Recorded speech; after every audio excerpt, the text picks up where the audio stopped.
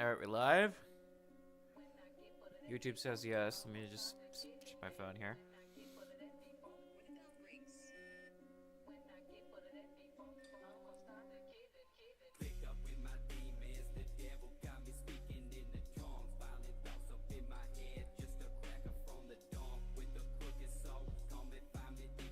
Yes, we are live. Sweet.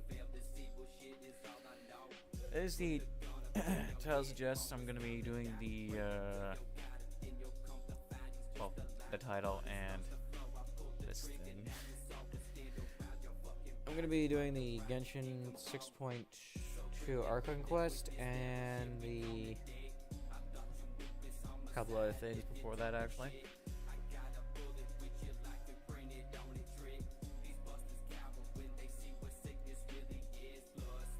Opening the game now.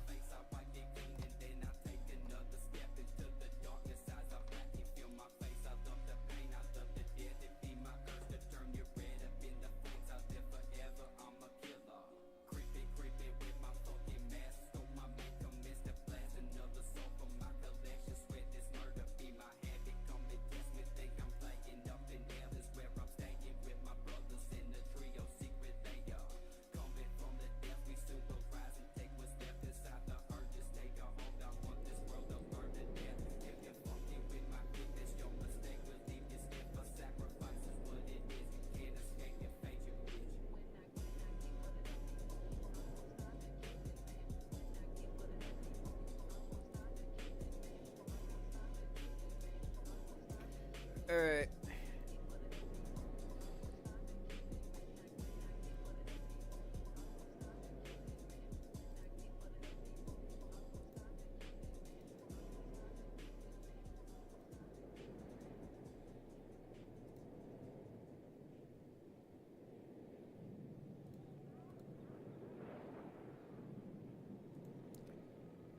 This might take a second.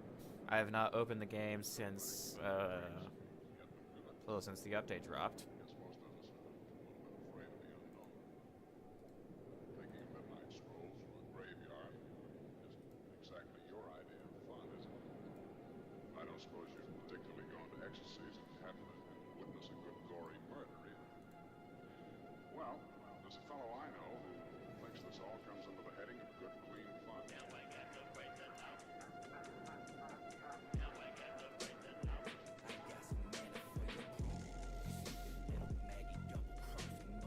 There we go.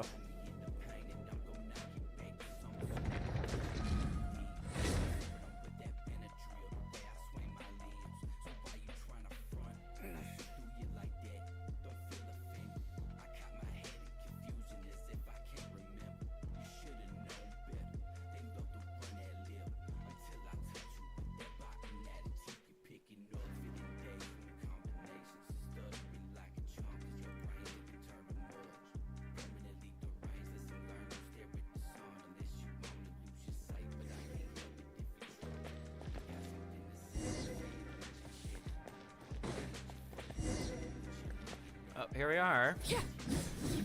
Just gonna check something. Yes. Okay. Good.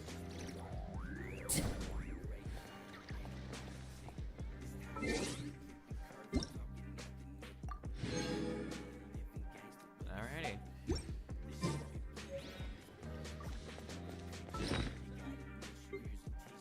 I assume it's just this. Yes. Engraved Vectors for Klee and all beta characters I do not have. Have fun.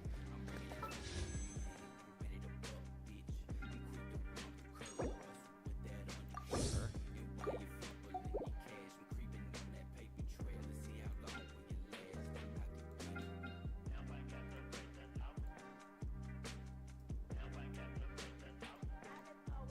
Alrighty. I did say I was going to try getting my hands on Yehoda because I'm a proud member of Yehoda's Witness. Probably not. My luck is horrendous. Never mind. I did get her.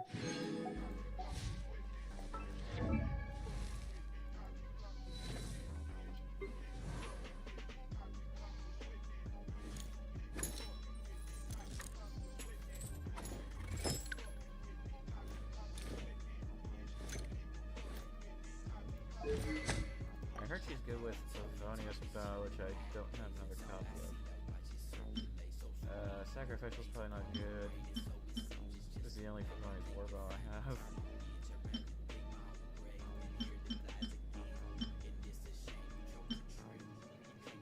I do have another string motion again. Actually, no, it's because I have another fucking warball right here.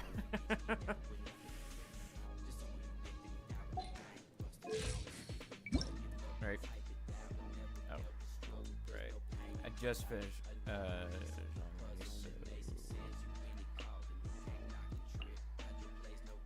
right. You. Yehoda.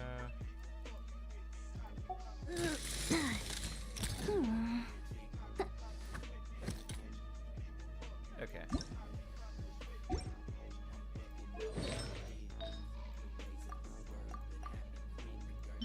Is it veneer or whatever this is?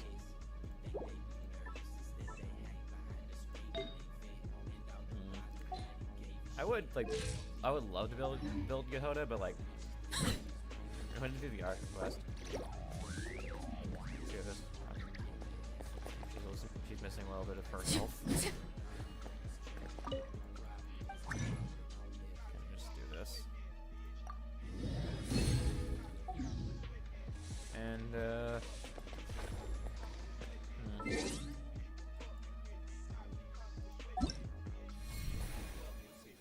new shit I can't get. Wow, how cool. How I'll never change. Never change.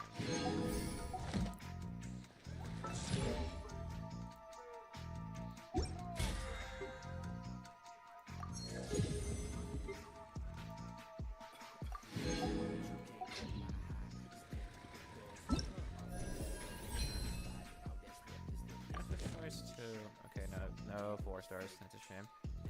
A new Archon quest.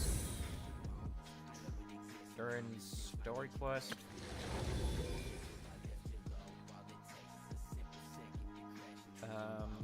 Okay. Test run. This is what I'm interested in. I'm gonna do Yehoda because Yehoda.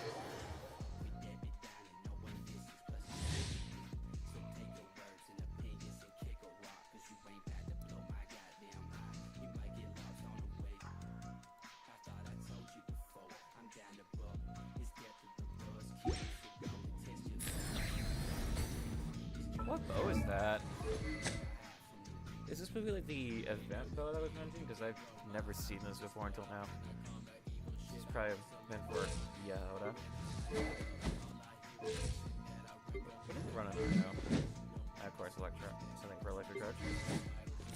Of course, another. I want to see her animations real quick. Did she just... Girl, what are you doing?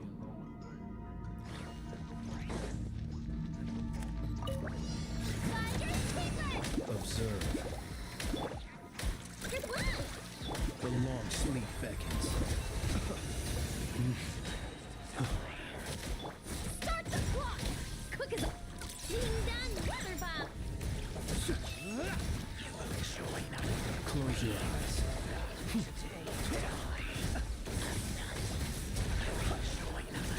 Observe. Night falls.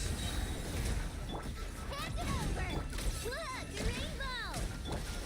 On my mark! Faster! Beware the creatures of the night.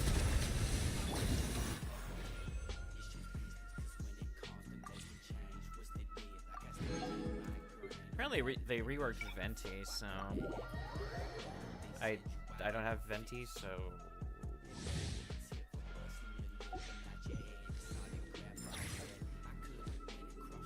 like the new design of his new signature.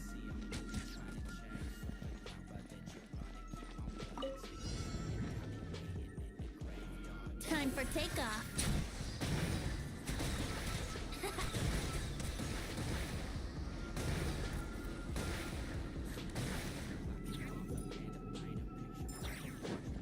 Ah yes, Durin.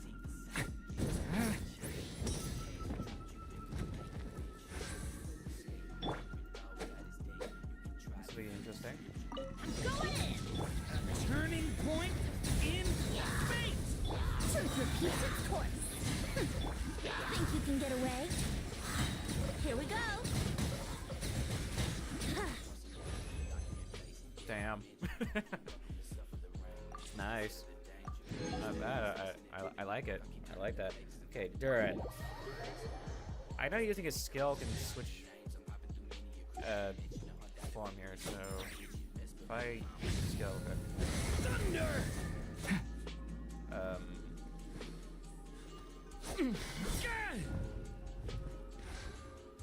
Interesting. I thought it was like charging stuff, like Serena.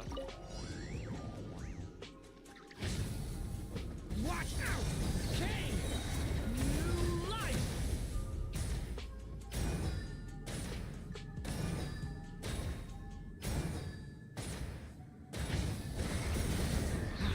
Lament for the end!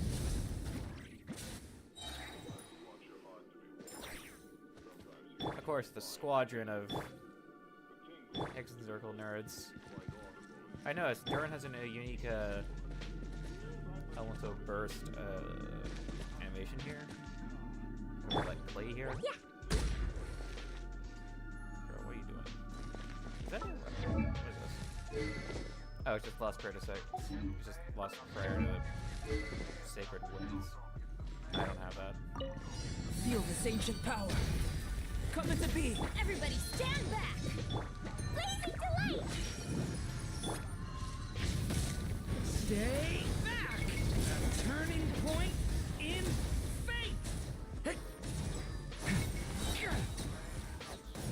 Moment of birth. I'm going in. Blowing them all up. The abyss's burning shadow. Witness my great undertaking. Out of the way. Everybody stand back. Blazing delight. Dumpty dumpty go. Get back. Moment of birth. Blowing them all up. I'm going in. Stay away from me. Dumpty dumpty. Okay, my laptop's hands are going a little crazy. Of course, I already have that. I've already have Fars on. I don't really care.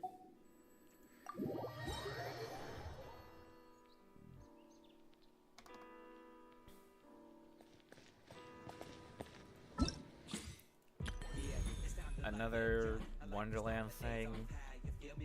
I'm not playing that. Wow, nothing we can't get. Oh, cool. Another world boss. I assume that's Field for Duran.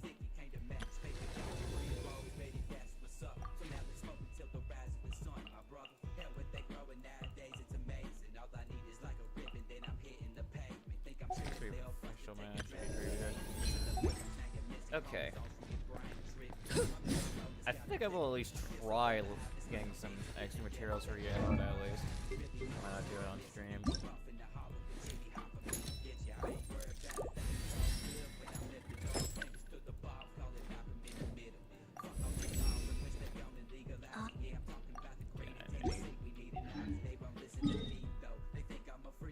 Can they go to my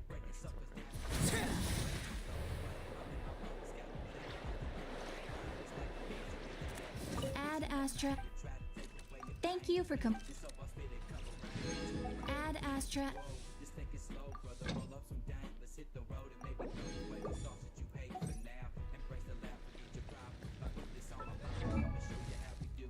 Right, forgot.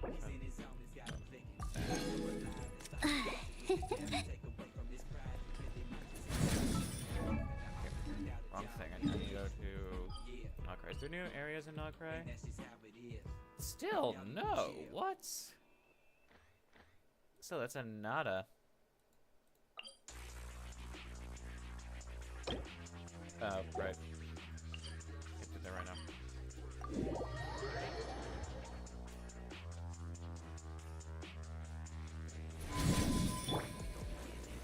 Solidify! Oh yeah, I got John late. Forgot to mention that. Order guide you.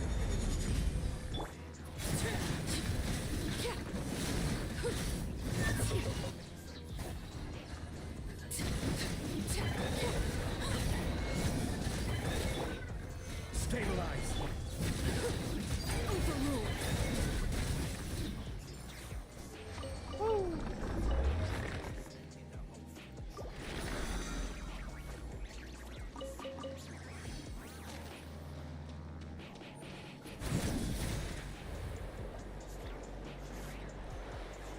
Hang on. Rise. Wrong button. I want to turn my music up and start the song from the beginning. Hang on.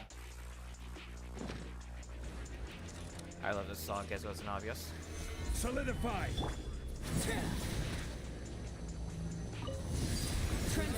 Rain outlines your fate.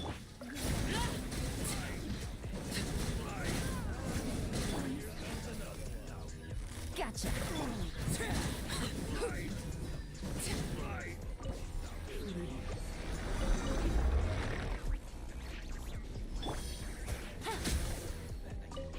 Take it easy.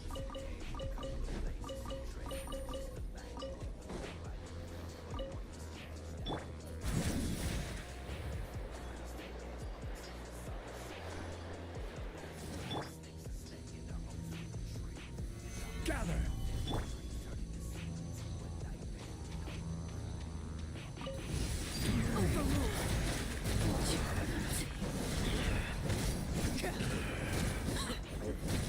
Know my sword. This is order. Solidify. Game's up. Fun's over. Transfixed.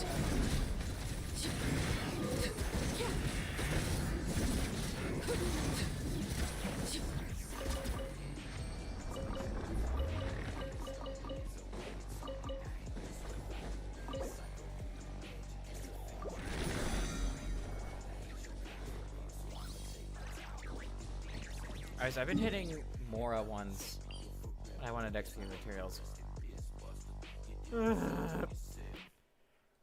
Oh, fuck. Don't be dumb like me. I wanted XP materials and accidentally got Mora. I mean, I've been having more issues lately, but irrelevant.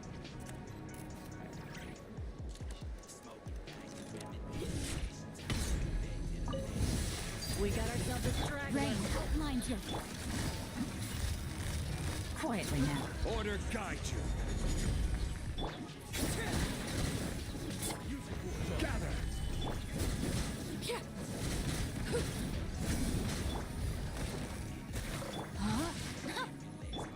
Resistance is futile. Save yourself.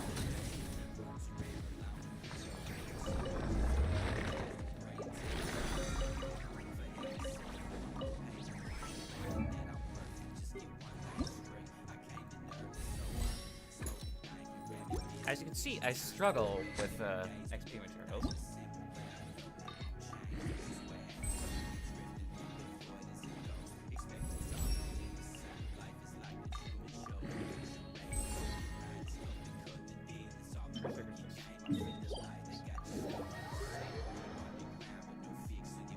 Oh, right. Well, our quest started. Recording now. Thank you for waiting. I finished checking your adventurer handbook. We have no other urgent commissions on the books at present. Amazing! Paimon never thought we'd end up having downtime in Nocry. Things were pretty hectic when we first got here. Everywhere you looked, it was either the Wild Hunt causing chaos or the Batui stirring up trouble. Paimon, you might have spoken too soon. It felt like this whole region was one giant slime in a barrel, ready to go boom at any moment. Sure have. Things were looking pretty dicey, but in the end, we managed to turn it around. Ah, yes. Are you two aware that the Moon Prayer Night is soon to take place? Oh, yeah! Lama told us that was coming up soon. Wait, why do you mention it, though? Do people in Nasha Town celebrate it, too? Paimon thought it was just for Moon Goddess worshippers. You're partially right. Most people in Nausea Town just see the festival as an opportunity to do business. They do not concern themselves with the religious element. The festival was first celebrated by the Frost Moon Scions. On this day, they would wear moon prayer blossoms and celebrate the birth of the moon goddess through song and dance. They would also prepare food and handicrafts and give them as gifts to others. Over time, it became Nodcry's most lively festival. Oh, sounds like fun! Great! Well, in the meantime, when we first got here, you mentioned that this was where we didn't get to follow up on it at the time because we got wrapped up in that whole rare situation, but now we can finally start investigating it properly. Yeah, where? Well, there's a saying Paimon's heard around these parts, which goes, if you lift up a rock, you'll find something you weren't looking for. By that logic, you'll never find what you're looking for while you're searching, but the moment you stop looking, it'll jump right out at you. Could be worth a try though, right? Anyway, Paimon suggests we focus on other stuff we want to do for now, and just keep an ear out for spaceship-related intel as we go. Alrighty.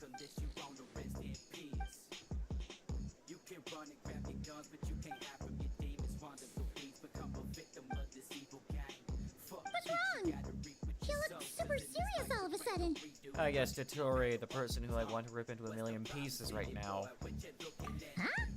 Paimon gets why you'd be concerned about Columbina, but what does the doctor have to do with anything? Oh, it's true. And now that you mention it, it is weird that he hasn't shown himself this whole time. What could he be up to? True. Paimon would much rather deal with Marionette anyway. She says the meanest things, but when it comes down to it, she doesn't seem like a bad person. Mainly just really bratty. Maybe it's the pressure of being a Fatuse? Especially as a Harbinger. Does she feel like she's gotta act tough to keep up appearances or something? Probably. But then, every time we headed out with Rarier, she always wound up having to repair Polonia and her other robots. That's gotta sting. Losing face always hurts more for people who care a lot about their image. She's probably still furious about it. What? Relax! She's not even here! Huh? What's the matter? Oh, nothing! Sorry, we'll be on our way now. Where are we again? Oh, yeah. Yeah, I figured as much. Okay, now I can get to the damn crafting table.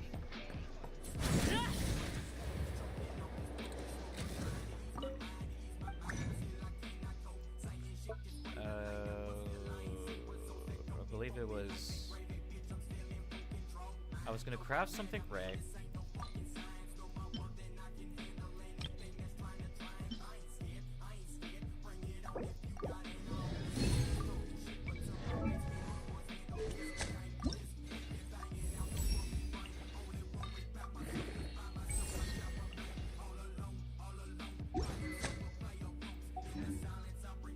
Alright.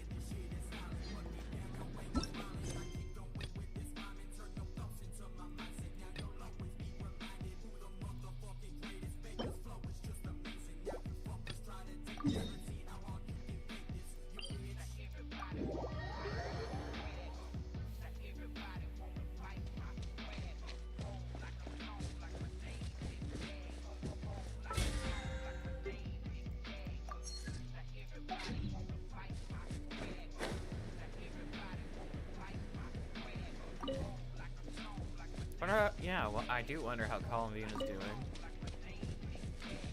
You know, for the longest time I thought her name was Columbia.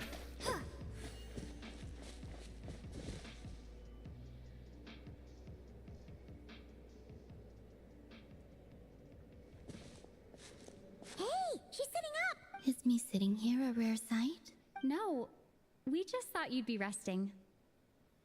Still shocking the fact that Traveler actually talks. Because, like, she almost never does in the previous chapters of this game entirely. Ooh, who's that? Hang on. Is that? Yeah, that is.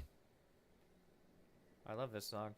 Perhaps I would have been, were it not for the sudden arrival of some unexpected guests. Yeah, way to state the obvious. Not that I consider it a disturbance. After all, you are the only ones who are free to enter. Would it not be a little unfriendly of me to lie down while we speak? I didn't realize you put so much thought into little things like that.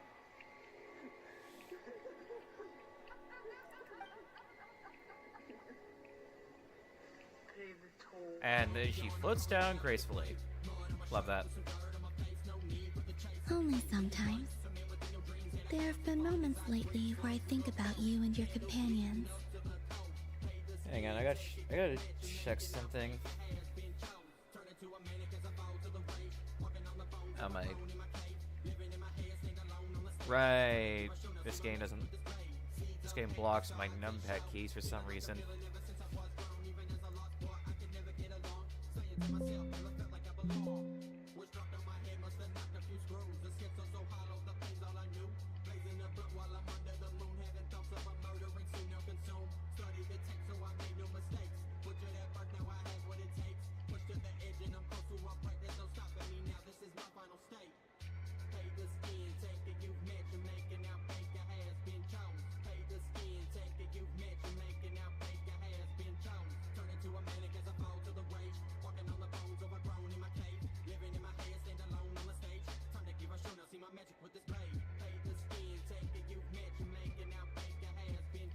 Alright, I just had to check, see if that quote-unquote AI noise cancellation, my damn, what's the program called? Realtek Audio Console? See if I accidentally let that on. I did not leave it on. Okay, good, we can continue. They are warm, mysterious, and cozy memories. Very few of my past memories are anything like that.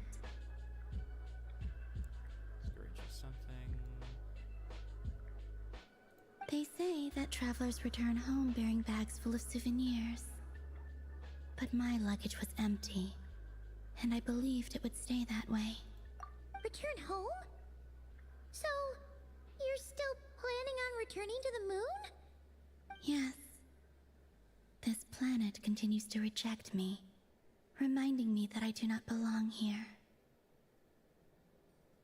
If I remain into that, there will come a day that I disintegrate. And I don't mean reduced to dust, or turned into food for the flowers. I mean, I will cease to exist entirely. Alright then. Well, we're sure gonna miss you. But it sounds like we'll have to say goodbye. How do you intend to return? The moon prayer night is soon to arrive. On that day, the moon will be closest to Devat. The Kuvaki in this land will reach its peak at that time. I merely need to grasp the tide, and with relatively little effort. Oh, Paimon gets it! It'll work like a slingshot! You make it sound like she's gonna get blasted up to the moon. If I did that, I suspect I would crash into the false sky. I will be using a much gentler approach. But I do like the analogy. It's fun. You see? She gets Paimon's sense of humor. In the blink of an eye, the time has come to part ways. Real shame. It does feel that way, doesn't it? Time seems to fly fastest when you are enjoying it. I think I it's have cat always thought time. of myself as a wanderer on Here, this buddy. earth, and it has come on. never expressed any desire to keep me here. Yet, just as I plan to depart, it tugs at my arm. Is this a gesture of affection? Or is the world mocking me? Hey, buddy. You got anything you want to say? I got my cat in my lap right now.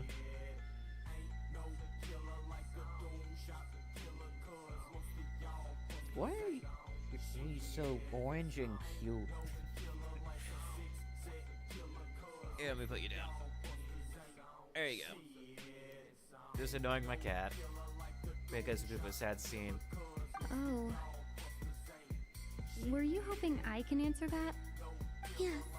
You are a traveler, so you must have a lot of experience in this area. Then, what I would say is, enjoy the moment. That's right! Don't overthink it! Happiness is happiness and joy is joy! The point is to enjoy it, not analyze it! I see.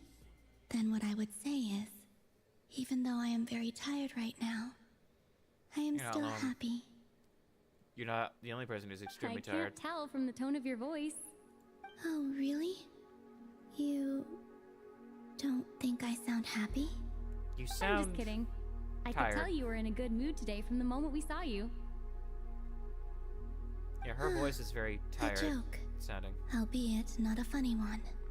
Anyway, I assume you're here about you-know-what. Give me your hand. Actually, it's not that. There's something else we wanted to discuss with you. Oh, then Sure.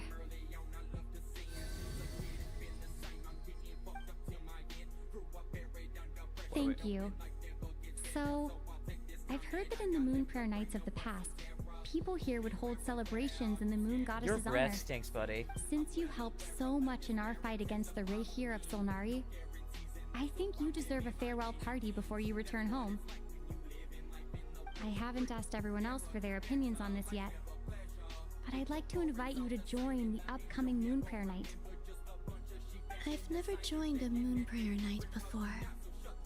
I'm not sure what I would even do. Oh, don't worry about that! We take care of everything! His breath smells All you like need to do dead is fish, show I up. swear to God. My cat. His Of breath. course, there's no need to force it if you're not feeling strong enough.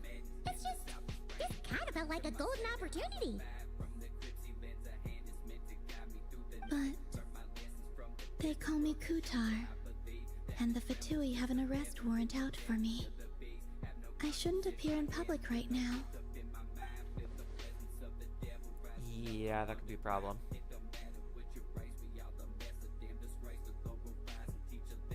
I'll make it work. You have my word. If I needed to throw some hands, I will. Well, she does. Paimon's actually not too sure what she's planning. All right, if you're sure. I will not refuse your invitation.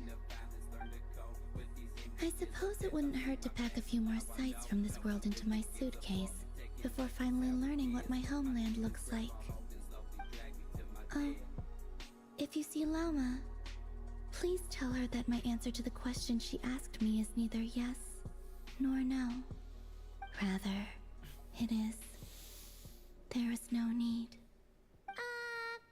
That was kind of cryptic, but sure. Guess it's between the two of you. We'll pass along the message. Bye for now.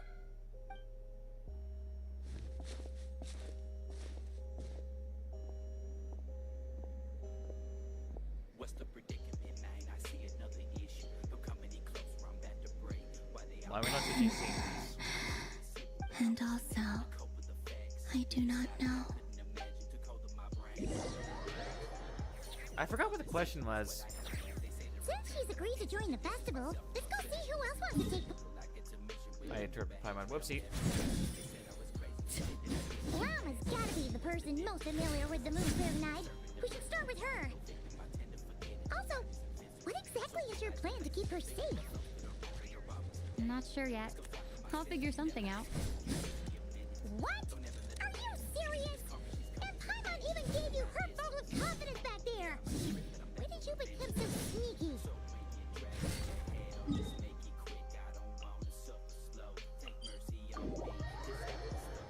Alright, let me just take a hit of the Statue of the Seven real quick. Or, new moon.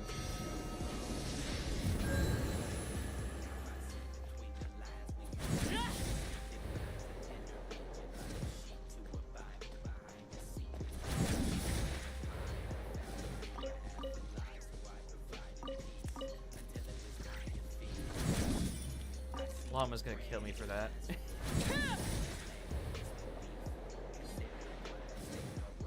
Hey, there's Varka. What's he doing here? Hey, Llama, it's us. Huh? Varka? How tall is this motherfucker? Jesus Christ. Beats me. I had a bit too much to drink last night, and Come on, when I Stacker. woke up, I was on Hisi Island. Mr. Varka is helping to oversee Nasha Town's preparations for Moon Prayer Night. He is here to go over some details regarding decorations and custom cloth designs. Right. What are you doing? Yeah, that Alex. too. What are you What doing? do you mean, that too? He's constantly just licking himself right now. Constantly filling the room with his stinky ass breath. We're trying to fix it with some dental treats. I think that's what they're called. And they're working somewhat. Not insanely well. Okay, I just remembered I have energy drinks I want to go grab. I'm gonna go grab those real quick. I'll be right back.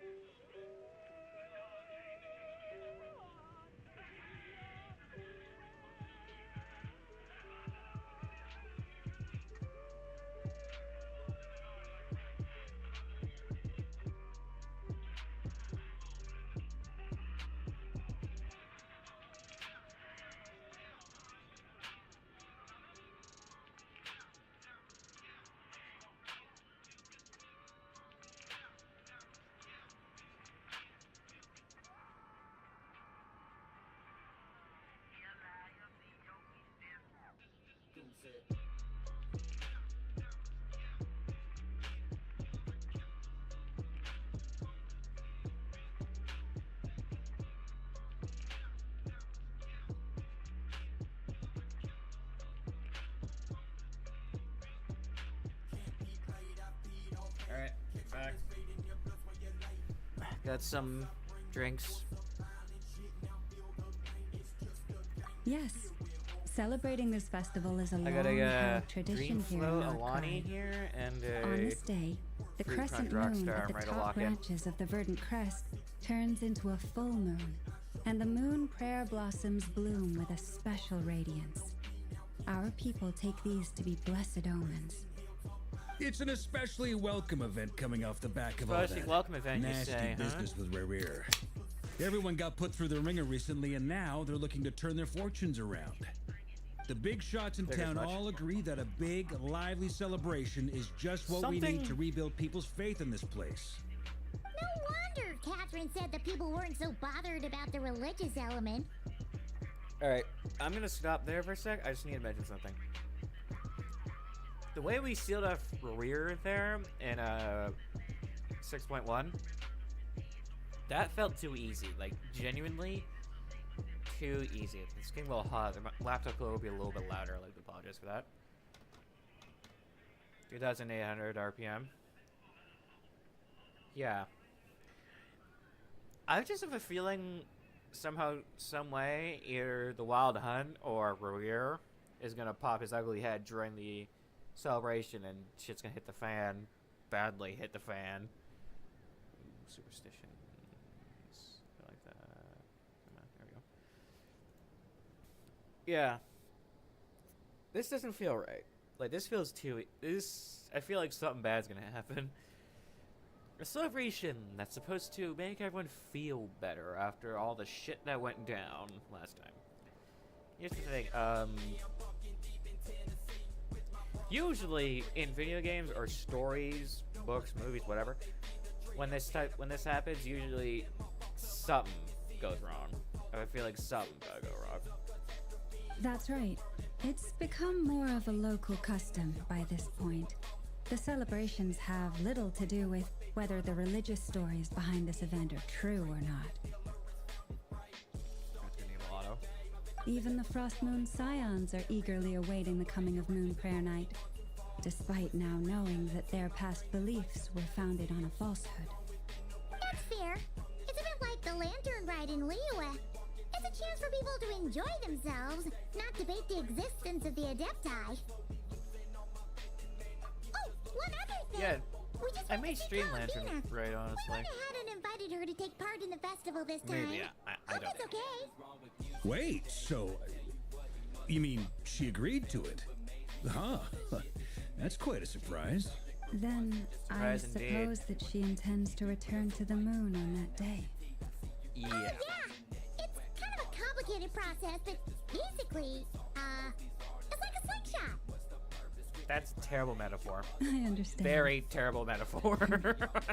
In truth, I had a feeling that she might make such a decision. Well, if Kuthar has decided to participate in the festival, we should prepare accordingly. Yeah, exactly. She was saying how it could be risky for her to show her face in public. We were wondering if there was any way we could hide her. Unfortunately, the people who carved the statues did an excellent job of capturing her Trench coat. likeness. Face mask. It There will you be go. very challenging to hide a goddess Think out whose loud here. face everyone is so familiar with. Darn! We may have bitten off more than we can chew here. Nah, don't sweat the small stuff. We can handle that. Huh? Are you... Not as such, no, but the most important thing, you can't go preparing for a festival with those long I mean, faces. we could also have a You'll never couple convince anyone Palombinos to if we enjoy catch them direct. themselves. The We monster could get like a spirit few is strong people with this one. on her side, disguised as her, As it Or happens, cosplays her. I agree with Mr. Varka. and then she can just Let's blend start in. by making our That's so weird. appreciation for Kuthar the beating heart of the festive atmosphere. And who knows? Once we get the ball rolling, perhaps everything will just fall into place. I doubt that. Hey! Did you catch that? Loud I as doubt that. anything! Or close enough, at least. The thing. I'm looking forward to the Moon Prayer Night already. We have a festival in Mondstadt called Wind Bloom, and you can always tell which couples are celebrating it for their first time by the smiles on their faces. Big, beaming smiles like their whole face is glowing. And I have a feeling we'll get to see that same smile on the Moon Goddess's face at this festival. Not quite the same, surely. Anyway, I'll take care of business in the city, but I'll have to leave the decor up to you and the Frost Moon Scions. No one else can capture that traditional aesthetic quite like you guys. But lastly, there's the final key element that brings the festival to life. Companionship. I guess we'll handle that. Whatever you mean by that. Before you leave, let me show you something that we've been preparing. gonna Mr. turn down Varka had asked music. to see it already, so you may as well tag along. Also, I have some further questions about Kuthar's decision. Where to now? Oh, I need to follow him. Okay.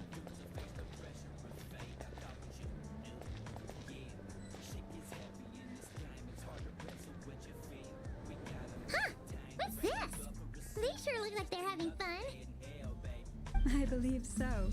Kuhenki seem very skilled at playing drums like these, although I'm not sure where they learned it from. Maybe it's an innate talent? In their eyes, they're probably just playing with toys.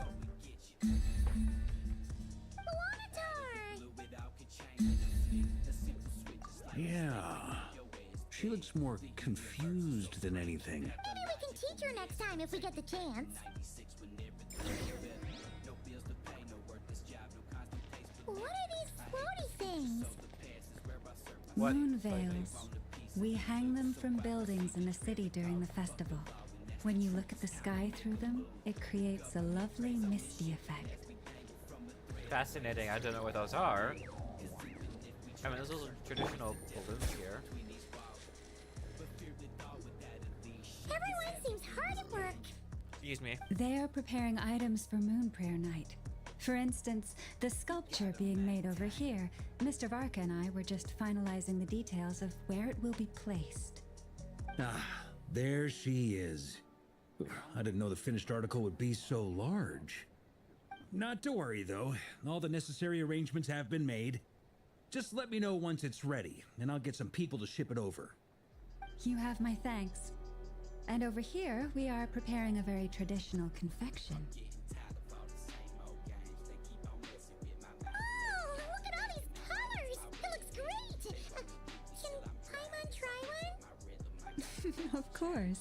I have a feeling you'll like it a lot. You bet! Sweets and treats are Paimon's favorite! If you included those in the Feast of the Moon, I bet Paimon would have joined the Frost Moon Scions by now. There will also be verdant crests Probably. like this present in Nasha Town during the festival. The timing of Moon Prayer Night is not completely set in advance. We make a rough estimate, then observe the changes in the verdant crests and moon prayer blossoms to guide us. As such, Just readjusting the audio levels raid here. itself is a fun feature of this particular festival. Just try to make myself more audible here. I think that'll do. That'll do.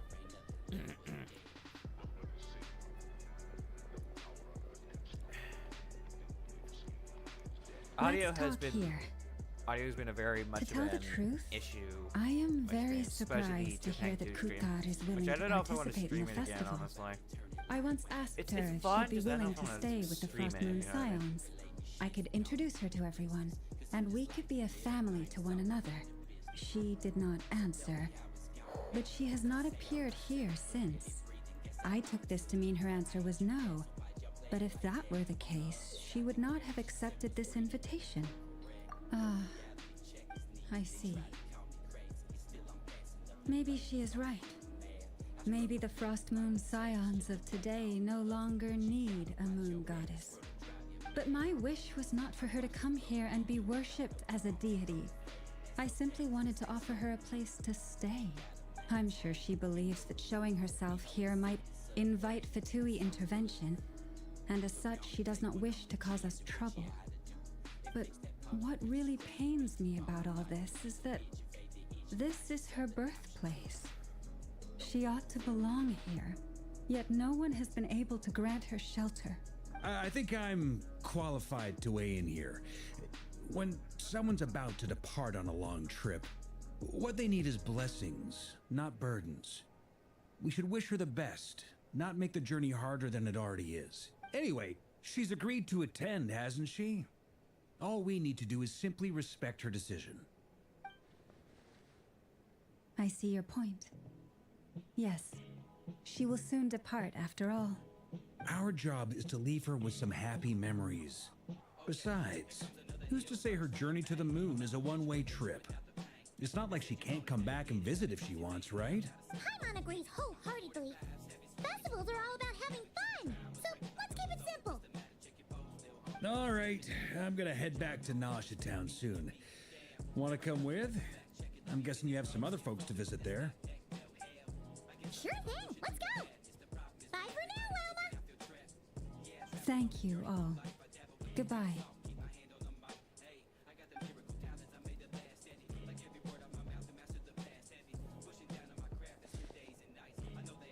Yeah, I can agree with that.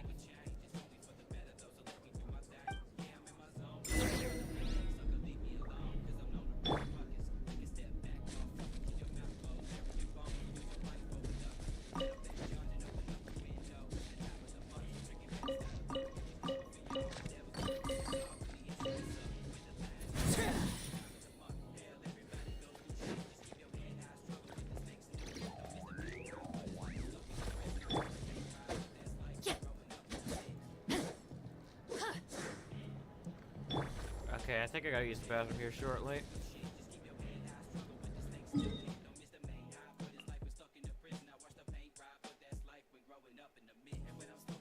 Alright, after I teleport here, I'm gonna go and use the bathroom. Okay. That's fun. Huh? Hey, over there! It's Durin and Albedo with twins! What could they be chatting about? How their days went, I don't know. Your guess is as good as mine. Ah, Grandmaster, and the Traveler and Paimon. Love Durin's fit, I Hello gotta there. say. It's been a while. Slaps. His fit. Perfect. We have some new volunteers for our investigation. What investigation? Oh, don't tell me my hunch was right that something was about to go wrong. Don't tell me my hunch was right. Wait, let me guess. The righteous Lightkeepers are finally ready to hunt down the Abyssal Dragon. There's an Abyss Dragon? Yes, that too. That too? There's something else? Yeah, right. Oh, wait. Why does everyone keep saying that too? Well, to be precise, the facts match, but not the causality. Wait, so I guessed right? Half right. Don't act so impressed with yourself. Maybe I can explain. We ran into Mr. Flint's north of Nasha Town. At that time, we just noticed a few abyssal creatures out in the wild, but the strange thing was, I didn't detect any traces of abyssal energy on them at all. On closer inspection, we realized that they were not real monsters, but something akin to reflections in the water, or... Mirage. What do you mean? Like, you could see them but not touch them? Exactly. It was very peculiar. They roared and tried to attack us, but we could not make any physical contact with them. I think I've heard of things like that happening in Not Cry before, but I don't know much about it. I mean, this place Yes, feels haunted it's at a this known rate, phenomenon. honestly. Mirage-like illusions tend to appear in Nodcry in the run-up to Moon Prayer Night. Oh, how From fun. a distance, they appear quite real. I myself thought that Misters Durin and Albedo were locked in battle with abyssal monsters when I first arrived. But after sharing intel and investigating a little further, we can confirm that these illusions are harmless. There is no great cause for concern. Could be lane line activity, honestly. All the Mirage stories I've heard are either animals, rocks, or small houses. Abyssal monsters, though? That's a first. It's a first for me too. So I'm planning to look into it further just to be on the safe side. I intend to inspect a few more locations. What about you two? Any plans? Alice contacted me a few days ago. She'd like me and Durin to assist her with an experiment, but we lost contact shortly after receiving the message. I'm sure that comes as no surprise to anyone familiar with her. Playable Alice. We don't know when the wind will blow. Yet when the wind blows, we will know. I think she's in a 6.2. nutshell, describes how Alice operates. Yeah, that tracks. Okay. Well, I suggest we investigate this Mirage business in the meantime. It's piqued my curiosity, and I'm pretty sure I know someone who will already be 10 steps ahead of us. Well said. Flins, you motherfucker. Right? Whatever's happening in Nodcry, she always seems to be the first one to know. Oh, Nefer. Let's go see what she knows. We can invite her and her staff to the festival while we're at it. Nefer and Yehoda.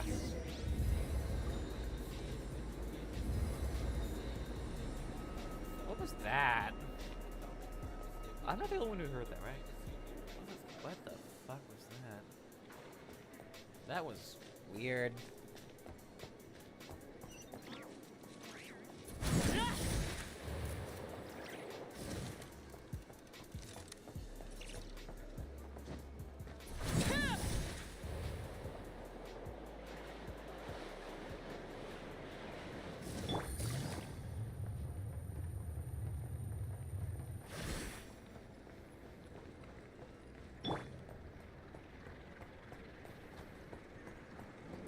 Alright, I'm gonna use the bathroom, but I will need to break this. Ain't it obvious you picked the wrong option? It left me for dead, but I'm bad for revenge. I got some mana for these tricks. You found your mind, we see through you like glass. Gonna keep on talking at your neck, and I'ma throw this diamond tip and watch you crack. That's what you get when you switch and cross a player from the field. That's just the deal. Deep in my trunk, I leave you praying for forgiveness till I'm done without my funny business. Then it's off to the river. I thought you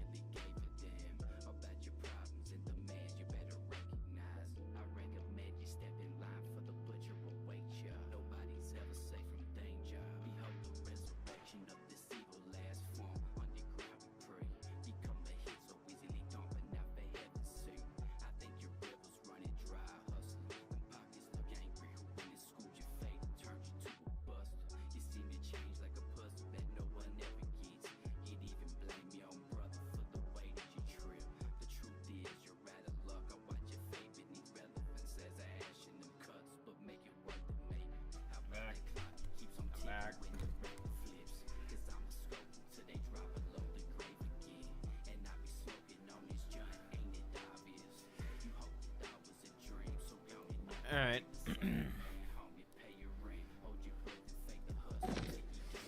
Time to go see our local bum, if she's here.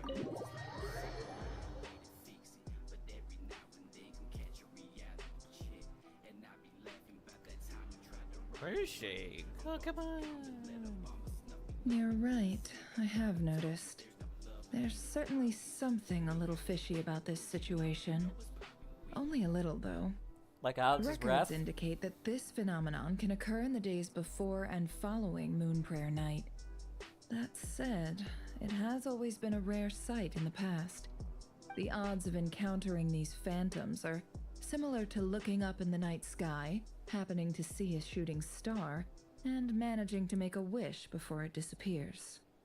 But this time, either everyone's getting lucky, or they're appearing far more frequently than usual.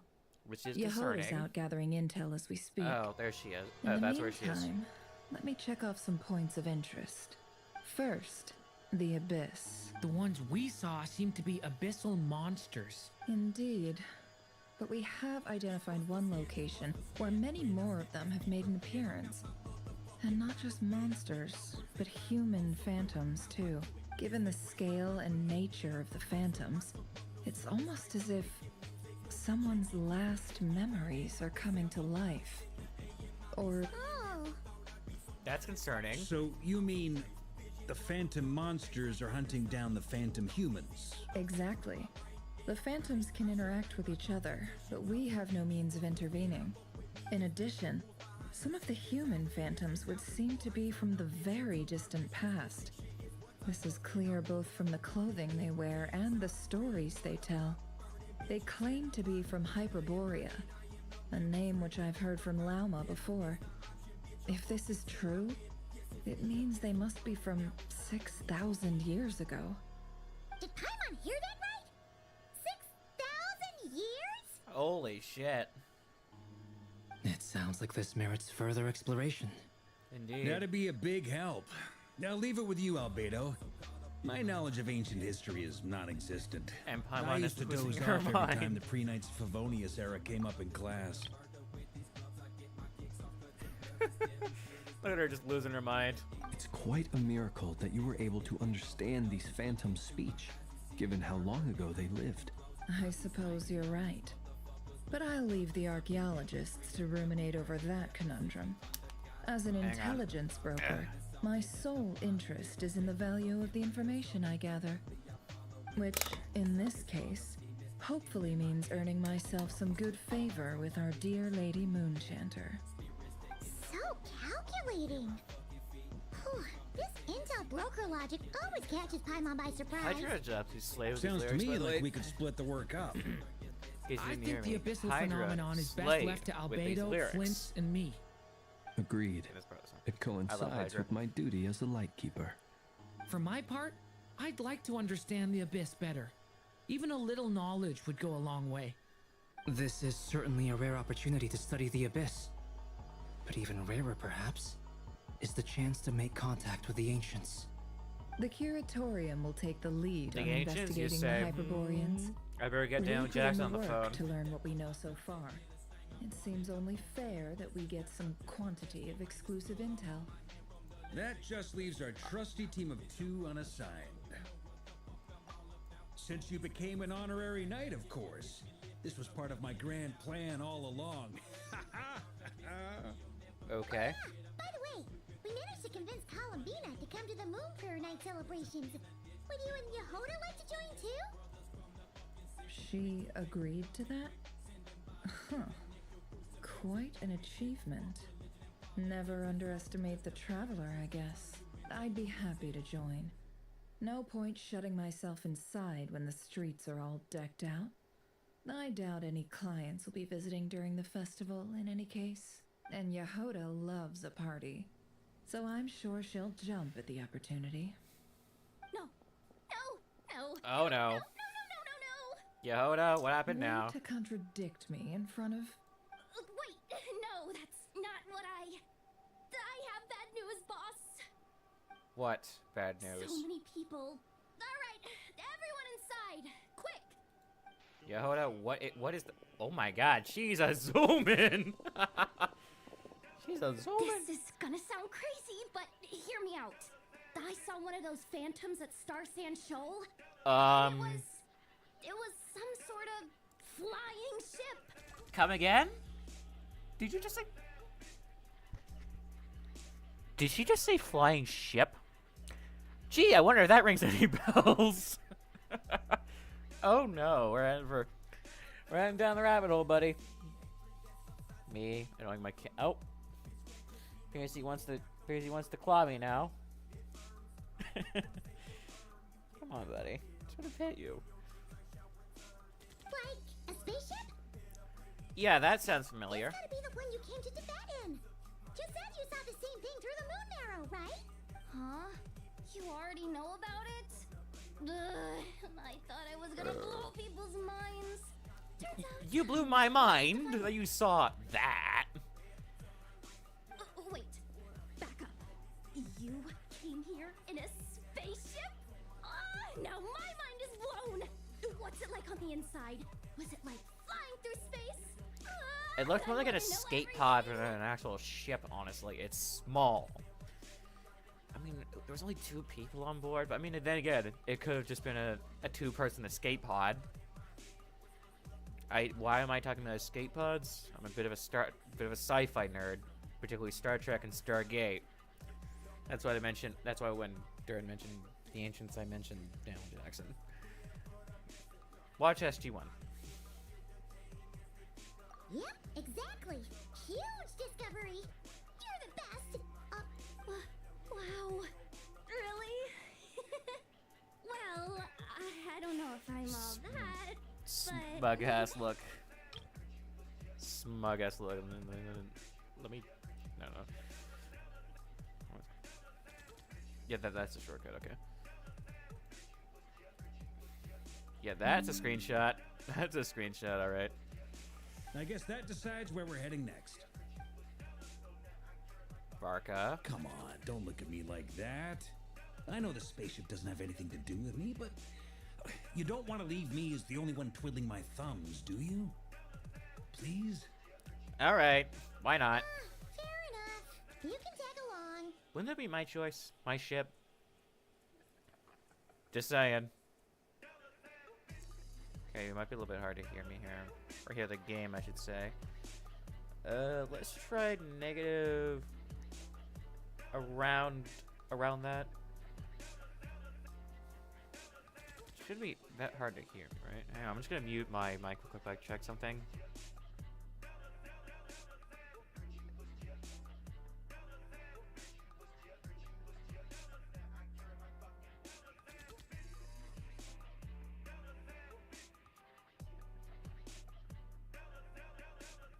Should probably go to intermission.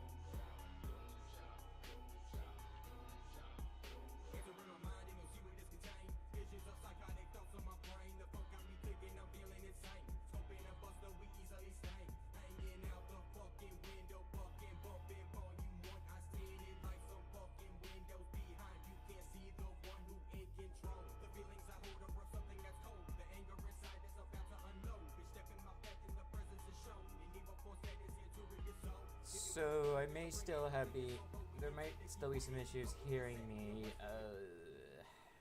I do say I'm not a fan of. And I'm just going to turn up my headphones mic sensitivity real quick. It's at 75, it's going to be at... I'm going to go at 100 because, like, you're able to hear the fan more. That should do? Question mark? I hope that's right. I hope that works. I'd like to apologize for the fan. I just hope that this makes me more audible. Okay. I just hope this makes me more audible. I hope it does. One more thing I need to check. Give me a second.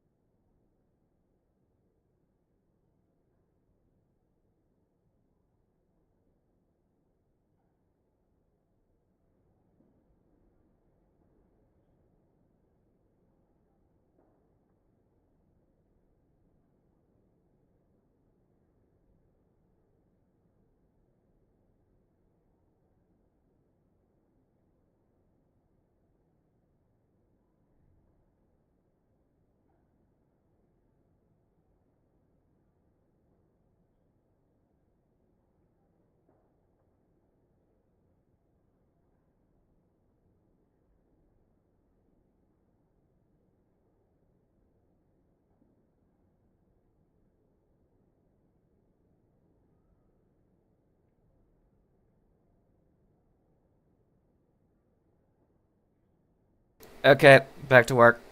I just hope I'm not too loud. Maybe I am a bit too loud. Oh my god.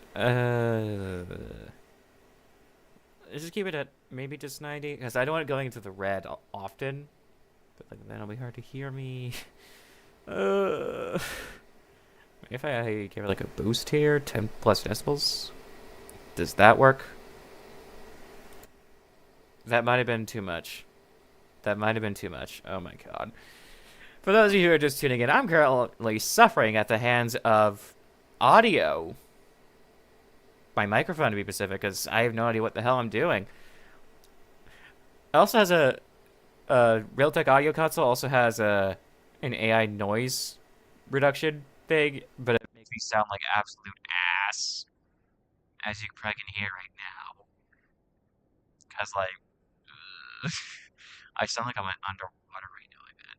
I think I sound like I'm underwater. Hang on. Yeah, this, I guess, 93? I just don't want going into the red on OBS here, because that means it's too loud. I think that's better. There might be a fan in the background. Like, I do apologize for that. I don't want my gaming laptop here going into meltdown. Anyways, back to story. Yes. Okay, just double checking. I'm a little paranoid. In that case, let's meet back here to discuss our findings once we're done. Yeah, good idea. I wish everyone a productive investigation. You know those can sleeves? Yeah, too. I have one of those, and I had a rock star in it, but these regular size can sleeve thingamajigs don't work on Alani cans, because, like, they're mini cans. Really small mini cans. How much caffeine is in this? 140 megs. Sounds like megabytes. Milligrams. Alrighty. Guess we're rolling out. Finally get to investigate that ship, because I've been curious what's on board. What tech it uses. Wondering if there was a Stargate on board. I'm just kidding. I saw how that thing looked. I'm still a little too loud. I saw how that thing looked. There's no way in hell. I mean, there's definitely room for like 2 stasis pods, but that's about it. What's up, boss? Aren't we gonna head out? Tell me, Yehuda, when did the curatorium start giving out intel for free? Yehuda, you fucked up. Oh, sorry, boss. Oh, let's roll out. Where is this damn thing? Yeah, I figured it was somewhere around here. I love this song. Oh, hail the devilish trio. Yeah. Oh! It's literally right there. You can literally see it. That is not a practical design for flying in atmosphere. They're gonna have like so much drag. Now I'm aware this thing is supposed to be definitely not an escape pod from what looks of it. Escape pod is meant to be small, intended for atmospheric flight in 90% of cases. So maybe this was like a shuttle, maybe? Looks like a shuttle. Probably is a shuttle.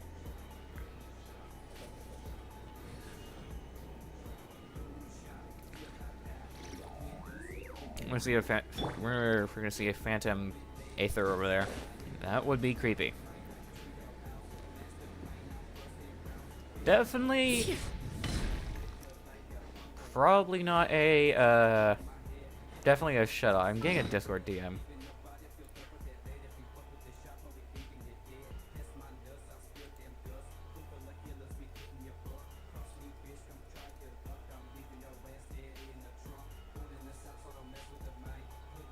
Just Chris DMing me.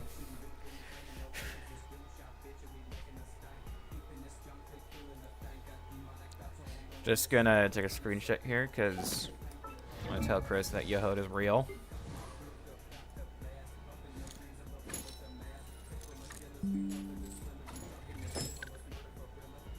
That's the better screenshot. There you go.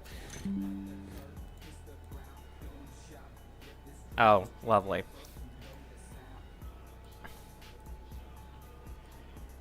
Okay, whatever. This'll do.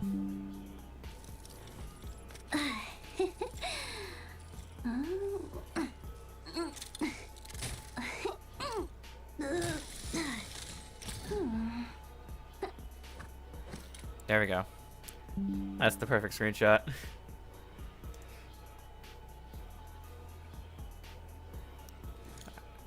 Definitely want to build her at some point. 100% doing it off stream. I am very bad when it comes to spending my resin. Let's get to work. If this is a phantom ship, then there's nothing we can really do about it. But if it is real, I know a thing or two about fixing this. I could probably get it functional again.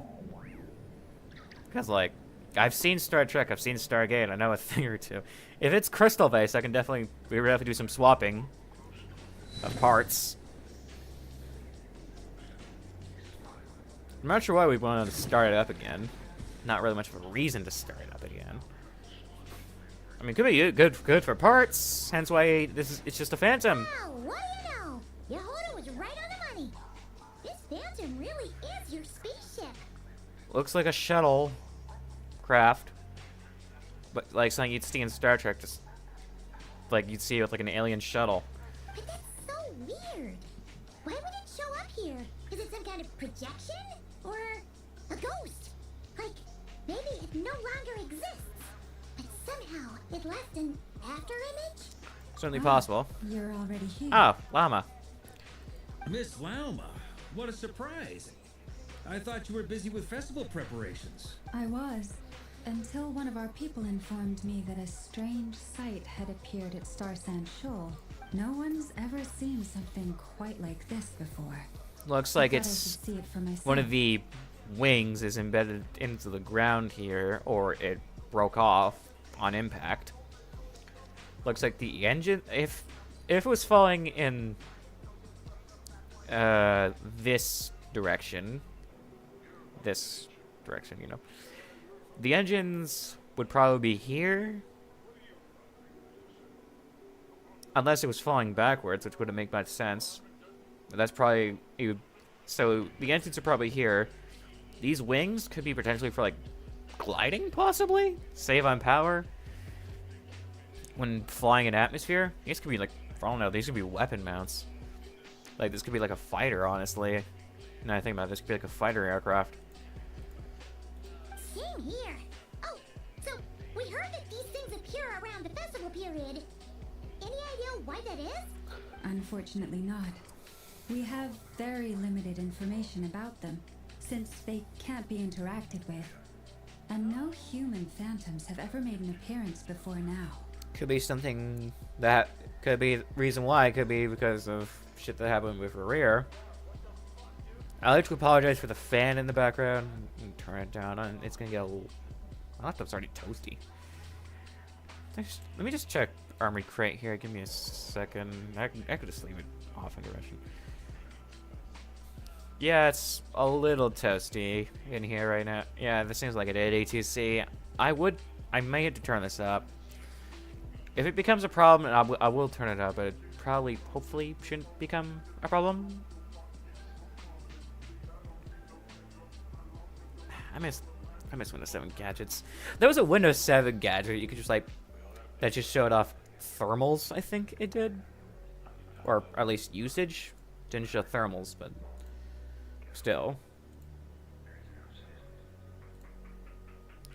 Yeah, I'm gonna just turn this. I may have to turn this up because like my CPU is like 82C right now. So please ignore the fan. I'm getting a little hot as well. And that is having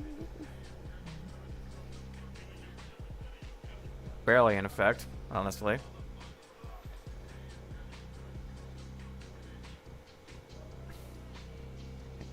I could probably just like reduce the amount of CPU usage right now, but like OBS is running off Steam. Okay, there's nothing I can really do to free up memory here or free up CPU.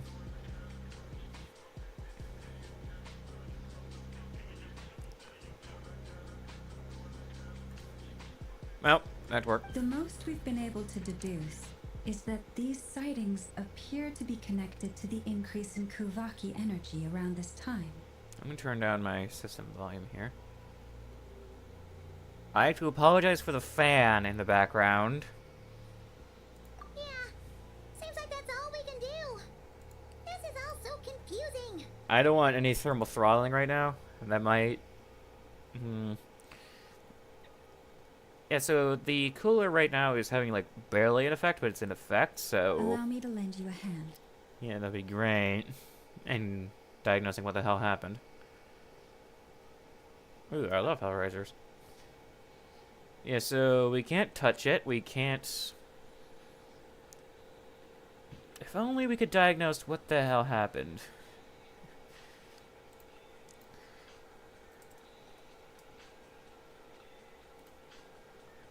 There's a llama. Sorry, a deer. Everyone, our friend here should be able to provide us with some phantom information. deer. Interesting. Very nice antlers together, buddy. A phantom rhymehorn deer? I've heard Yes. about how the Frost Moon Scions live in harmony with the animals and can even communicate with them. That's coming in handy now, for sure.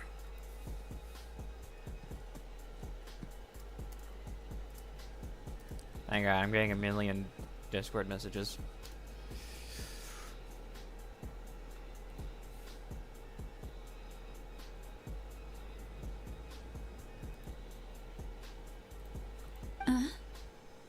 Okay. Yes, I understand. Then how about this?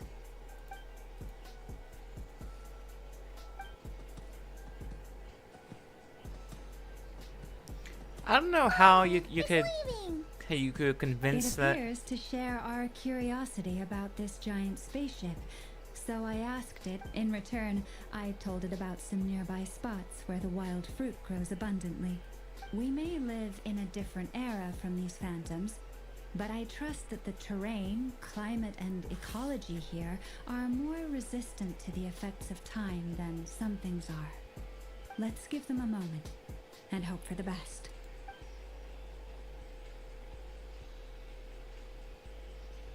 All back together. Must have been a lot of fruit. Indeed. The whole squad. Now let me ask them some questions.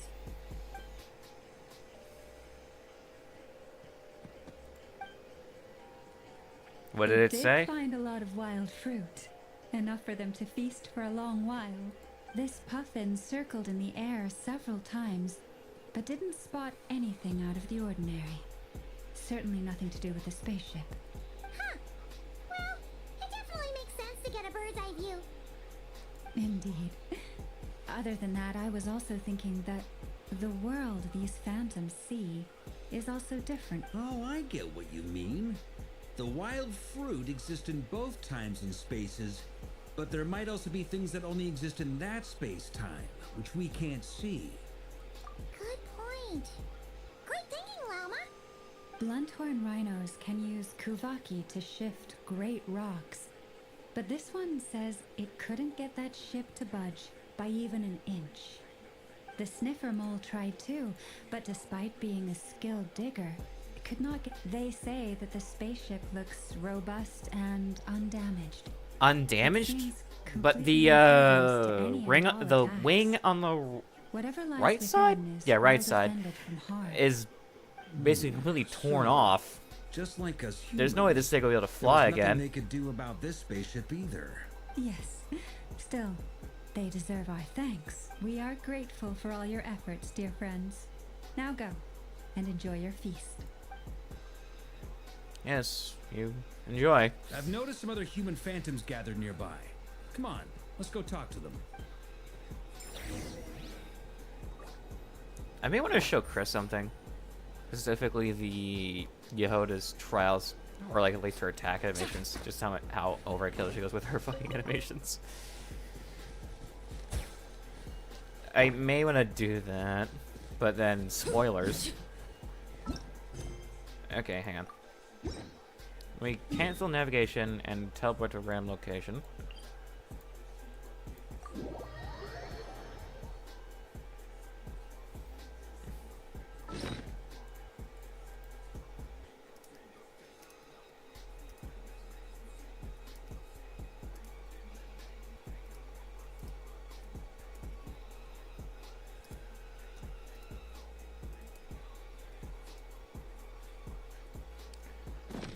Should probably teleport to a different spot. Yeah, let's just teleport to here when we're I want to show friends something, so I'll just. Oh, it's raining. How fun! This is a terrible spot. It's a terrible spot. Hang on. Yeah, that'll do.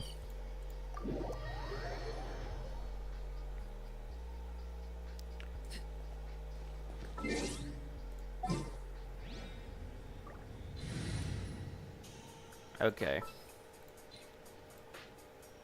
Let me just give her a link real quick.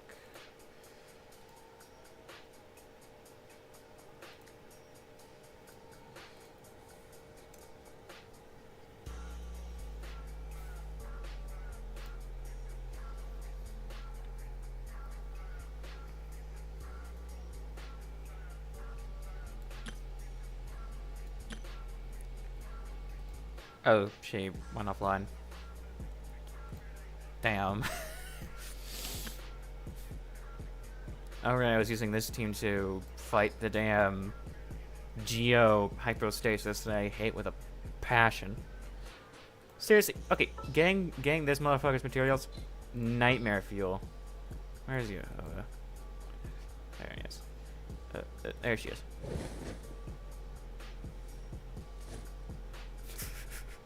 Watch and learn.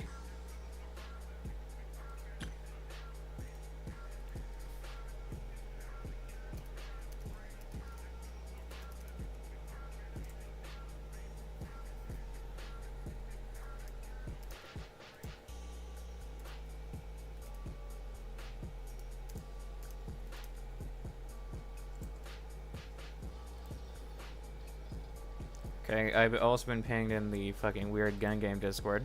Just gonna mark it as red, I'm not reading that. Something you wish to report? Something I wish to report? Yeah, nothing. We're getting back to work, like, you know.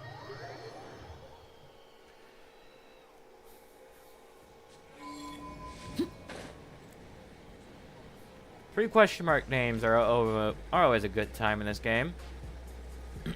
Sarcasm. That usually leads to the world's most annoying type of world quests. I'm not a fan of world quests in this game. They have the opportunity to tell the coolest stories ever. and they don't give anyone voice lines.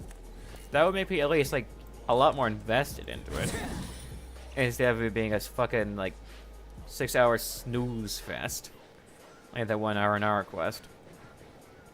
I completed it back in like 2024. Boring as hell.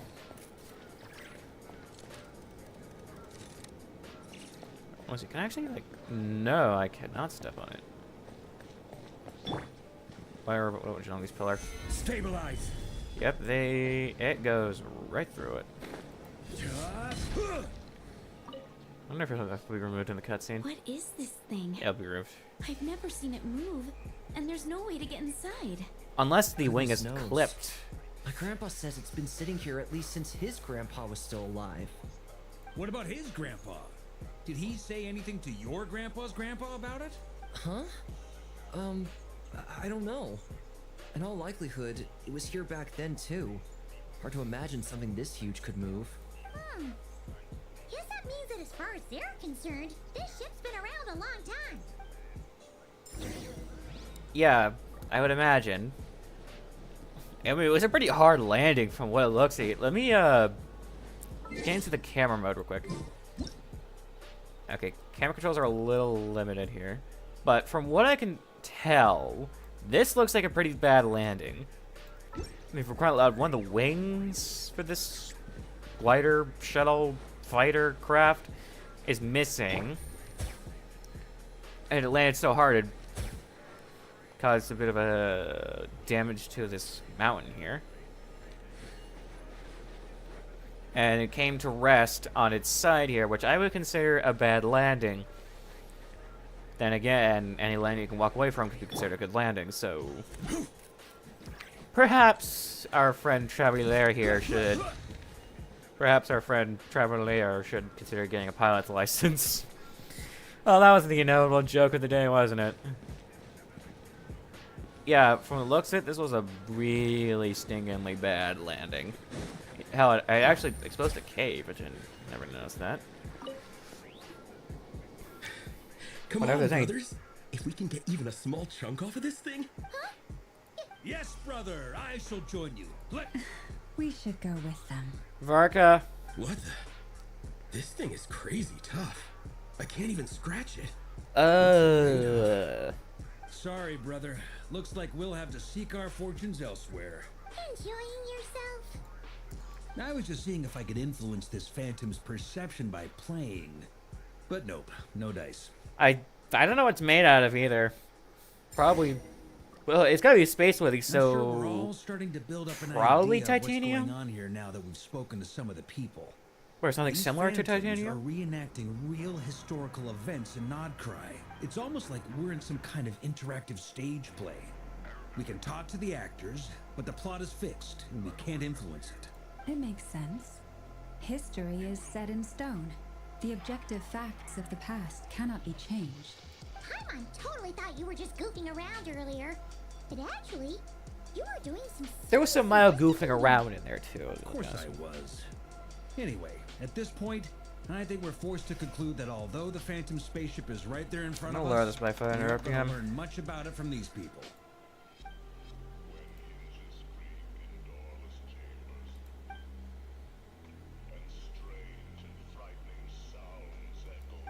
Perhaps the pilot was killed in the crash, we'll guess.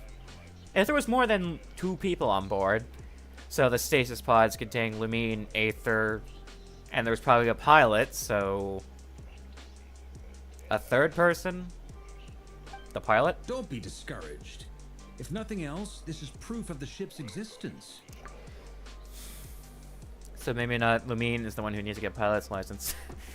I mean, it could have also been that the ship was on autopilot and got damaged and was forced to make a crash landing here in Teyvat, or Teyvat, I prefer Teyvat.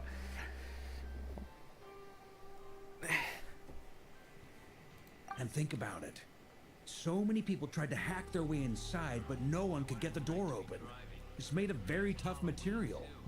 To me, that says that we'll either find the ship itself or the story behind it. It's just a matter of time. Definitely looks like a fighter, I'll say that for sure. Every now and then, when Varka gets serious, He actually does seem like Grandmaster material for once. I wonder how the others are doing. Let's head back for now. Sounds good. Also, drinks are on me if Team Knights of Favonius is the first to finish. Wait, we have a team name now? Am I in Team Knights of Favonius as well? You're very welcome to join. We've even got a cathedral ready for you. Isn't that technically blasphemy? You wouldn't dare make a joke like that if Barbados was in earshot. Nah, I'm sure Barbados doesn't mind a little. Oh, I'm sure he doesn't mind. I mean, granted, he's a fucking alcoholic. Who am I kidding? Oh. Nothing we can really do. No! Get away! There's literally nothing. Oh. Nothing you can do. Nothing you can do, buddy. Sorry. I know it's hard to stomach, Mr. Duran. But as I'm sure you've noticed, there is nothing So, we can do if to these are intervene telling in that past which events, unfolds that means there before must have us. been an abyssal outbreak at What? here at some point. We have to at least try. And try you have. But are you aware of how many unsuccessful attempts you've made now? I wasn't keeping count. I'm afraid this is the 39th failure so far. Or the 5th if we're only counting this particular victim. There are no indications that these phantoms may be altered in any way. We seem to have calmed down a little. I'll make us a fire. You should rest and have some water. Feeling any better now, Mr. Duran? May I ask a few questions? Be my guest. What exactly are we witnessing here? What happened to those people? My guess would be that we are seeing Nodcry during the Conrian Cataclysm. Would that be accurate? Probably. That is correct. As you know, once the abyss senses even the tiniest crack, it floods in and spreads like wildfire. Probably a bit of a wildfire, honestly. All of Nodcry, causing immeasurable harm. The people paid a terrible price to heal this land. Then 500 years ago, the whole of Tevat suffered an abyssal disaster. Once more, Nodcry was dealt a devastating blow. I see. In the face of the abyssal onslaught, all were like grains of sand tossed around by a tidal wave. Be they human, fae, or god. The moment you witnessed is but one drop in a whole ocean of catastrophe. All right. I guess that answers my second question, too. I wanted to know why there's nothing I could do to help them, and that's because what we are seeing is history. That would be my guess as well. As Ley I line understand it, disturbance? Question mark? history and fate are not all that dissimilar. The latter may be unseen to us, but both are immutable. Yes. Fate was determined long, long ago. I may have to turn down my still have a settings to couple of fix other the questions for you, temperature Mr. issue. Flint. You And mentioned the more fan than one issue. abyssal disaster that has struck this land in the past. How can you be sure that what we're seeing is from the Conrian incident? And also, how are you able to stay so calm when you're talking about these events? He's dead inside. From everything I know about you, you're not cold or ruthless, and you're not indifferent to the suffering of others. Okay, maybe not. Alas, I am forced to show my age. I must be 600 or 700 years old by human measure. Wait, so you... One is not easily moved by history when one has witnessed the truth firsthand. I'm sorry. You needn't apologize. Your passion is a good thing to have. Treasure it. Because I haven't listened to someday you something may to bump find in a it while, terribly actually. Short supply. Now, at the risk of offending you, I have a question in return. We had this bitch to queue. Your curiosity toward the abyss. Slept. Is it born from Bitch hatred slept or in. because you sense its call? I haven't listened to only some of the ask bump for a because while. I kept a fragment of Rere's body in my lantern for a short time. Specifically, his heart. And I hear its power growling from somewhere within you. In my eyes, your mere existence is a miracle. My honest answer is... I don't know. I don't think I have the confidence to say for certain. What I will say is the abyss is not the only issue that haunts me. Even before I became who I am today, the question dogged me constantly. Should I even exist at all? My doubts remain unresolved. But I need to when clean we my fought mouse pad. Maria, something became a little clearer to me. Sometimes it is the darkness within us that allows us to achieve the impossible. I certainly got the sense from your 39 attempts that you were trying to achieve the impossible. It sounds like you've resolved to see the truth for yourself. One moment, please. I need to annoy my cat. Hey, buddy. Voice crack.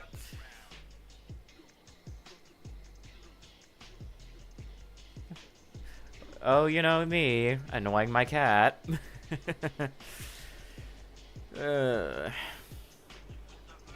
Absolutely. In that sense, he and I are quite similar. Then I wish you every success. I look forward to the day of your transcension. Well, if everyone's caught their breath, I suppose we should head back. Oh, and one last thing. I'd appreciate if you kept our discussion about history a secret. Are you sure about that? if I can time a good cat crack. Someone knocking? Or is Incredibly, it just the song? our separate investigations led us all to the same conclusion. Hooray That is for consensus! that is one stream skull. But we barely learned anything, though. I totally thought this would be the mother lode. Talking with the ancients? I mean, come on! But nope. All we got was useless snippets of conversation. And all this stuff about moons and hyperopia. What a load of baloney. Seems like people back then had a few screws loose. I understand your frustration. We found the same issue. Each phantom only showed a very brief moment in time. There isn't much value to be found in these miscellaneous fragments of a civilization's history, no matter how glorious it may have been. If there's a silver lining, it's that these phantoms are harmless to the present reality. They shouldn't get in the way of the festivities. I hope not. Paimon agrees. Varco, Not just because you might have it's the jinxed first it. thing she understood in this whole conversation. You look disappointed, Nefer. Is something the matter? What do you think? We all worked our tails off, but the only one to gain anything from it was you, Lady Moonjanter. Well, please do share the Hyperborean records with me. I will gladly inscribe them in our people's documents. Oh, duh. Yeah, that was it. Hyperborea. Hyperborea. I'm serious. Only an expert in the Frost Moon Scions and their history can turn these records into valuable research. Don't tell me material. there's gonna be a moral cost to The this. alternative is to Don't let tell them me. gather dust on the curatorium storage shelves until the pages turn yellow. Nefer, Blech. you're wise enough to know that cooperating and sharing the profits is the best course of action here. Well, that goes without saying. Sure, let's do that. Huh? But didn't you say we aren't supposed to give out intel for free? Now is not a good time to push Nefer's buttons. By Lord Zagreus. I'm thinking that we should prepare something a little special. Aside from I was the not usual decorations and so expecting on. the demigod of trickery to request to join my world. I played Star Rail. Don't go with me. I play Star Rail. Is my UID visible? Maybe because of the amount of times I've accidentally pressed space.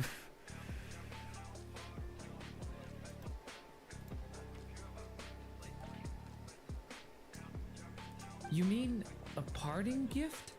Can't go wrong with food. Although, does food go bad on the moon? Would probably become inedible in the vacuum. So Perhaps a lantern would be a better choice. It might be dark up there. It could prove difficult to light a lantern on the moon. Magical stones might serve that purpose better. he has a point. What about a clockwork mecha model from Fontaine. I've got a whole bunch at home. I use them for fighting practice in my free time.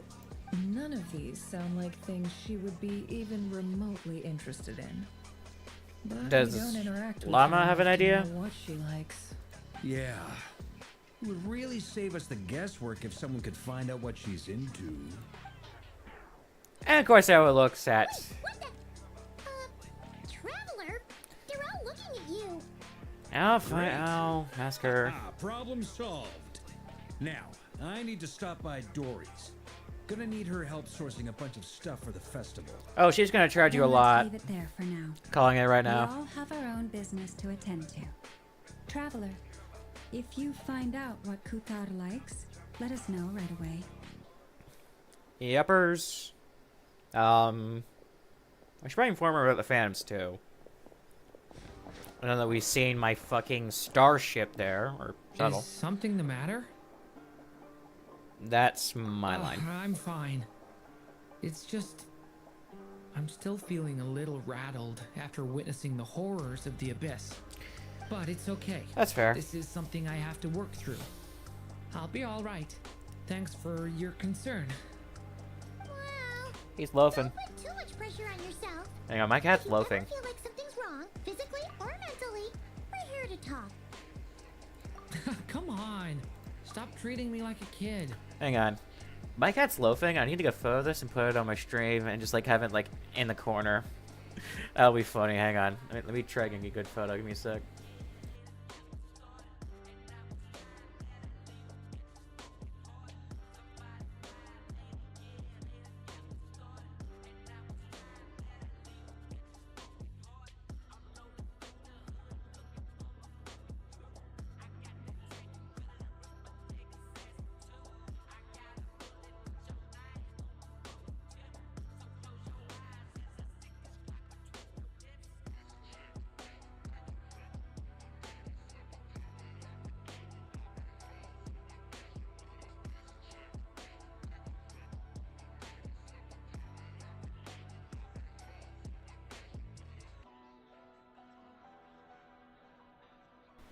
Alright, got the photo.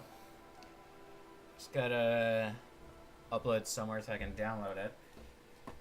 Go open a window. Hot in here. Alright, give me a second.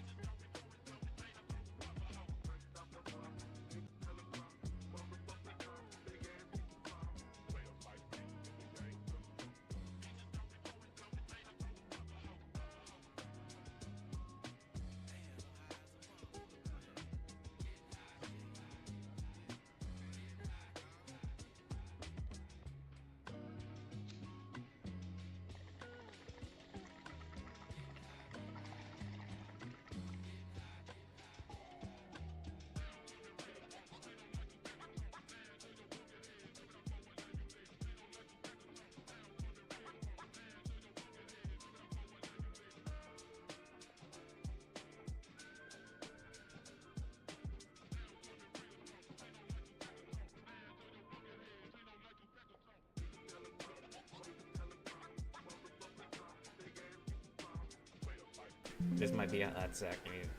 Give me. Oh, damn, that's hot. Jesus Christ. I just touched my laptop and it's kind of hot. I checked temperature. 89°C. What the hell? Saying I on a cutscene. Okay. Now I can pause the button. Now I can pause the damn game. Okay. That should fix the CPU usage issue. I hope, because the game logic is paused when you know what I mean.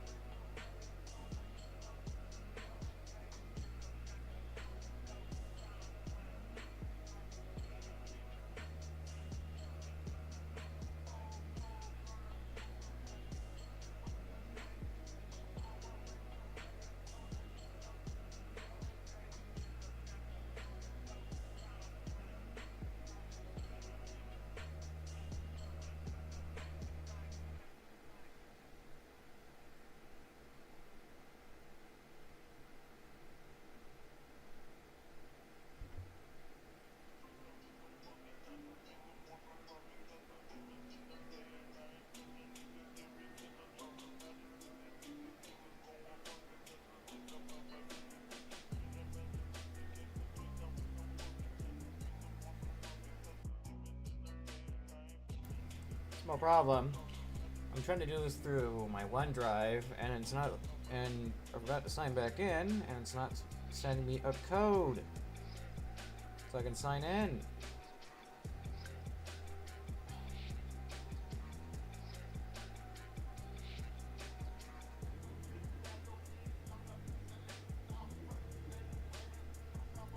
Technical issues. My favorite.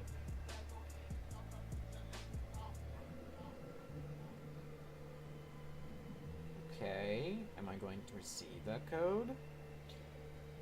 I just want to put a picture of my cat. Oh my god, I'm just gonna do this through OneDrive. Fuck this.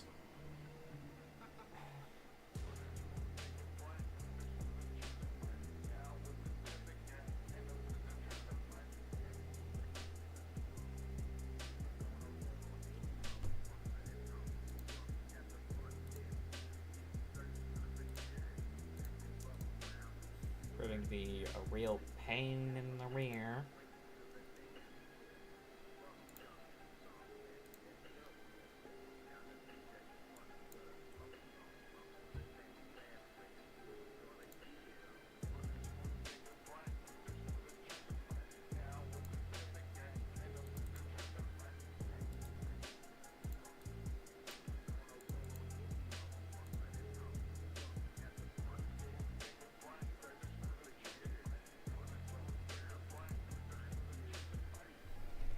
Alright. Finally, after 10 million fucking years of pain, I finally got a photo from my phone to my computer. Oh, and now my cat wants to be let out.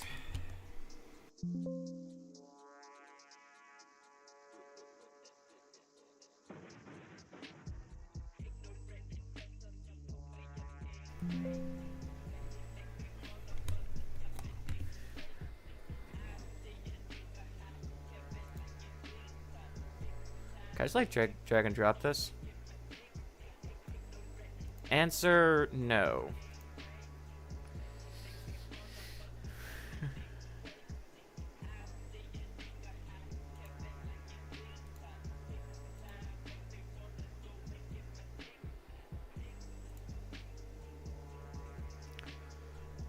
Oh, right. It's a different file format.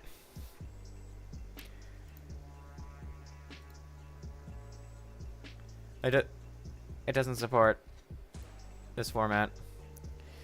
For some reason, all photos on iPhones are saved as HEIC, however you pronounce that. So I gotta convert this.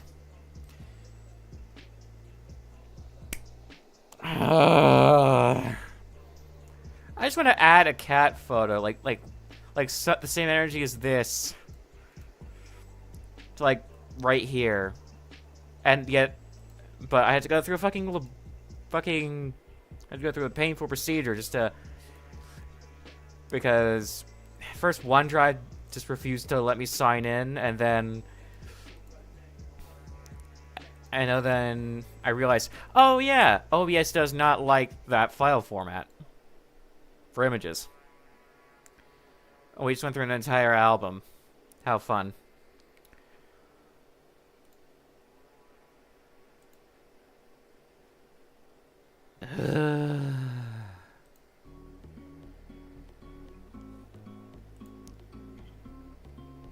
Let's try this again.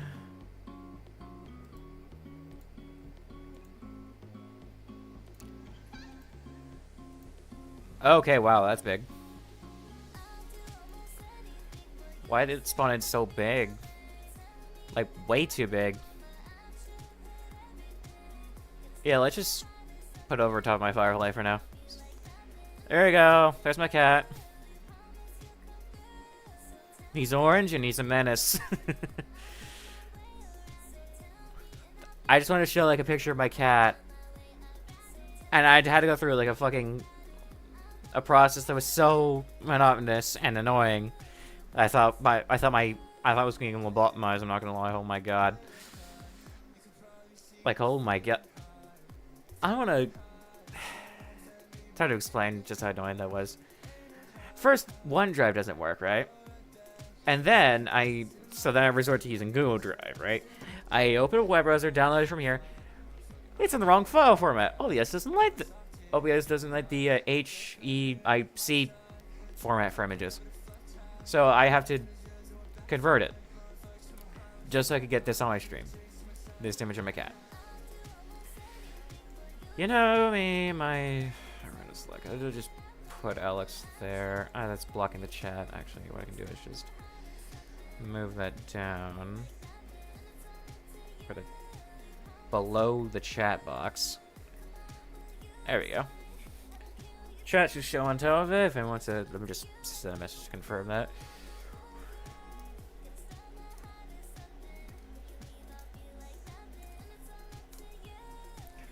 Should be showing up on my... Yeah, you go. Shows up on my... It shows over top. Great. We can now finally have a cat image on stream. Finally. That's 100% the most important thing. So, I've been streaming for about around 2 hours now. I know I gotta go have a chat with Cal and Bina. I'll turn on the previous so I don't get distracted. And readjust. Not really a fan of orange creamsicle, honestly. Like, I'll drink this. I'm just not really a fan of it. Talk about the Alani I got here.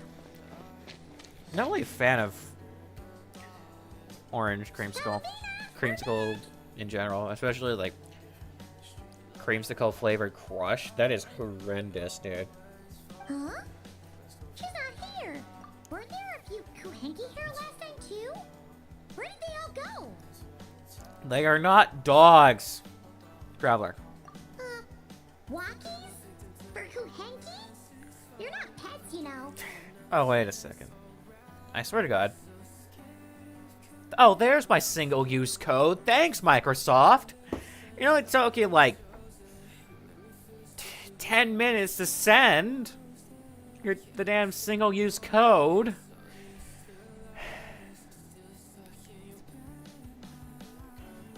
Damn you, Microsoft. I almost, like, crashed out there for a second. Oh, well. Looks like we just came at a bad time. Let's try again tomorrow. There's still a few days until Moon Prayer Night, so we're in no rush. Besides, she needs time to rest anyway. Uh-huh. Maybe she's hiding.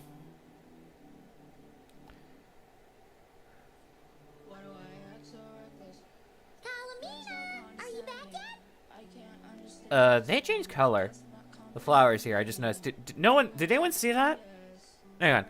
The flowers just changed color. Let me look back at my footage here. Let me go back here. My stream preview thing here.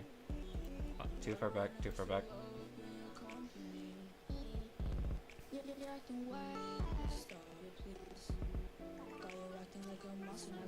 Hang on. I can't use my arrow keys to go. Okay, now I can use my arrow keys. Never mind. I'm currently just looking at my stream preview here in YouTube Studio. Yeah, they were a lot more blue here, but now they're a lot more dull. A lot more purple? I mean, I dig it.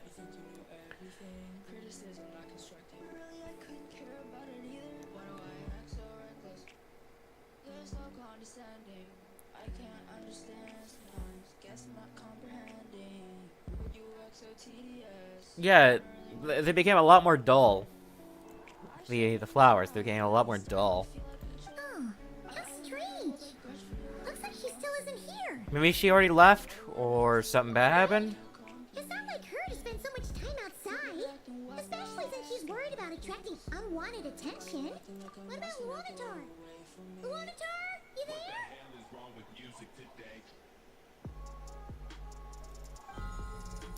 There you are. The mem-looking creature. Hey,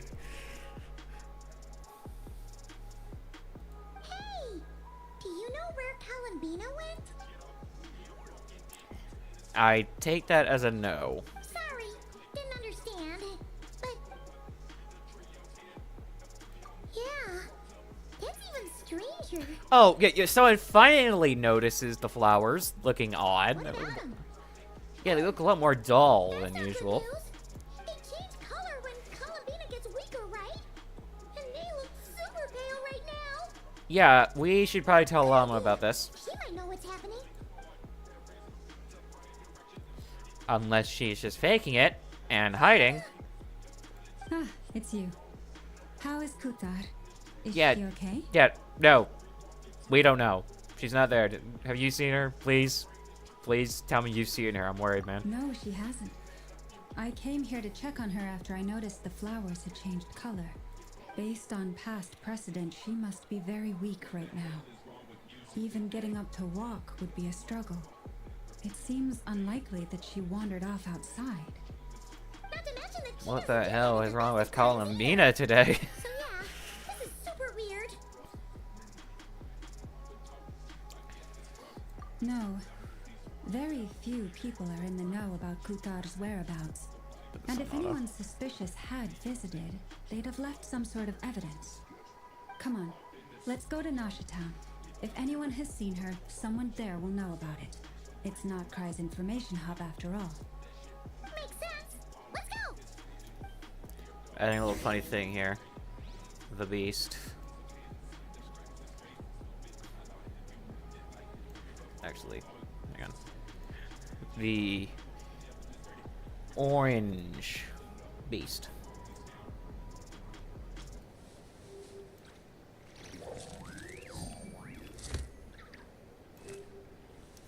The Orange Beast. Just in the corner.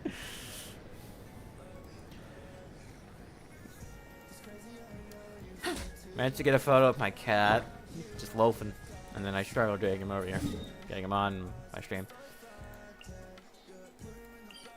This anecdote's still here, by the way. I don't know how to do it because it requires Llama to be present, and I don't know if I need to go fetch her or actually like have her deployed, and I don't have her. I don't play Dendro.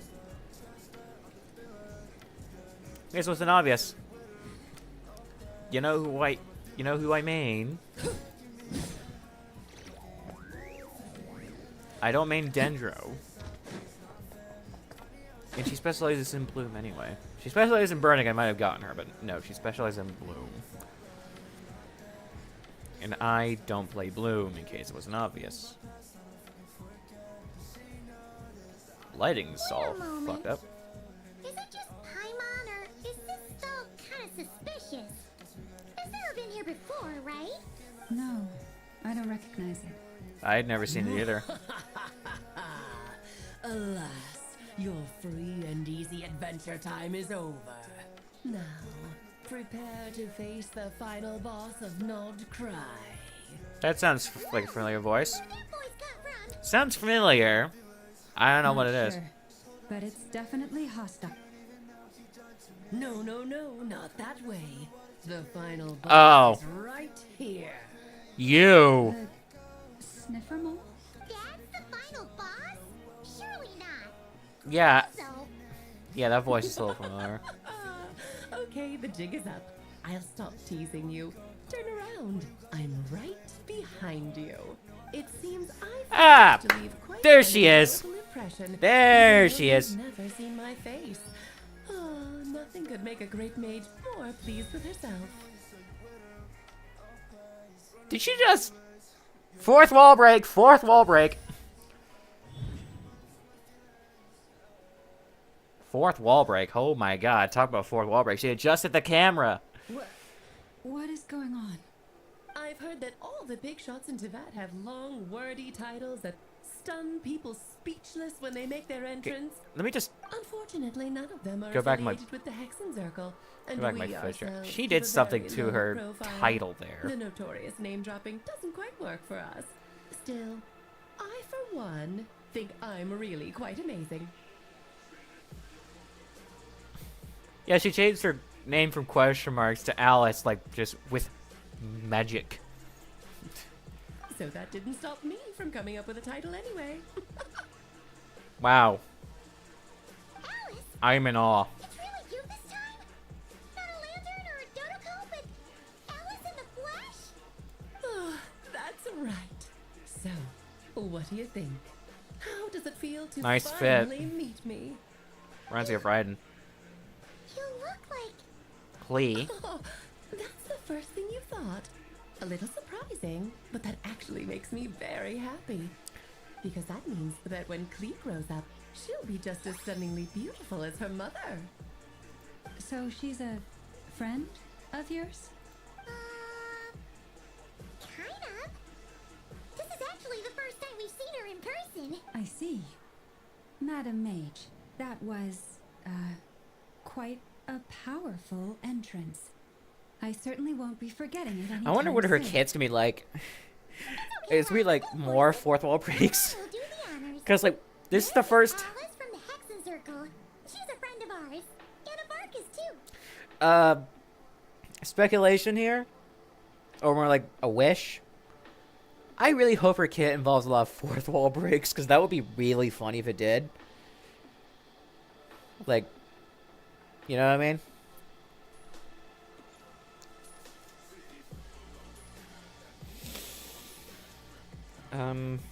Yeah, like, she literally adjusted the camera. Like, she literally grabbed onto the actual camera object here and just adjusted it to make it look better. I want to see an interaction between Alice here and Silver Wolf. That fourth wall break insanity would go hard. That's right.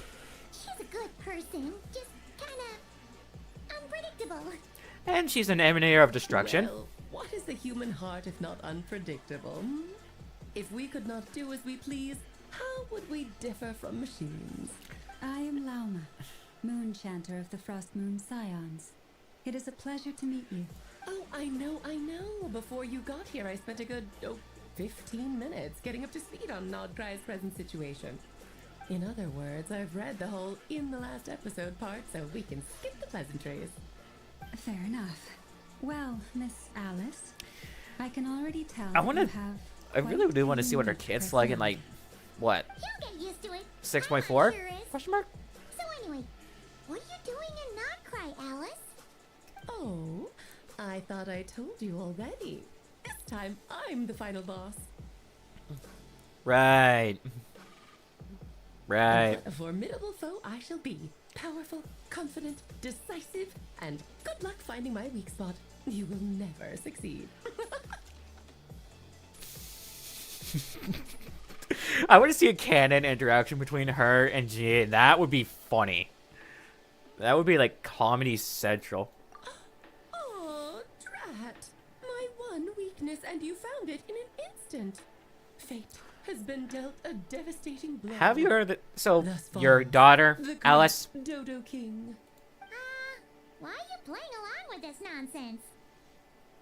I find it funny. Funsies, of course. What's wrong, Paimon? Are you disappointed in me? Am I a gigantic letdown? No, it's just... you seem like a busy lady. And this is the one time you've shown up in person. Paimon figured it would be for something more high stakes than just goofing around. You're quite right. I'm here in I'm gonna not put my Pride favorite, because something big happened. Something Tushnori, big I enough don't it pronounce caught their the name. attention of the Hexen Circle.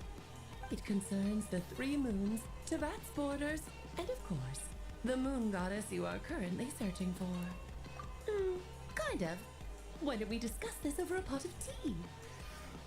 Oh, my 2025 wrap is My main ready. reason for coming on Cool. this trip to Teyvat was, of course, to have some fun. But I do technically have a job to do as well, namely maintaining the stability of Teyvat's borders. I'll skip over the complicated parts. But to Where sum is up, it? abyssal energies Where? are all that lie beyond Teyvat's border. We find ourselves in a real pickle if they ever made it through. And the Where is phantoms it? you've been seeing The one are song. a sign that the border has been Oh. disturbed.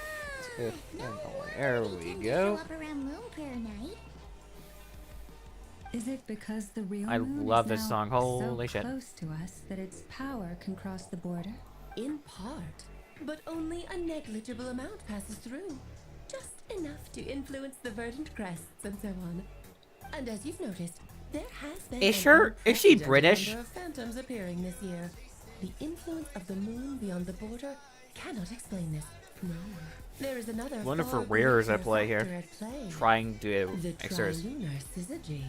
The what? Trilunar syzygy. The what? Eons ago, before the heavenly principles came to Devat, it was the then 3 moon goddesses who controlled the laws of this world. Life and death. Yeah. Life and death. Anyone to get Castrus on that? Go and she's an expert on that topic. That's exactly it. The 3 goddesses split these powers amongst themselves, promising never to consolidate Hey, them into one conveniently singular timed Dendro body. Slimes. This was meant to They keep seem to be everyone happy. stable. Mind their own business. But fast forwarding to the present, the eternal moon's marrow is with you, while the iridescent moon's marrow, which should never have appeared in this world, has been retrieved. Add that to the presence of a moon goddess in the flesh, and the power of all 3 moons is gathered here in Notcroft. Oh my god, excuse me. Since the War of Funerary Flame. And it's having a noticeable effect on Tevat's borders. Because I wish to give my darling daughter a peaceful, sunny environment to grow up in. Is that a good enough reason? Fair enough. Kinda sounds like you're dodging the question, but it does make sense. Well, Yeah. That's one reason anyway, and the most important one. The Who others knew are an a little Emir complicated destruction to would be explain. For instance, cleaning would up after look like dearest Miss this. R. Albedo could tell you more about that if you're curious. But right now, I have a more important question to ask you. Why are you collecting the moon marrows? I see. Ah, Nicole. She's told a me about that legend once. interesting noodle. Nicole? You mean meet Anne? Oh, so you remember. We did? I don't remember this.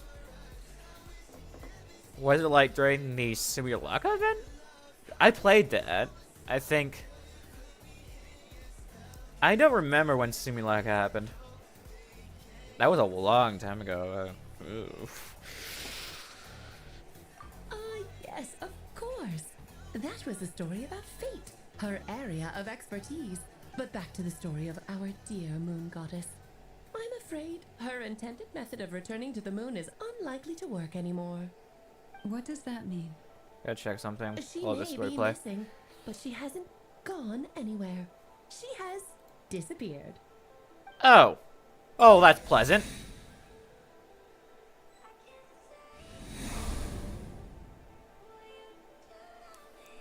Oh, that's just pleasant. My body is weight now. It's my mind that's heavy.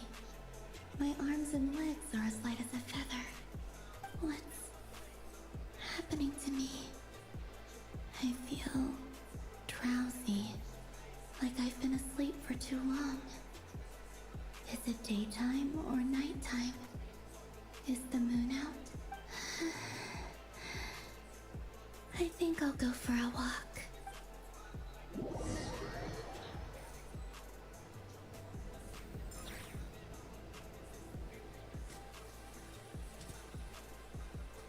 It's supposed to be a cutscene. Are you out for a walk too? No, is it?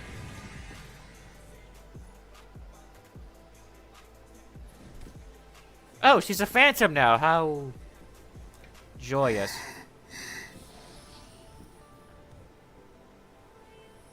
The day has come at last.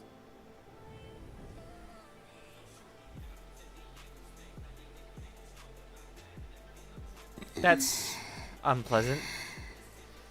Have I grown so weak that I can't even sustain my physical form? But Moon Prayer Night is nearly here. I was so close to returning home.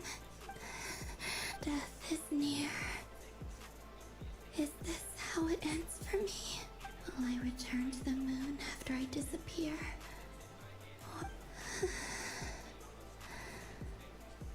I don't want it to end like this. So far, at least, I still exist. Even if not physically, I can still feel. But as my power wanes, I'm sure that too will fade. I suppose I might take one final look at this world. The world where I was born.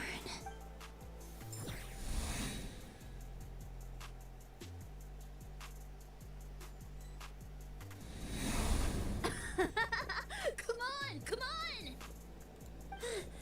Wait for me! The Frost Moon Enclave. How much it has changed since I was born. These decorations, they're so heavy. It's times like this when you kind of wish men could be priestesses and acolytes. How fascinating. I've never had the chance to be privy to people's private lives in this way. In the past, people would get so solemn and serious the moment I showed my face. Like they were frozen stiff. Karina, Lometti, it's time to eat. Coming! I want to watch them a little longer. Whoa. Yo, we can control her now. She even has like sprinting animations. I can't get to the character menu. Can't use elemental sight. I have infinite stamina as well. Makes sense considering how she's a ghost right now. A ghost. like. So just Did my shuffle turn fill off? these balloons with air, right? No, Yep. my. Try a couple now to test things out.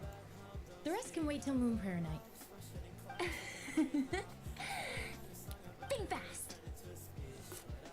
Think fast. Think fast, circle nuts. Teasing an acolyte of the Frost Moon Scions? Surely that's a punishable offense. Take this! They're just having a good time. Alright, enough horsing around. Lady Lauma gave us a task. We should get back to it. The task is just to check that the balloons don't leak, right? Doesn't matter if we fill them with air or water. Okay, you got me there. And you got me there. But still, we can't use all the balloons before the festival even starts. We won't use all of them. And as long as Lady Lauma's trusted acolyte doesn't snitch, this can stay as a little secret between friends. A couple more can't do any harm, right? Oh, you menace. Then, think fast! Seems like they're just enjoying themselves. Pumping a balloon full of water really so much fun?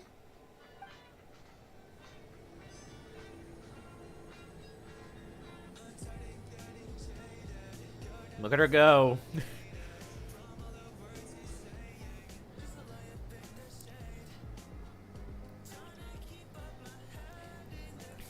I'm sure you're both tired from playing all day. Come on, eat up. A plain, humble meal. That has always been the way of the Frost Moon Scions. Huh? How come Lametti got a midsummer berry dessert? Oh, I always get Lockaberry. I don't mind sharing. You can have a bite of mine if I get to have a bite of yours. I've never shared food with anyone before. Even at the Harbinger tea parties, everyone just ate off their own plate. And when I couldn't finish my food offerings from the Frost Moon Scions, they'd leave the leftovers out under the moonlight for the animals to claim. Hey! That was 2 bites! Oh, you too. Oh, don't fret now. Here, have some of Granny's too. So this is what it means to be family.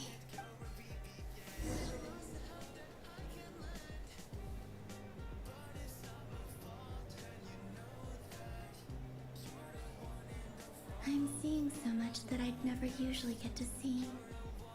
They'd never act like this when I was around. It's nice, being able to just watch people in peace in these final moments. What a rare opportunity. I think I'll go take a look around Nasha Town too. Maybe the Traveler will be there.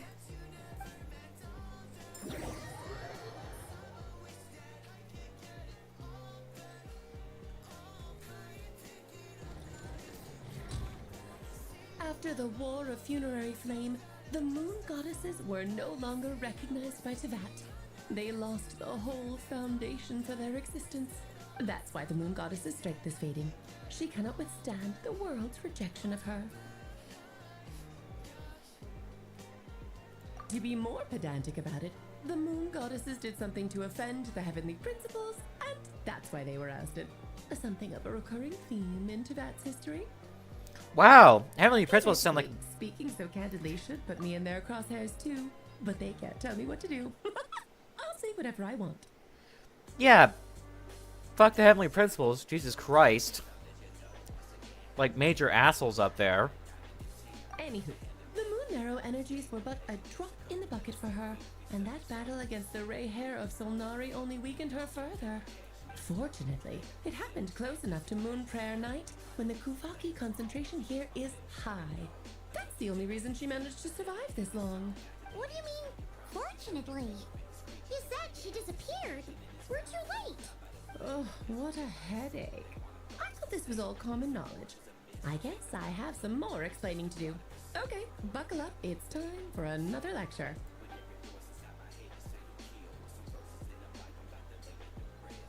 Now, I said earlier that the moon goddesses lost the foundation for their existence.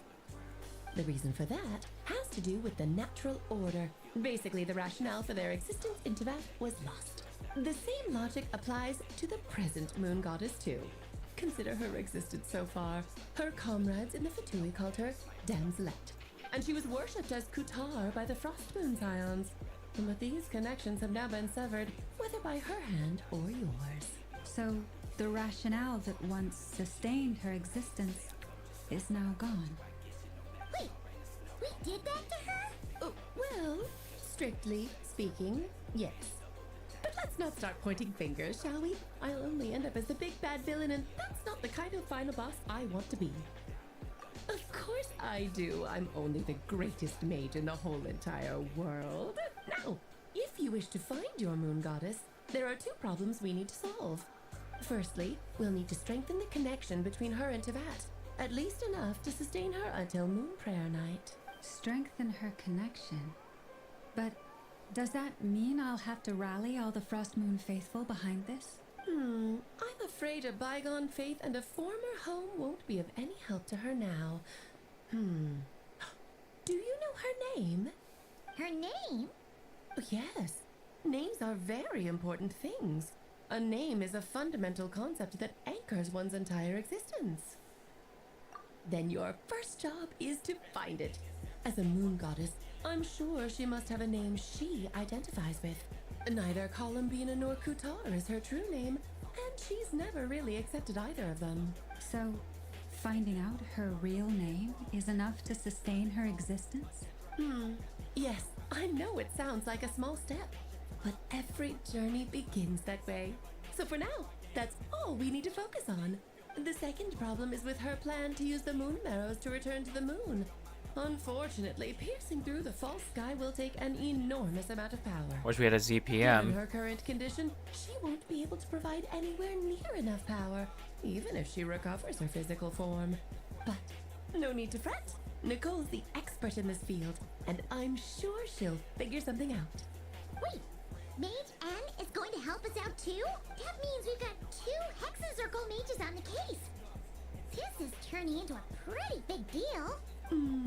Actually, this is more of a side quest for me. Like you said, I'm a busy lady, so I can't stay for too long. I'll have to return to Tevat's border soon. Is Tevat flat? Like, get for looking out for my little Clee. it's not like a super flat world. It's not like flat Earth, but it's like some form of flat. Has an actual Anyway, border. Jokes aside, you'd better get moving. It will take quite a miracle for the moon goddess's consciousness to hold out till Moon Prayer Night. Oh, I suppose I might as well tell you where Nicole is before I leave. Off you go now.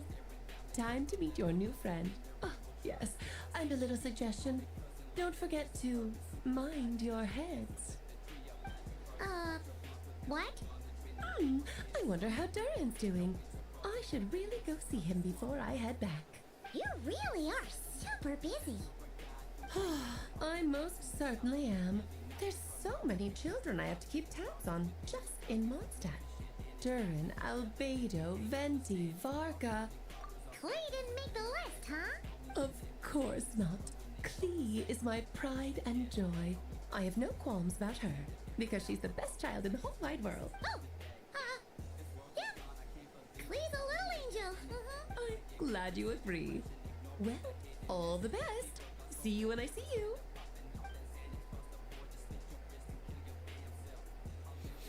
I swear to God, those two are so distractive. Fucking Nanette will be impressed. She didn't pack up her stall. Should we handle it for her? I must say, I'm now very curious about her daughter. Klee, wasn't it? What's she like? That's a long story. Come on, we'll fill you in as we go.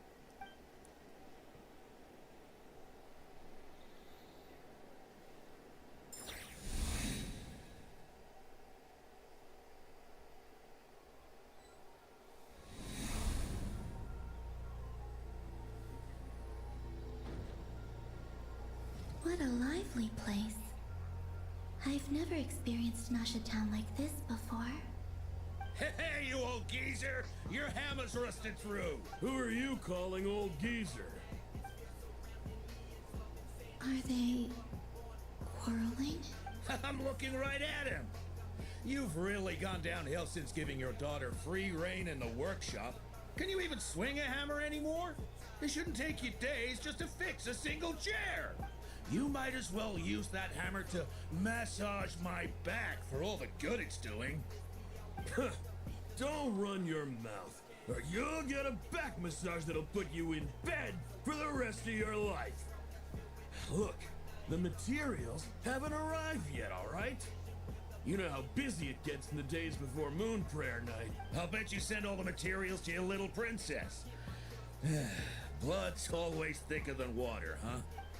All right, you've made your point, Uncle Kusky. As soon as the materials arrive, fixing your chair will be the #1 priority. And Dad, if you've got time to chat, why don't you lend me a hand, See? Lolka knows what the score is. I guess they're friends. But the way they spoke to each other was so ugly. Then again, it wouldn't be the first time I've seen something like this. Columbina! Sing outside my door in the middle of the night one more time, and I'll unscrew your vocal cords. You hear me? Oh, Zandrone. So that was her way of trying to be friends with me. Perhaps. What a pity. I won't get the chance to say any ugly things in reply.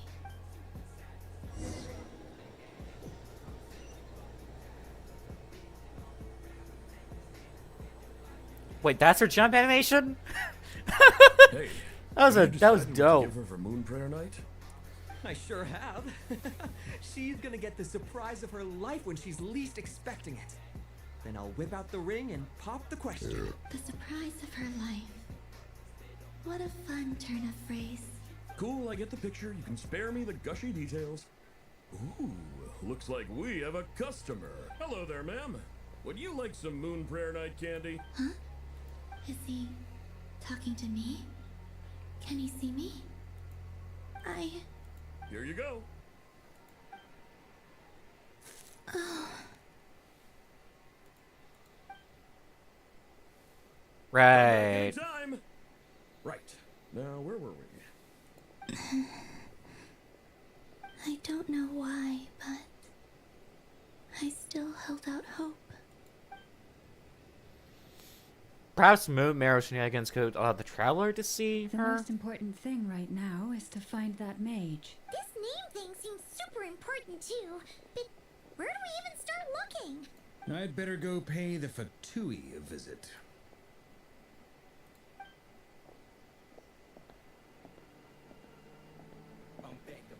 Oh.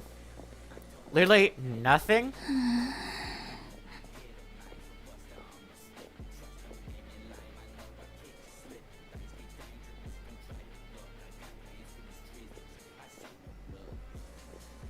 Columbina?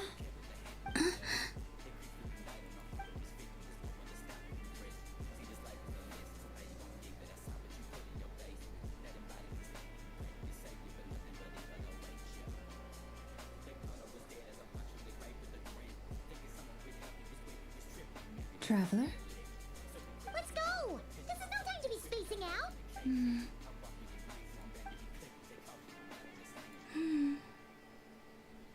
Call me and you could, like, slap her in the back of the head. That could work.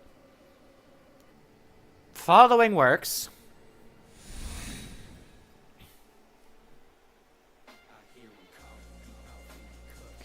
If they can sense your presence, why not just give him a gold slap on the back of the head?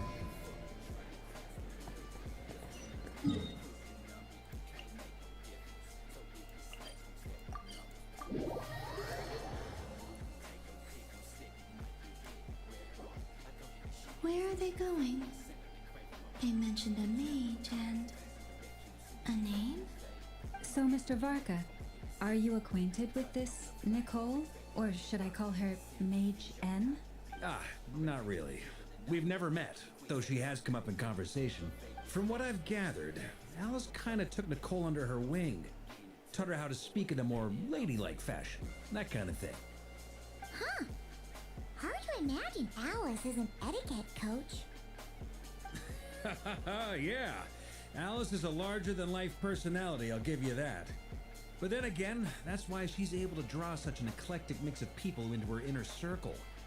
If I remember correctly, being an interesting person is actually one of her main entry requirements. So, if you ever wanted to join the Hexenzirkel, I'm sure you'd both be eligible to apply. Hey! Don't go around making promises on Alice's behalf! I wouldn't dare. I'm just trying to paint a picture of the Hexenzirkel for you. Okay, sure. Anyway, since none of us have ever met Nicole, how are we supposed to find her? We can't just go up to every woman in sight and ask, "Hey, are you Nicole?" Maybe something she's wearing will give it away? Like, a wind bloom pinned to her chest or something. Wait a minute. Alice never said Nicole was her mom's dad. Oh, true. That would be this young lady, then? I believe that's her. I've seen the leaks. Hey there. Sorry to disturb you, but are you Miss Nicole? Varka, Knight of Boreas of the Knights of Favonius. Alice might have mentioned me before. If we got the wrong person? Sorry. Well, this is awkward. When I shook my head, I meant, no, Alice hasn't mentioned you before. Another fourth wall break question mark? Huh? Where is this voice coming from? My apologies. For certain reasons, I am unable to speak. This is the only way I can communicate with you. It might take some getting used to, but I hope you can understand. Hey, it's fine. I'm more shocked by the fact that Alice never speaks about me. As for you two, we have crossed paths twice before, but it is nonetheless a pleasure to finally meet you. It's really you! Thanks for all your guidance in the past! You're quite welcome. This time, things are different. We have reached the unwritten pages of the story. You might say that we stand at the crossroads of fate. Now then, allow me to formally introduce myself. My name is... No, stop! Alice! I can't believe it! I had a whole speech prepared. I'd agonized over every single word. She always picks the worst moments to ruin other people's plans. I'm so sorry about that. Alice took the liberty of devising some bespoke self-introduction magic for each member of the Hexenzirkel. I could have sworn I deleted all of the triggering conditions for it. How did it bypass everything? Oh gosh, this is so embarrassing. This is a very different side of Nicole than what we're used to. Is she not used to face-to-face interactions? Don't worry about it. We've seen that introduction magic once already, so it wasn't too much of a shock. Please go on, Miss Nicole. We'd love to hear what you have to say, or, well, communicate. Huh? Are they talking to this lady?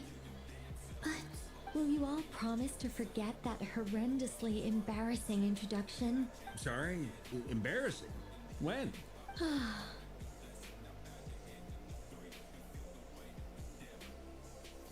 Yes, my name is Nicole, and I am one of a very few angels who have retained both their preferred form and their power. The Traveler and Paimon should be no strangers to this concept. There is another of our kind in Natlan. They call her the Lord of the Night. Alright! Paimon remembers her! Yes. Well, I have retained more of my power than she. Columbina, what are you doing? I have a long-term duty to fulfill. To be more specific, no. We'll be here all day if I get into the specifics. Moving on. If I'm not mistaken, you are here because you wish to learn how one might reach the moon beyond the sky. That's right. Is that something you can give us any guidance on? Yes, I do know a way. It began with the Hyperboreans, who lived after the War of Funerary Flame. Blank looks. Maybe I should start with the background of the war, or maybe not. It shouldn't be an issue. I'll fill in the gaps for you when we have more time. Anyway, after that war ended, the three moons retreated to beyond the false sky. The Hyperboreans were humans I once aided. They accepted the civilization and creations bestowed upon them by the angels. But despite accepting many blessings of the angels, many among them still held on to their faith in the moons. They were reluctant to accept the new order, even after the War of Funerary Flame. They Columbina, sought to what are you contact the doing? moon goddesses beyond the sky and receive their guidance. But all three had passed away by that point. This mage has a unique method of communicating. Is she talking about the moons? Yes, but they did not know. And so, still they prayed for the moon goddess's mercy. After building titanic structures that consumed vast amounts of Kuvaki, at last they glimpsed the moons and heard their voices. But of course, they were gravely disappointed. For it was then that they realized the three moon goddesses were dead. Oh, that's such a sad story. It is. Humanity was in a very sorry state at that time. The angels who had once aided them were gone, and the War of Funerary Flames had left them homeless and destitute. Just a second, I gotta ask. How relevant is all this history to the task at hand? Well, I mean, it's... Okay, it seems we've drifted into irrelevant narrative waters. It's been a while since I've had the chance to speak inside someone's head. As soon as I got started, I lost control and the words just flowed out like a waterfall. What I'm trying to say is... Right, yes, that's it. The relevant part is the ritual created by the Hyperboreans. The fact that they bypassed the false sky and saw the true moons implies that they successfully built a connection between Teyvat and the outside world. Which means, with enough Kuvaki and a sufficiently stable connection, it should be feasible to send one person over the border. Okay, so they built some kind of portal? Oh, yes. A portal. Yes. Is something wrong? You sound disappointed. I just didn't expect you to summarize it so well. It turns out I could have said all that in one word, if only I'd managed to think of it. No. Is she just like please, circling it's the fine. group? This Columbina? is invaluable knowledge. I'll be sure to record and preserve everything in writing. Oh, really? Well, in that case, I suppose I could backtrack and add some more detail. I did gloss over a few things so far. Whoa, time out. Let's summarize what we've got first.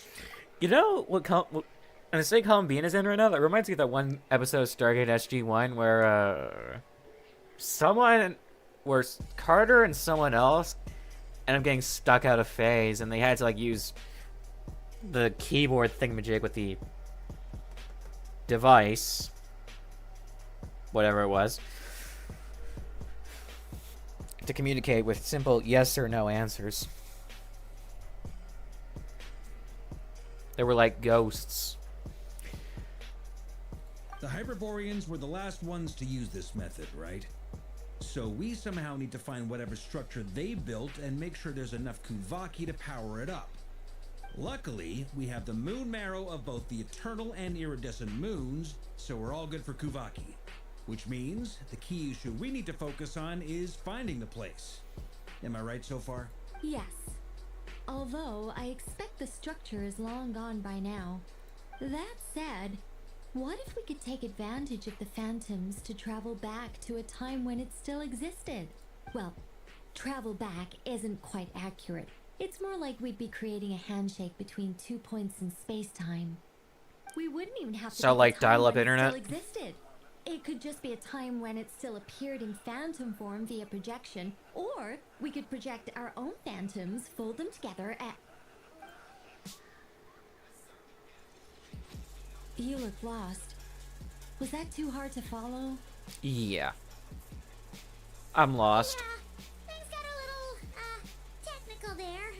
Paimon's brain is reaching capacity. Alright. Let me think about how to put this more simply. Okay, got it. Over the next few days, I'll search for phantoms that we can use. Once I find one that meets the criteria, I'll let you know and we'll regroup. By completing certain rituals, specific individuals will be able to enter the phantom and make it to the Hyperborean structure.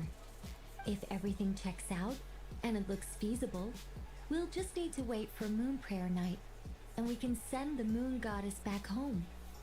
I'm really skimping on the detail here. Is this making any sense at all?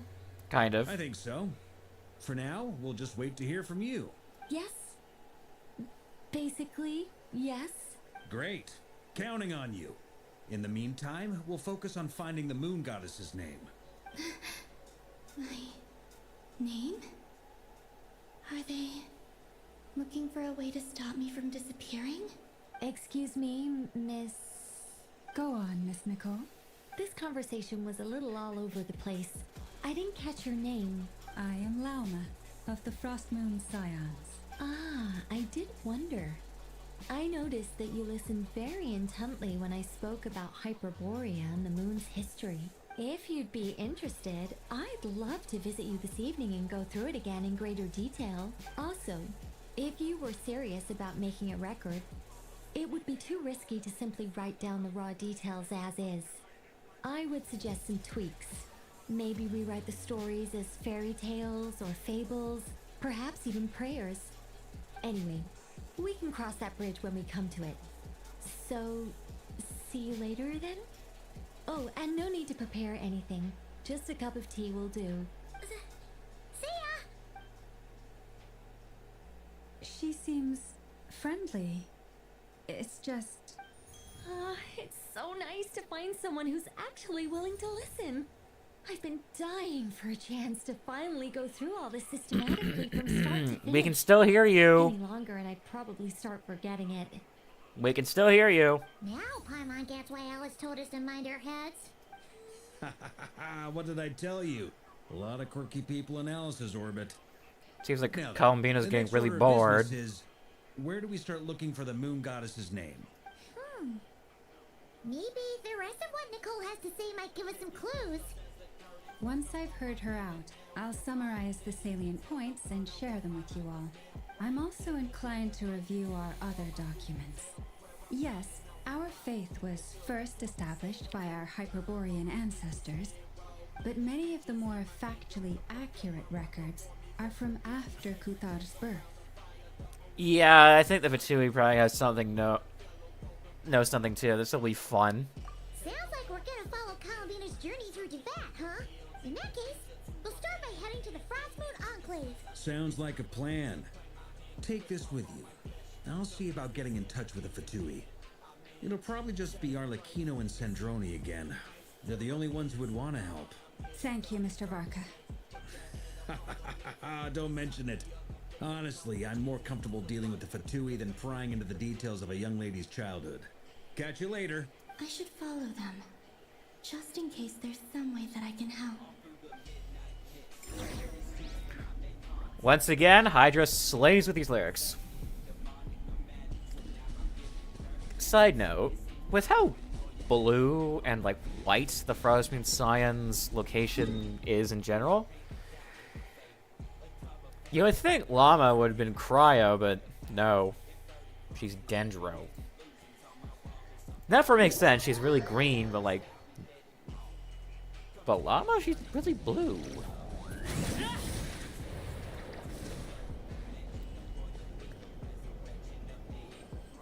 A while ago, I took the time to organize all documents in our possession that pertain to Kutar.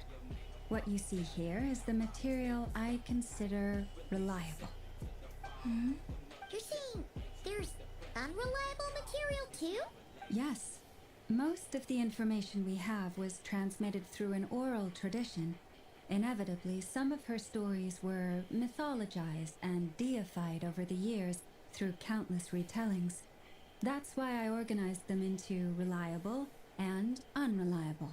There's no sense seeking answers in history unless we can ensure the veracity of the historical record. Makes sense. All right, let's take a look through.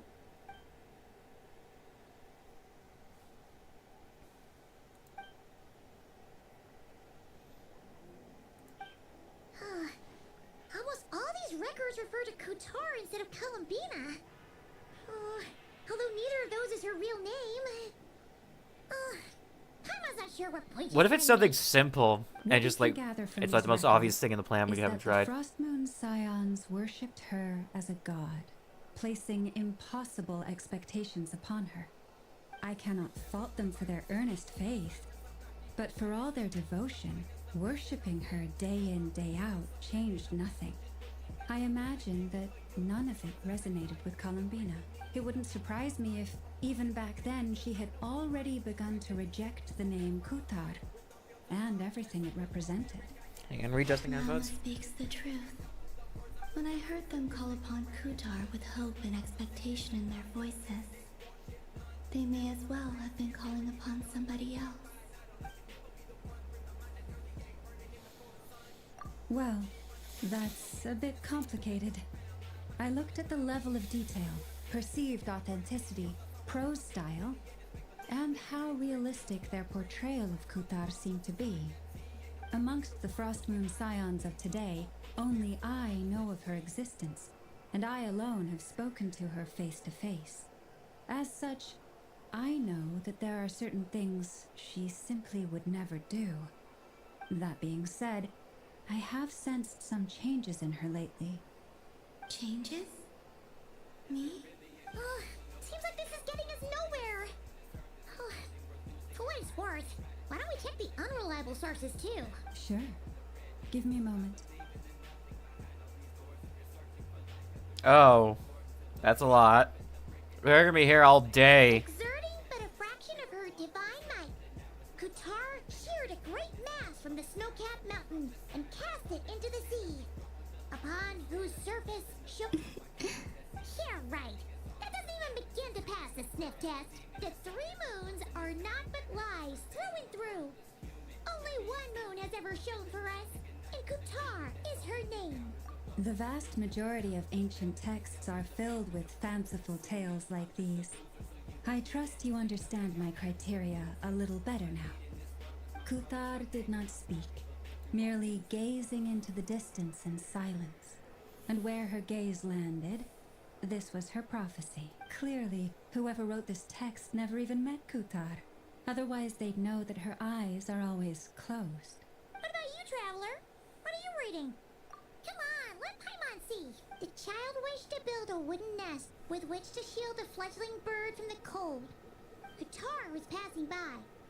Upon seeing the I remember that.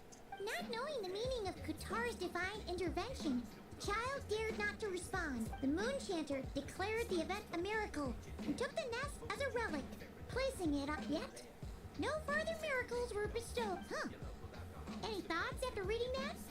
Yeah, Columbina probably just wanted to join the kid in making nests. Ah. I'd originally considered this a fabrication, because Kutar did not perform any similar actions, but now that I think about it, It does seem like something Columbina would do. It's just that... She didn't know how other people would interpret her actions. She was probably worried about making things difficult for people. So, she gradually stopped joining in. Yes. Oh.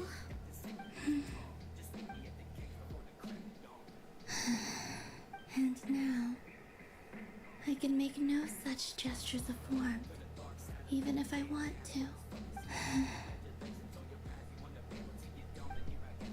Still no name. That's a bit of a shame. But we did learn some interesting stories. I've gotta count for something.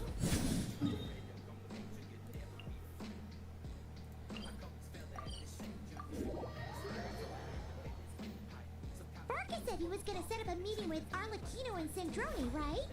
Let's go back to Nasha Town and Hey, see what they're doing. speaking of the devil, she's here. Let's see. There's Barca. Oh, and it's Durin and Albedo too. Yeah, this is pretty much the same place we bumped into each other last time. I convinced them to stick around a little longer. We were all waiting on people, so I figured having a little company would help pass the time. Ah, so you've been waiting for us? Does this mean that you've already arranged things with the Fatui? Sure does. Now you're back, we can go meet up with them together. How'd your investigation at the Frost Moon Enclave go? Well, we didn't find out Columbina's true name. But apart from that, it went pretty well. Aha, just as well that I didn't tag along then. I'm sure our moon goddess wouldn't want every man and his dog knowing all about her private life. Still, desperate times, desperate measures, I guess. Someone had to do it. So, Barca was waiting on us, but what about you two? Are you waiting for Alice? Oh no, we already met with her. We discussed that experiment I mentioned to you last time. Oh, and she also handed me this communication device. That's right. I understand she informed you about the relationship between the phantom phenomena and Tevat's borders, yes? She wants me to help her with some more experiments on that front. She said that she'll contact me through this device with more information. Ah, I see. Following instructions and making observations.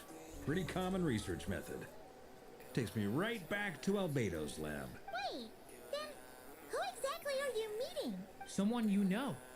Albedo's met him too. But I don't think Miss Lauma or the Grand Master... Don't tell me it's Vency. Introductions are overrated. Especially in cases like this. I am so sorry. I am so sorry. I named him Dr. Ligma as a joke. I was not expecting him to turn up here.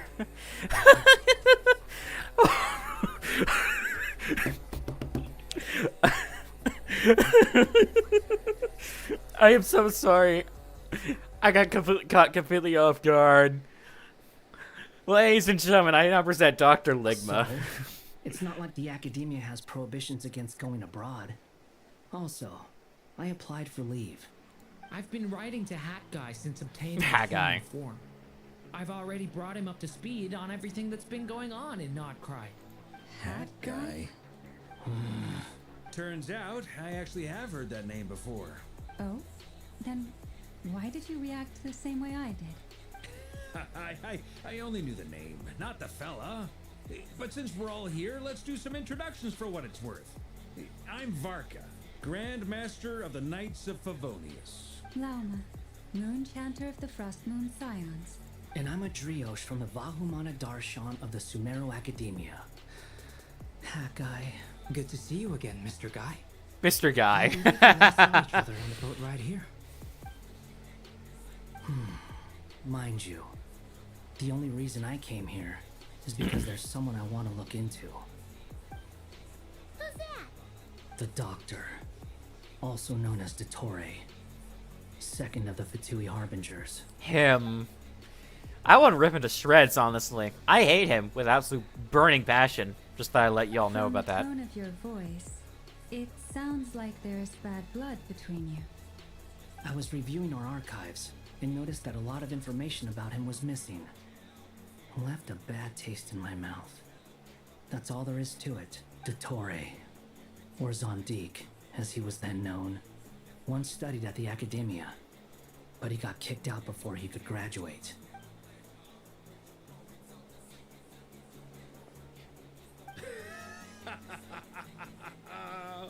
So the Harbinger's #2 man is a college dropout? Ah, how embarrassing for them. Last we heard, he was planning something. We actually heard that a few times before, even coming to Noctry.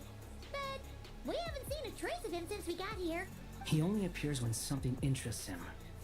For all we know, he might have left already. But the fact he did something here at all is worth noting. It'll fill a couple extra lines in his file.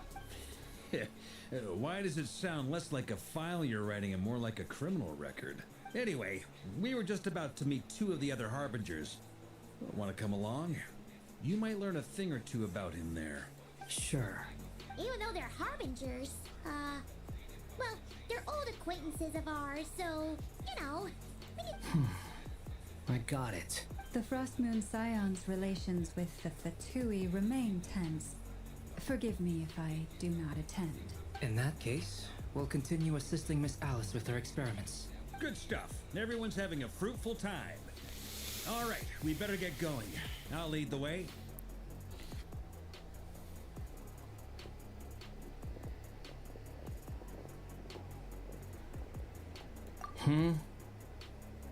Well, yeah. That's obviously part of it. But I I'm have not a the only one who score. has a score to settle with him. I have a score to settle with Neither him. You, nor Lesser Lord Kusanali, nor I want to see him meddling with things again. What's the hurry? Don't worry. Pigeons always know which way home is. I actually have Wanderer in case it wasn't obvious. I'll show you. I will show it later. Ah. Who is this? A scholar from Sumeru. They call him Hat Guy. He's an old friend of the Travelers. Wait, this is the academia representative you wrote about? He doesn't exactly look the part. I believe this will prove my identity. You'll notice it bears the seal of the Sanctuary of Surasthana. Well, what do you know? So it does. All right then. My mistake. It's fine. I expected as much. What? So as I mentioned in my letter, the Academia's got its eyes on Dottore, but this matter remains top secret. Apart from those assisting in the investigation, the fewer people who know, the better. If anyone asks, I'm here in Noctry to pursue my personal academic interests. Gotta say, Marka, you did pretty well to keep all this under wraps for so long. Sounds like you got in touch with the Academia about this way back. You flatter me. Where do I even start? Remember that time we fought Rerir at Star Sand Shoal? He sure let me have it then, didn't he? I'll bet Dottore had that all sketched out, with me as his convenient little pawn. He could not care less about us if he tried, but hey! The feeling's mutual. Does Dottore really strike you as the sort who values his relationships with his colleagues? No. Fair point. Definitely not. Which is why I always keep my guard up whenever he starts making suspicious moves. To that extent, our motivations align. On The top enemy of of my which, enemy is I my friend, consider as they you say. Trustworthy people. Now, back on topic. In the wake of the Reikir of Solnari episode, Sandrone and I grew suspicious about Dottore's complete inaction during the entire affair. So we tried to find out what he'd been up to, but unfortunately to no avail. He never lets anyone in on his plans. The more he cares about something, the more secretive he gets. Indeed. Perhaps he believes that by keeping a low profile, he can avoid trouble. But that trick isn't going to work on his colleagues. Yeah, I mean, he's been researching the ancient moon's remnants. And he's been trying to get his paws on the moon marrows. Only an idiot would believe he doesn't have something more planned. With this in mind, I returned to Snezhnaya and relayed my thoughts to Her Majesty the Tsaritsa, entreating her to have him recalled. That's pretty direct. Did the Tsaritsa agree? Yes. I made it abundantly clear that the Fatui's business in Notcry is almost concluded. and we do not need 3 harbingers in this territory. Her Majesty concurred. Accordingly, Dottore has returned at her orders. I imagine he is continuing with experiments, which no one besides he would ever have any interest in. Common sense might mean nothing to him, but he's not stupid. He knows that no good can come from opposing the Tsaritsa. Smarts alone won't get him all the way. He needs the Rooster's resources and Regrator's Mora, both of which the Tsaritsa can strip from him by waggling a finger. But doesn't he have a track record of publicly following orders while going against them in private? He probably has it down to a fine art by now. Wouldn't put it past him. We worked together on a research project once. Only briefly, but it was enough to show me that we're fundamentally different people. He has no interest in doing things methodically, stage by stage. His thoughts jump all over the place, and the moment his curiosity is satisfied, or he gets the results he wants, he disappears. The only similarity we share is that, once we set our minds on doing something, we will see it done, whatever it takes.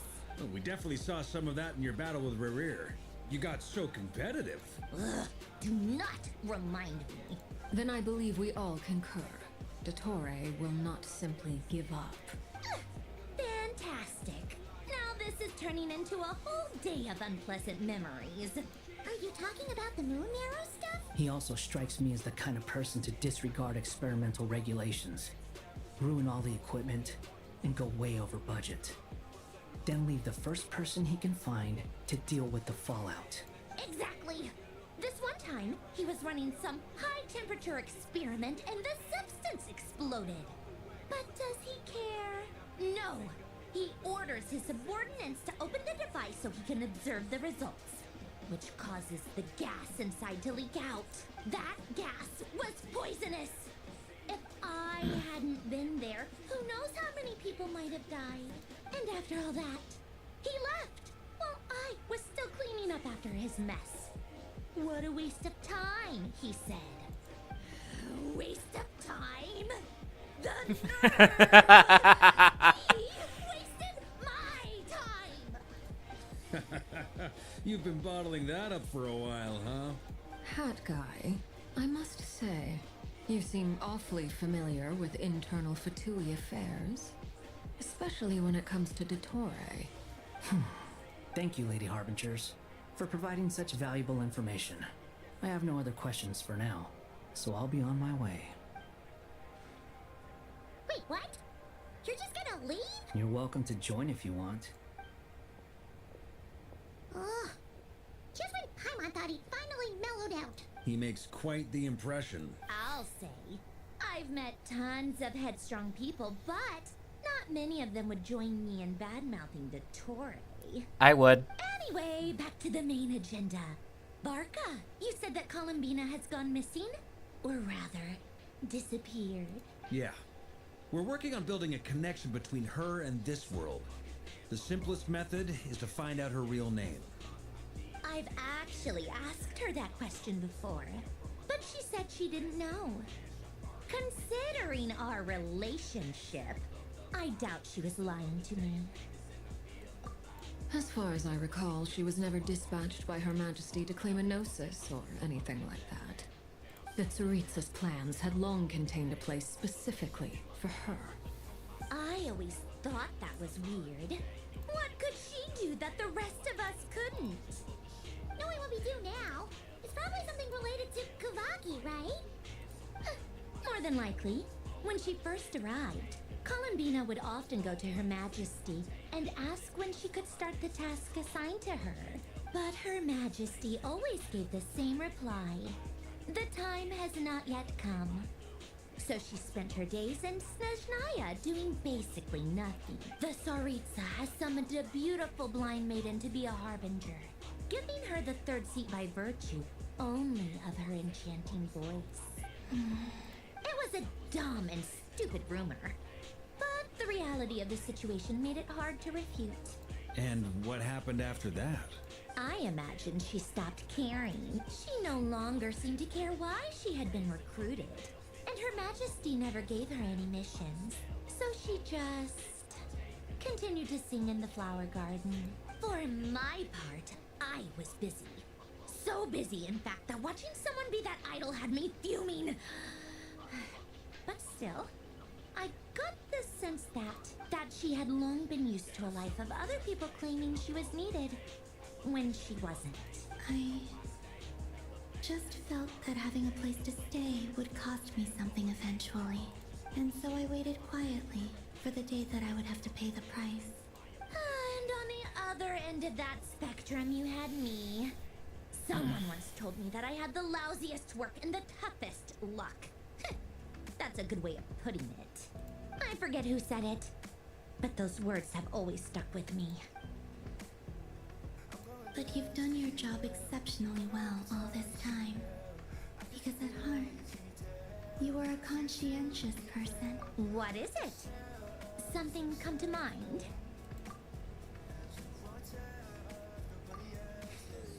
That makes sense. Nothing screams you are needed like your name shouted from across the town. Well, good luck with it. But if you ask me, Columbina is still the most shoutable name. I'm just so used to it now. After all the arguments we've had, I can't be bothered trying to remember another name for her. Nor I. Androne. Harlequino.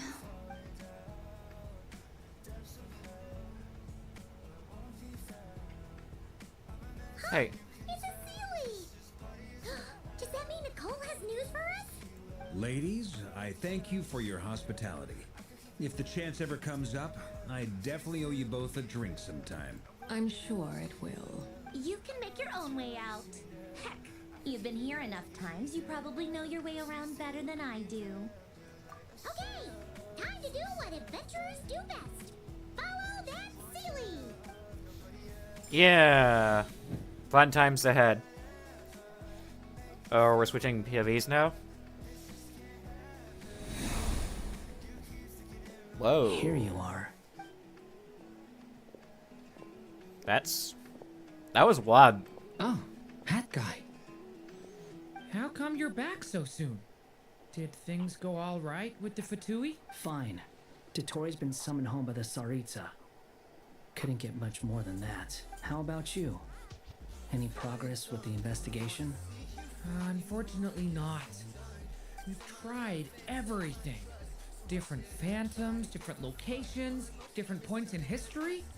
But the results were the same each time. I just noticed Durin's monsters roaming the land. Durin's vision People crying out in despair. is like element pyro vision there. It's silver. And usually silver visions mean they're associated with Fatui. That's just something I've noticed. Every time I see it, I can't help but think. Is this what it was like in Mondstadt when Dragonspine Durin attacked? And if I fail in the task I've been given, will I create yet another tragedy? That's just meaningless speculation. When we encountered similar phenomena previously, I tried to interfere with those illusions, using sounds and lights to guide them. However, we could not change their fates. At most, we were able to extend their existences. The events of the past are like fate that has been written into Irminsul. There isn't a living thing in Teyvat that can escape its past. Are you sure about that? Alice instructed us to try to find ways to change the outcome that these phantoms face. It's an impossible task. Can't you just refuse? Since she asked us to do this, I feel like it can't truly be impossible. Or if it is, well, mages can make the impossible possible. I could not have been born as Durin otherwise. But you also said that your past 39 attempts were fruitless. That's true. But you are still going. Yes. After this many futile attempts, surely you realize that you're not doing this because you still believe what some mage told you. It's because you want her hypothesis to come true. It's something you wish for deep inside. So, think for yourself about what you want to do. As long as you don't believe it's futile, it isn't. That is true.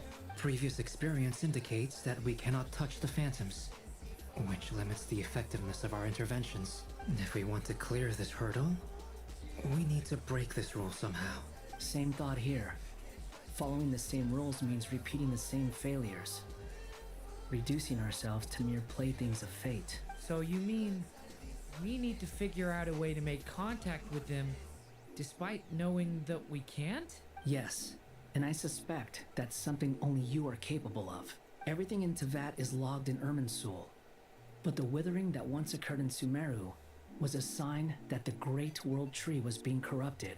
This corruption allowed things that should not have existed in Tevat to appear. This is tantamount to rewriting reality to an extent. You're saying abyssal power might be able to affect those phantoms? No one's ever tried it before. If you're gonna try it, it'll take courage. And you have to be confident that you can control it. Is anyone there? Has anyone seen my daughter? She's missing. I have to find her. I hear someone inside. Spargana? Are you in there? If I can use my abyssal powers to warn him that there is danger here, maybe it'll change his decision. Maybe he'll stay away. Yes. The important thing is not the nature of the power, but rather how you use it. To intimidate and obstruct. Sounds about right for the Abyss. Let me try. I should be able to influence that thing. Have you seen a little girl? Okay, I said I was going to show that one Wanderer voice line.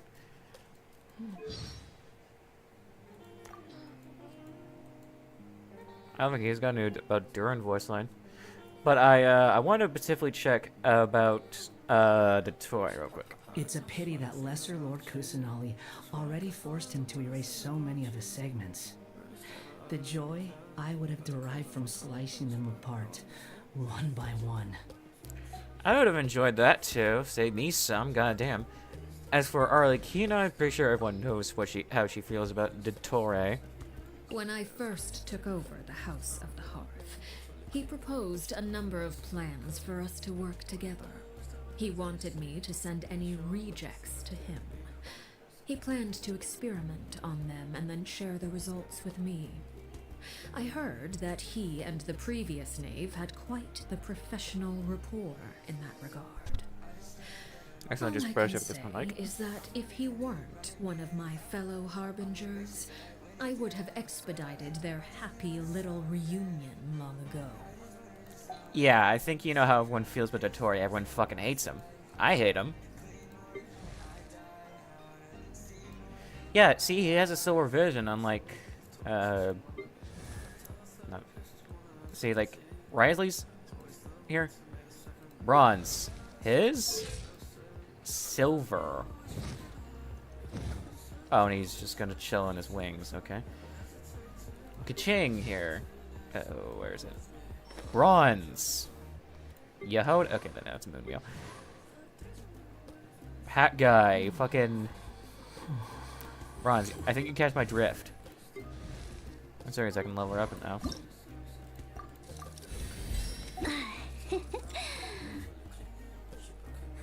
What? This isn't the time for that. Just So you want me to... Want me to use my elemental skill? Or you want me to follow this guy? I hear someone inside. Spargana? Are you in there?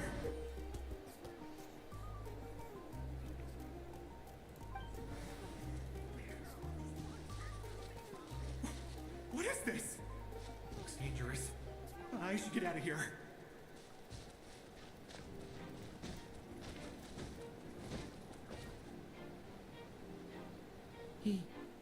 He really left. Huh, we did it. Okay, that actually did something. Don't celebrate too soon. Follow him. See what he does next. Okay. Monsters approaching from the front. You need to stop them and create an opportunity for him to hide. I guess you want me to use this? Or not. Damn. Too slow.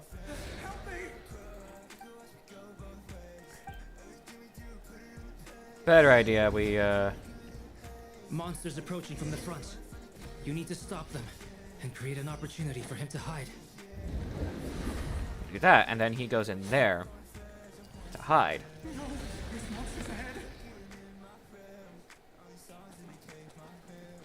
So then he goes in there, and then you want me to do this? The barrier I saw earlier? Why is it appearing now? It's as if someone's controlling it.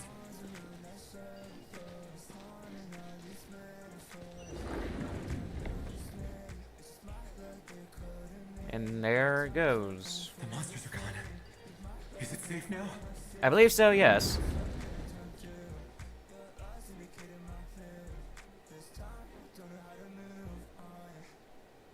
The barrier's gone too. How odd. Anyway, I guess I'll keep going.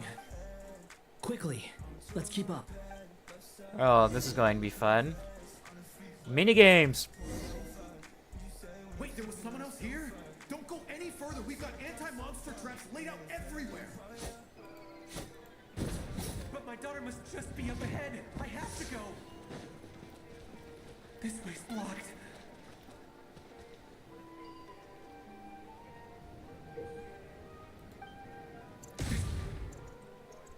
Boom. Oh, I guess I detonated too close to him. Okay. Don't detonate it too close to him. Okay, gotcha. Wait, there was someone else here? Don't go any further. We've got anti-monster traps laid out everywhere. But my daughter must just be up ahead. I have to go. This way's blocked.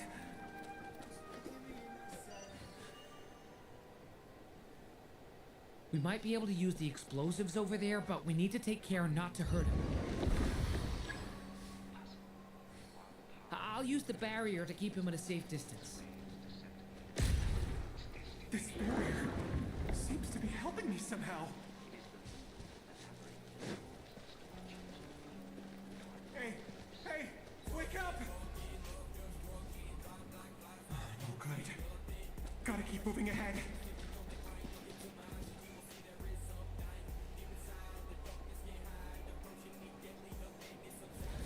So many monsters! There's still a chance, Durin. Use the traps.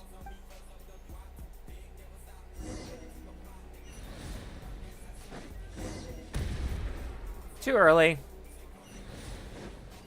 Way too fucking early. God. Can I get a convenient reset button? Can I get a reset button, please? So I don't have to deal with that again. Running for fun. Oh my god. Minigames! Minigames! Oh my god.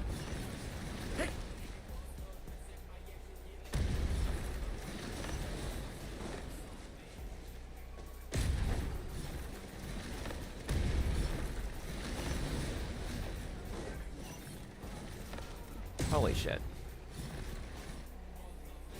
God damn it!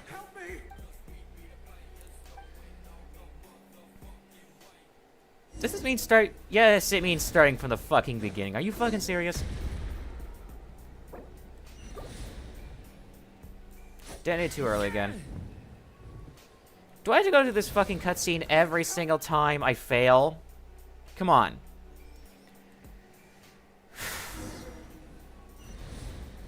This is going to be fun.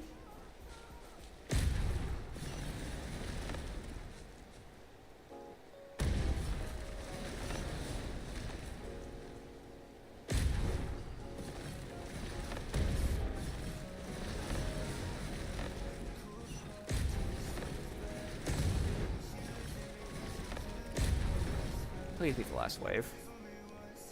This is a new development. I've never seen this happen. We might just be able to save this person.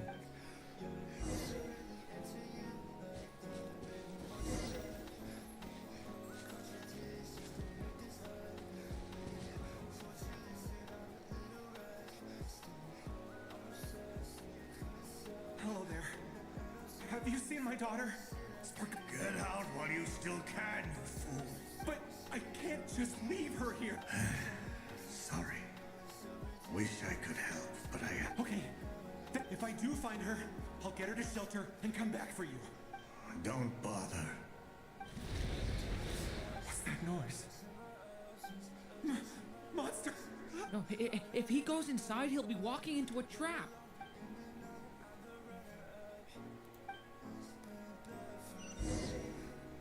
So... Why? How will I know where Spargana's gone like this? You know what? I'll trust this strange barrier. It's gotten me this far after all.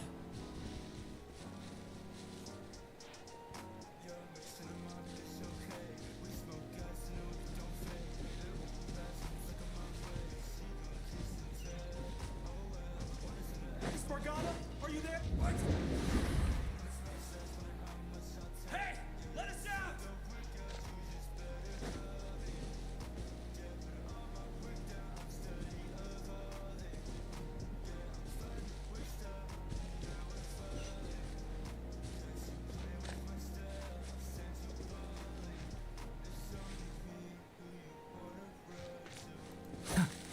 Was I not supposed to do that?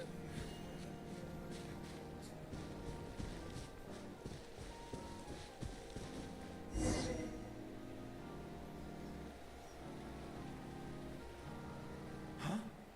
That looks like one of my daughter's books. Thank you. Thank you. Yes, it's one of hers for sure. That's her name on it, right? Durin, just like last time. Use the explosives. God damn it. Not this shit again.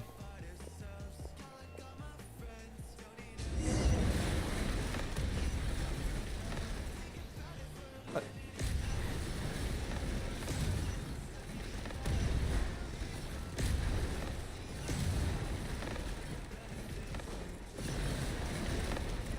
Oh god. It won't work. There's not enough left, but then... It might not be the only one. Better he misses that clue than loses his life. I guess so.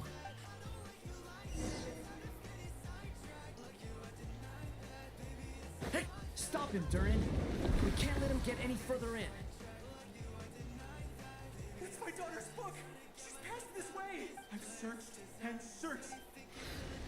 I no longer have anywhere else to go. Come on, dude. All that for nothing. I'm sorry. He refuses to go anywhere else. Whether he... Albedo? Hat guy?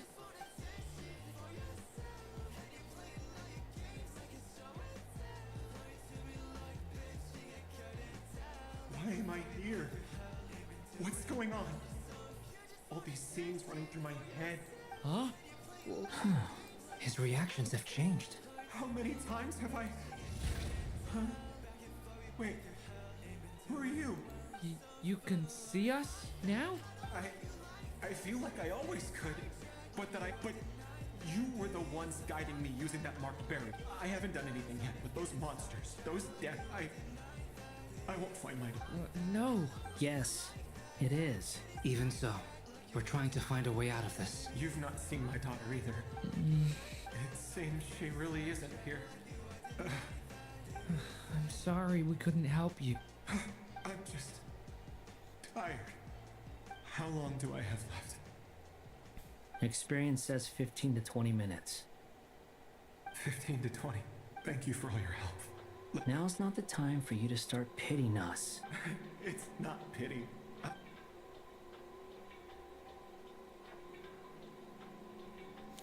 Well, this has certainly been an experience. You're from Mondstadt, yes? And you're from Sumeru, where they've built an academy into a giant tree? Yes. It seems you've never heard of either place. Those names are unknown to me, I'm afraid. Yes. I have, but I heard that it was destroyed in the distant past. I see. That was where my ancestors once lived. What about Delphi Pytho? Was it later rebuilt? I've never heard that name. Then what about Sal Vindaknir? I have seen that name on stone tablets on Dragonspine. But I'm afraid the only things left of that place are its ruins. I see. Sure enough, there was no way to turn this around, huh? I'm sorry. I was the one who asked to chat, but it seems like we're too many ages apart. There's barely any common ground to start from. It's all right. We did hear something new, at least. From how you speak of your lives, things must be going all right for you, I guess. They are. Mondstadt is a place of freedom and happiness. There's a lot of good people in the church and the Knights of Favonius, and even outsiders find that it's an easy place to feel at home. We have festivals a few times a year. Everyone gets together to drink, sing, and be merry. Sumeru is a lot more uptight. Not really the kind of place where you can relax. It's a nation fraught with problems wherever you look. But if all you want in life is to seek knowledge, I guess it's pretty much paradise. That's wonderful. In other words, after this all-devouring black tide passed, humanity That sounds did not familiar. really avoid extinction, but rose to build prosperous civilizations anew. I mean, I can see you all right now. That must mean the future isn't a total mess, right? That's true. Well, time's almost up. Let's part ways, I think. Might be best if you don't waste too much time on me. The chances are slim, I know, but I'd like to spend these last few minutes looking for Spargana. If things work out, I'd love to tell her about what I've heard. May we meet again. Well, or not, most probably. In that case, may your wishes come true.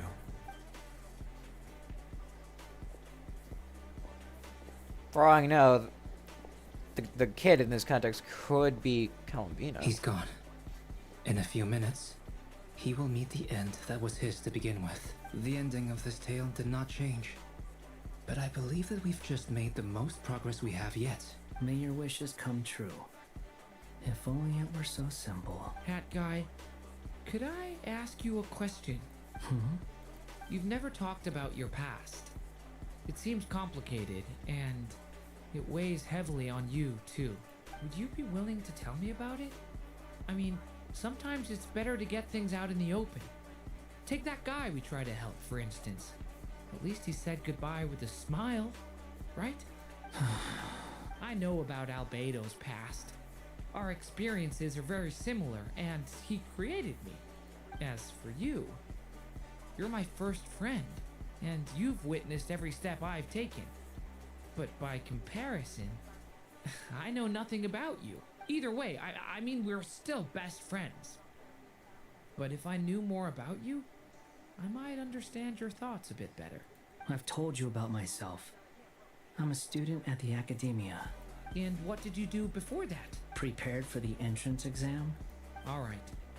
If you really don't want to talk about it, I won't press you any further. I was a puppet built from the branches of a white tree, using technology left behind by the Conrian schools of mechanical engineering. He lies. A white tree? You mean an Irminsul tree? Yes. A branch of Irminsul that was once connected to the main tree. So you had a human creator too? Yeah. But my creator abandoned me after deciding that I was a failure. That part's true. After that,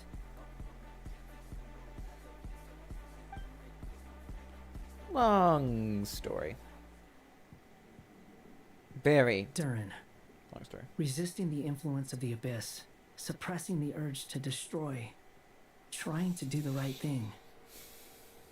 None of these things are easy, but no matter how hard they are, trying to rewrite past wrongs is far harder. You asked me if you would create a new tragedy if you failed. I told you there was no point speculating about that.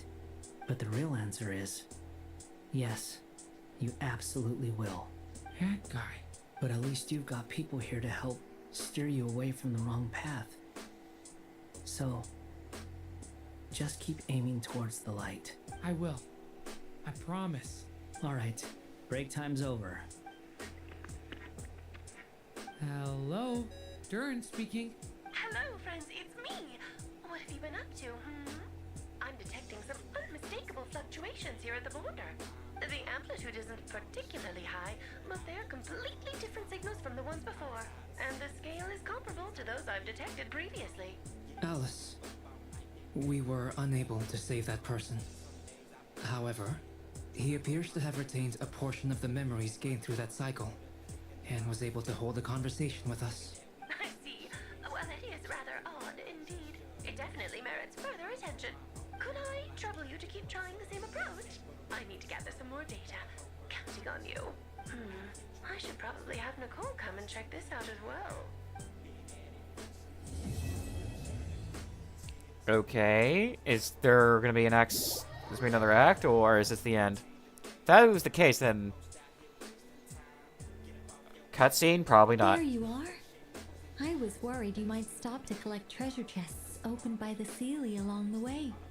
It would have taken you so much longer to get here. Another conversation I cannot hear. I am delighted to see that you understand what takes priority, and that your adventurer's instinct has not swayed your resolve. Really, I must applaud you for it. You should know. Paimon's head. Okay, I'll try and keep it short. My senses are telling me that this is where we shall find the entrance to the ruins. Oh, cool! Look, what are we waiting for? Let's open it up and see! Patience. This was a sanctuary of great importance to the Hyperboreans. A special process is required to open the gate. Oh, like the place that housed the Eternal Moon's Marrow? Okay, so what's the plan? Need us to do anything? And just the short version, if you can. Ah, all right then. I was planning to start with some background on the invention of these techniques. Are you sure you don't want to hear it? It's quite informative. Excuse me. Remember what you were saying about priorities? Fine. Simply put, we need 3 human representatives to successfully undergo a process of Kuvaki resonance. Think of it as a test from the 3 moon goddesses to see if the entrants are qualified, with the most recognizable qualification being Kuvaki. Pretty sure Lauma would ace that test. Oh, wait. We need 3 people. I also have no doubt that the Moon Chanter would be qualified, but we would need 2 other people with the same constitution. Therefore, the most feasible method is not so much to follow the rules, but to figure out how the test functions and find a workaround. I've done some research, and it turns out the mechanism is rather crude. We'll simply need humans to stand before it, who have sufficient Kuvaki energy within them. I'm with you so far. How do we get the Kuvaki in them? The easiest way would be transfusion. Take Oh. Kuvaki from Nodcry's soil. Put it That into sounds like a bloodstream, that's a and pleasant get it process. circulating in the body. Pleasant. So we're going to cheat on the test? Precisely. There are other methods, but this is the simplest one. Cheating the system is much easier than trying to hide from it. Huh? Sorry? Does the idea of cheating upset you, Miss Lauma? No, that's not it. I suddenly had an idea. Oh, what is it? It's about Moon Prayer Night. I figured out a way for Kutar to join in the festivities. Huh? But as Paimon said, we need to have our priorities straight. Let's get back to the test. I'll follow up with Nefer on the festival arrangements. Oh, okay. Anyway, is this really the best method we have? A Kuvaki transfusion sounds dangerous. No matter how you slice it. And not to mention dirt in the bloodstream. Wait till you hear the other methods. I'd be more than happy to go through them if you'd like. There are several. No need, we're good. Let's go with this one. Very well. Kuvaki transfusion it is. Now, I should mention that the risks can be greater or lower depending on individual compatibility. It would be rash to simply infuse the Kuvaki and hope for the best. If the body rejects it, the reaction can be quite severe. The symptoms are similar to another condition that some people living here suffer from, known as congenital Kuvaki sensitivity. So, before we execute our plan, I will perform a simple test of my own to see who is compatible and who is not. Once that is done, we will have to complete the resonance process as rapidly as possible. The participants must remain stationary while the Kuvaki circulates and bonds with them, and they mustn't eat or drink anything. What? No eating or drinking? That's some hardcore fasting. They'll all be monks by the time they're through. 3 days. Oh, that's so long! And we still need to find 2 more people who are not just compatible, but also willing to volunteer. Fasting? What are they talking about? Really? Don't you want to think this through? Haha, count me in too. 3 days without food? I can handle that. Miss Nicole has made it clear that this is the easiest way. The way I see it, there's nothing else to discuss. It's time to step up. Yeah, you're right. In that case, Paimon volunteers to be captain of logistics. She'll keep the fires lit and grab some spare clothes to keep you comfortable. Then we'll start with you first, Traveler. Please step forward. We do have a moon marrow in us right now, so it could be potentially we could potentially be the most compatible option. How's it going? Do you feel anything? We have used Kuvaki before in both story and. How about now?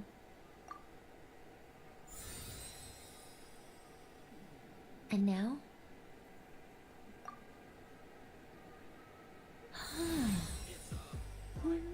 What about now? You guys, it's not a competition, you know. All right, I'm officially impressed.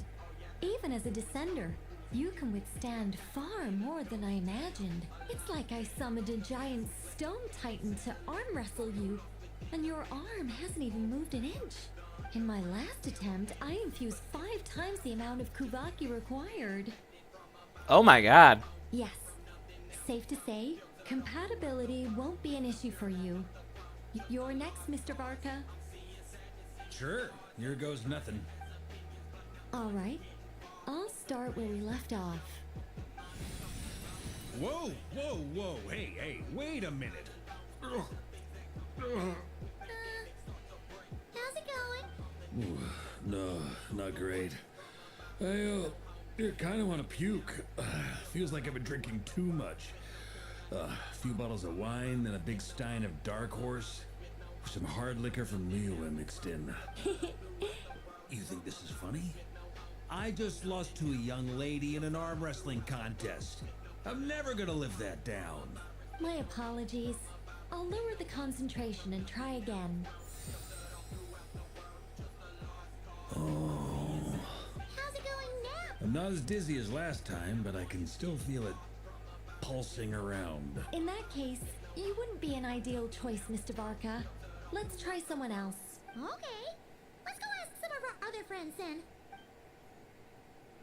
Like who? I don't know. They gotta be compatible, and they need to be able to withstand for 3 days without moving. I could have an idea with that. I'm a very twitchy person. No surprises here, Miss Moonchanter. You're perfectly compatible. You may... And... Miss Nefer. I'm getting a slight headache. Shame. You were so close. Yehoda? Whoa, time itching all over. Allergic reaction. We can't have that. Huh? Well, are you gonna start a what? The Hexen Circle is an organization that cares for and protects children. We will not have them do dangerous things. Not even tests. Enefa?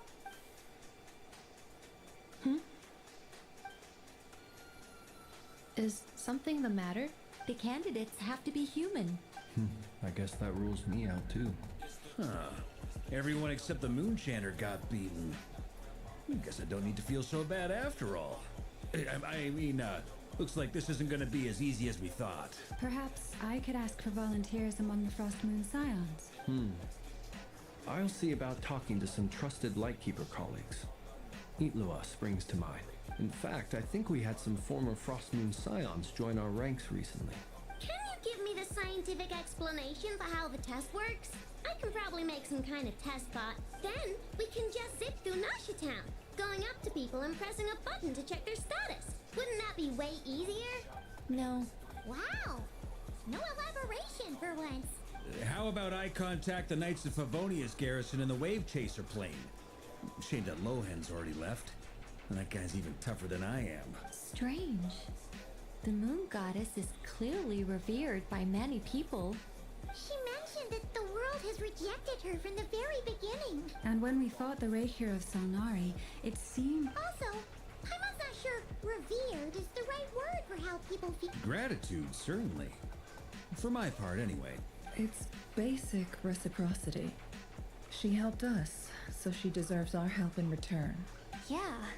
Even though she looked like she didn't care, she still saved a ton of people, including me. A review of the relevant data leads me to conclude that Miss Columbina is a good person.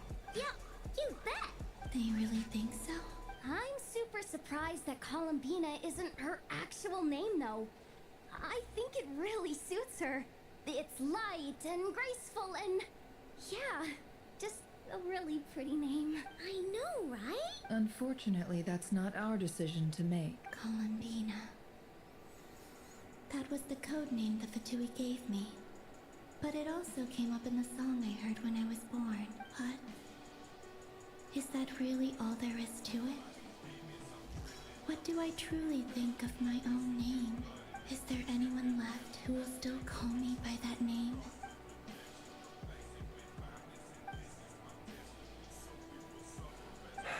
Moon Prayer Night is getting closer by the day. We're running out of time. We need to Oh, look for other candidates. found one. Then allow me to try. Huh? What are you doing here? You contacted your friends via the Adventurers Guild. Sandrone has been keeping an eye out for something like that, so she informed me. Since I have the ability to accommodate a moon marrow, I should prove to be a suitable candidate. Arlecchino. When can we begin? I see. We can begin right away.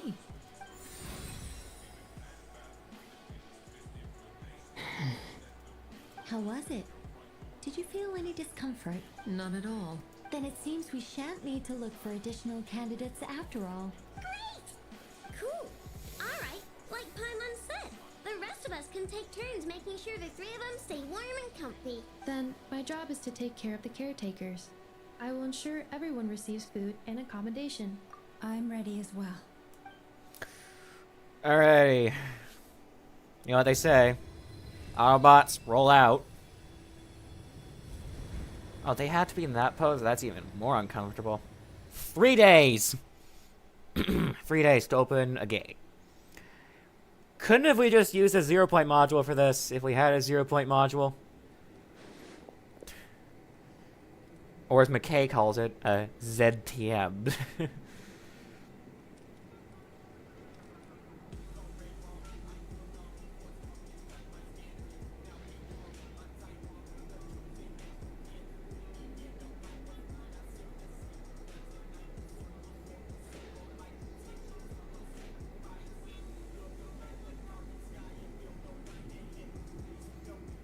Interfering could potentially result in instantaneous disintegration. Just thinking out loud. The work is done. The sacred scroll shut. The stars grow dim, the people silent. The white sun sets, the silver moon rises. O path to the temple, appear now before us. Sparkly? Did it work? Is the question.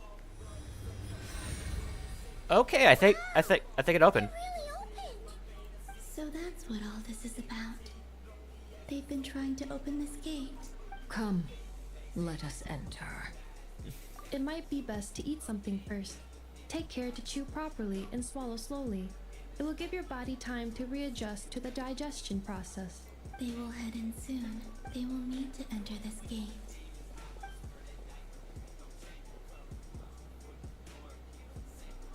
Huh? I cannot pass through. Is it because I have no physical body? It has been 3 days. My strength is all but completely faded. Can I really hold on until Moon Prayer Night? Here we are, Act 6. I need a mental break right now. Let me pause the game. Go into mission. Use the bathroom. I'll be right back. I'll be right back. Yeet.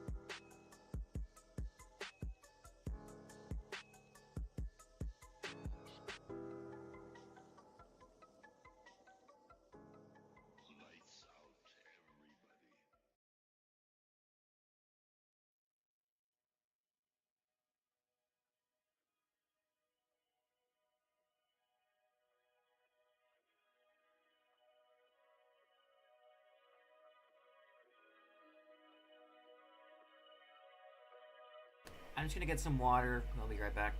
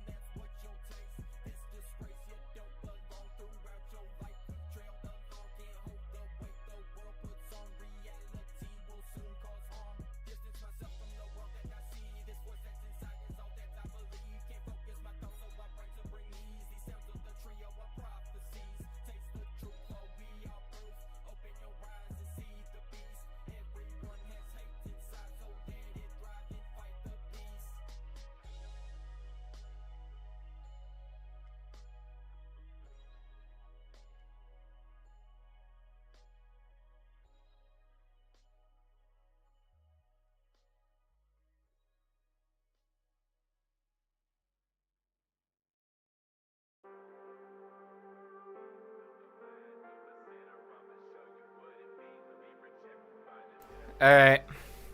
Back. Got some water here.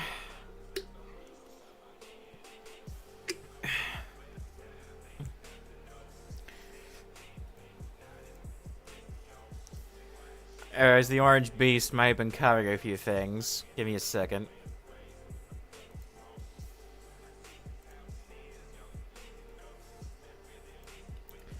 There we go. And let me shrink the actual image.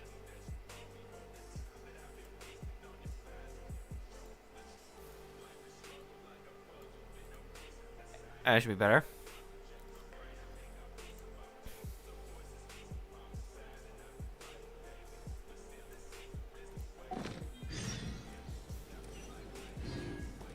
Am I ready? Recommended elements, pyro. I have a pyro character right here. Oh my god, she's smirking. She is smirking. Holy shit.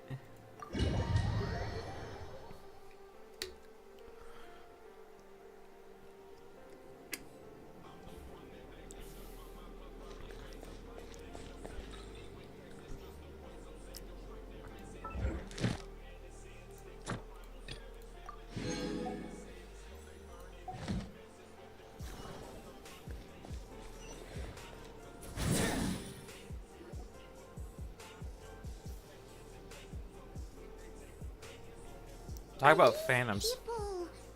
Judging by their clothes, they appear to be phantom Hyperboreans from the distant past.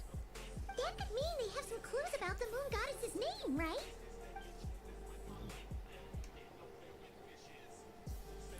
So we're gonna ask. Could you tell us what the moon goddess's name is? Sorry. That's probably a weird question, huh? How do we explain this? The moons are long gone, and their goddesses are dead. Their names no longer mean anything. When a new moon goddess is born, we will surely know her name. We have used every last resource at our disposal. All that remains is to wait, patiently and quietly.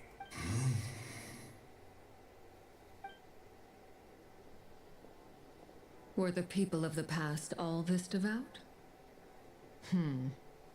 It looks like this phantom doesn't intend to converse with us any further. Surely the new moon goddess he speaks of must be Columbina. Alas, Kuthar's birth came long after the age in which he lived. But, maybe if we find a phantom from a more recent age, they might know Columbina's real name. True. Keep an eye out. We should be able to tell which era they're from by the clothes they wear. Yeah, you've been pretty talkative this whole time. What changed? Oh, nothing. I'm fine. You all make good points. When the Hyperboreans speak of moon goddesses, they mean the three from truly ancient times. I can't imagine they would know anything about our current moon goddess. There once was a time when the moon goddesses blessed them greatly and protected them from harm. So, when the war between the gods and dragons plunged the world into chaos, it seems they looked once more to the moons for help, praying for a new goddess to be born. Yeah, that checks out. Let's continue on. Who knows what else we may discover?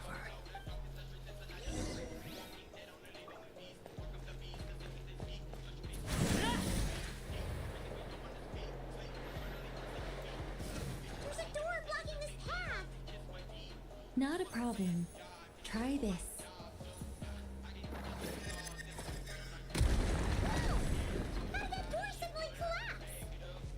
I This press device T. is maintaining the door's integrity.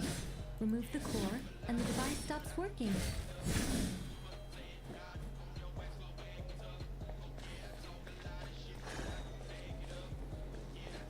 Is this our destination? Whoa. Impressive. Very More precisely, impressive. This is a device that will help us reach our destination. Another one of these Kuvaki lines. We still have a long distance to cover. Door in the way.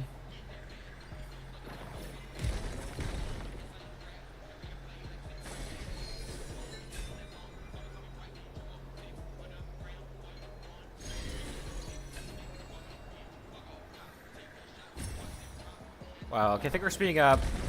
I think we're speeding up.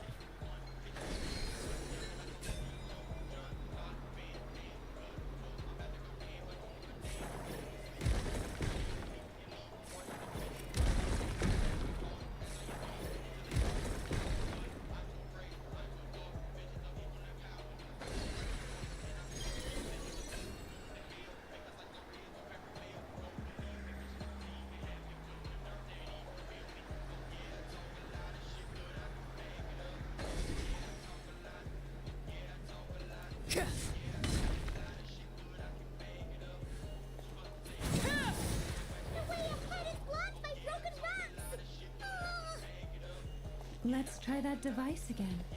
Remember the door from earlier? It works in reverse, too.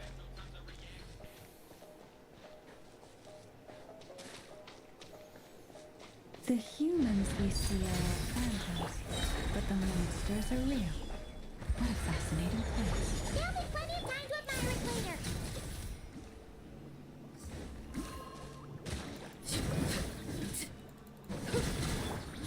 Busted.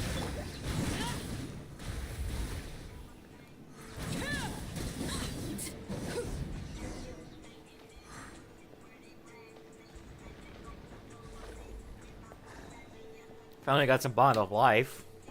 Finally. Oh, there's a whole bunch of artwork in here. Seems pretty old. Nicole, this is probably your area of expertise. What do all these paintings mean? Let me see. To understand these murals requires some knowledge of the history surrounding the War of Funerary Flame. I shared a little of this with Lauma before. Yes, I think I follow. The dispute between the Moon Sisters, the transformation by Nibelung. Oh no, it's no trouble. I'd be delighted to share the tale again. Nicole. Alright then. Tevat's 3 moons and their goddesses Oh boy, here were she goes. brought into being by the will of Nibelung, the then ruler of Tevat. But when the heavenly principles came, they changed the world completely, down to its very foundations. The moon goddesses were nowhere near strong enough to challenge this entity. But the heavenly principles did not view them as heretical entities that had to be removed.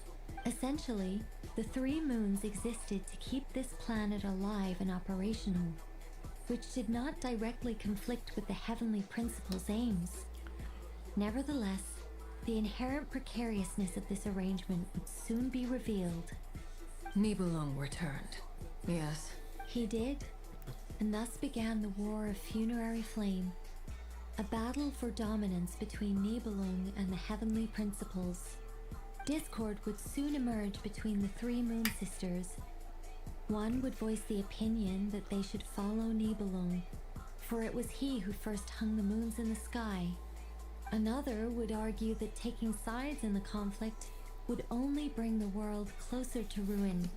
There was no telling where it would lead, especially since their creator had returned, bearing the perilous power of the abyss. Nibelung would eventually discover their disloyalty. He had all 3 imprisoned before transforming the moons into weapons with which to fight against the heavenly principles. What? Weapons? Yes. Oh. The very moons that had once defended the planet became instruments of death and destruction, striking terror into the hearts of all living things. And although the heavenly principles and the 3 Moon Sisters had once been at peace, it now seemed that the moons posed an unacceptable threat to Tevat. It is possible that the heavenly principles did not know of the goddess's imprisonment. If so, the weaponization of the moons would surely have been viewed as an intentional breach of the peace agreement. Regardless of who knew what, when, the heavenly principles shattered 2 moons and flung the other beyond the skies. Whether the goddesses managed to escape Nibelung's captivity after his fall, nobody knows. But this much is certain. From that day on, the moons no longer belonged to Tevat. The rejections slowly drained their power until eventually they passed away. So this is basically just one giant misunderstanding. You say the moon ceased belonging to Tevat from then on. Why then would Columbina be born here? That is perhaps due to the lingering connection between the Frost Moon, which was not shattered, and this world. You could see it as the 3 sisters' dying wish. They never desired war. All they ever wished for was to protect this land. If the final fate of the 3 goddesses is as you say, then Columbina faces the same grave danger. Our investigation has yet to bear fruit. We must hurry. Yeah, you're right. Let's keep going.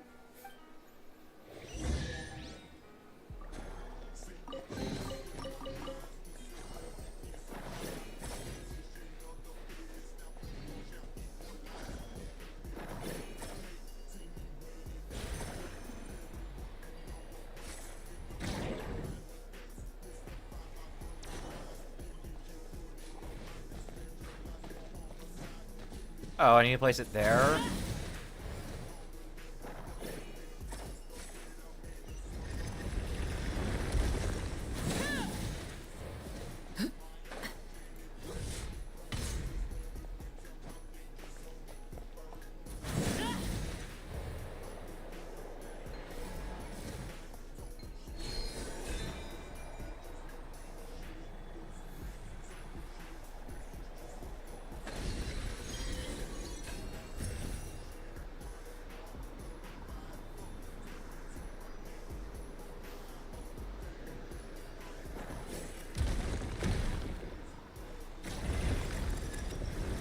Uh-oh, we're gonna crash!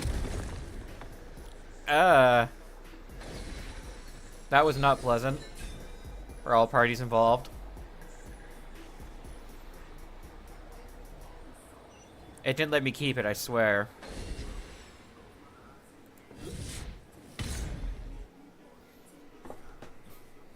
We're finally here. Guessing we'll need to activate this thing? Looks like a Indeed. gate, another gate. I was a little worried about that at first, but as we got closer, I sensed that the Kuvaki within it flows unimpeded. It should be functioning normally. The only issue is how to activate it. It's looking a little worse for wear. What about the cores from some of the other devices we've seen? Can we repair it using those? In all likelihood, yes. I imagine that would have been the Hyperborean's backup plan. Let's look for some cores.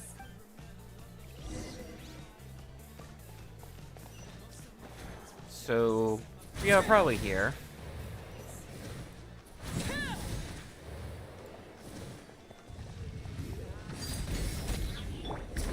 Stabilize. Rain, help. Mine's your fate. Gotcha. Order guide you.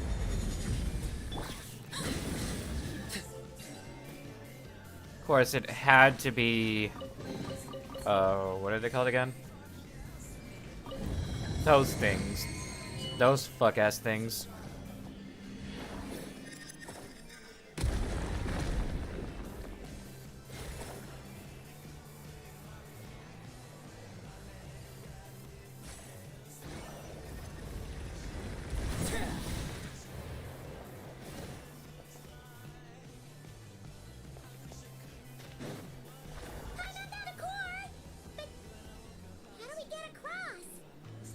I have a... Walk up, then jump down. I had a plan?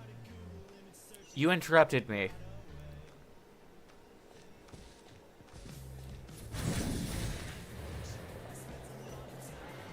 Whopper flowers. They're called whopper flowers.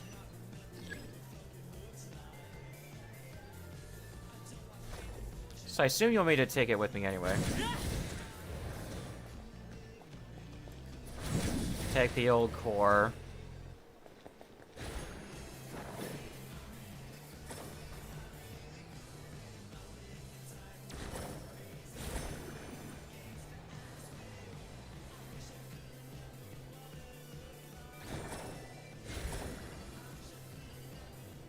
A little bit of a squeeze.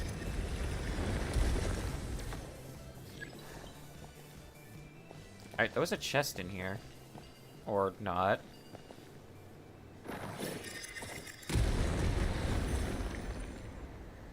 That should be enough cores. Let's head back.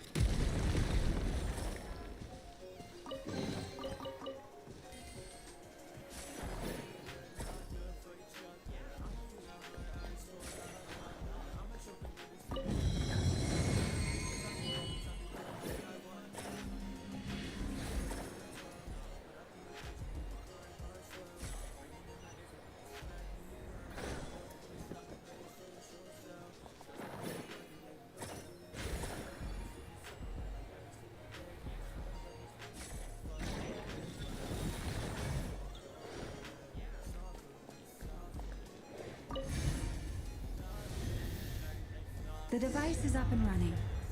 It's hard to believe that the ancients were capable of constructing such things. Our destination! It's right up ahead! Yes. Very interesting. Let's go. Interesting effects.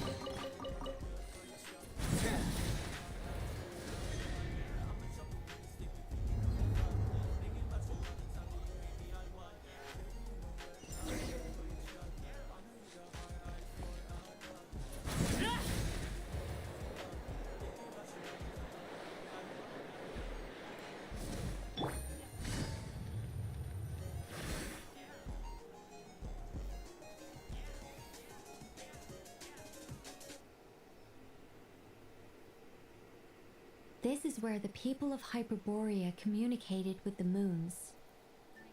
We need only place the moon marrow upon this platform on Moon Prayer Night, and we shall be able to open a portal to the moon and send our moon goddess back home. The assumption being, of course, that we can find her first. That's right. You want to know if it's safe there, don't you? And yet, she has no choice but to return.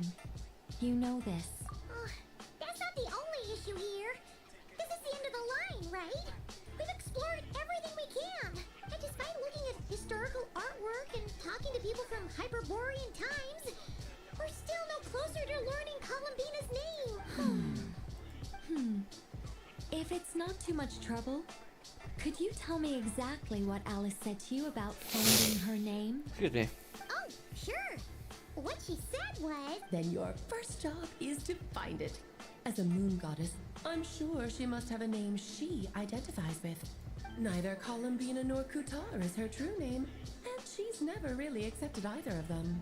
Is it not also possible that she has never had a true name? Not at any point in history? That would be a hard pill to swallow.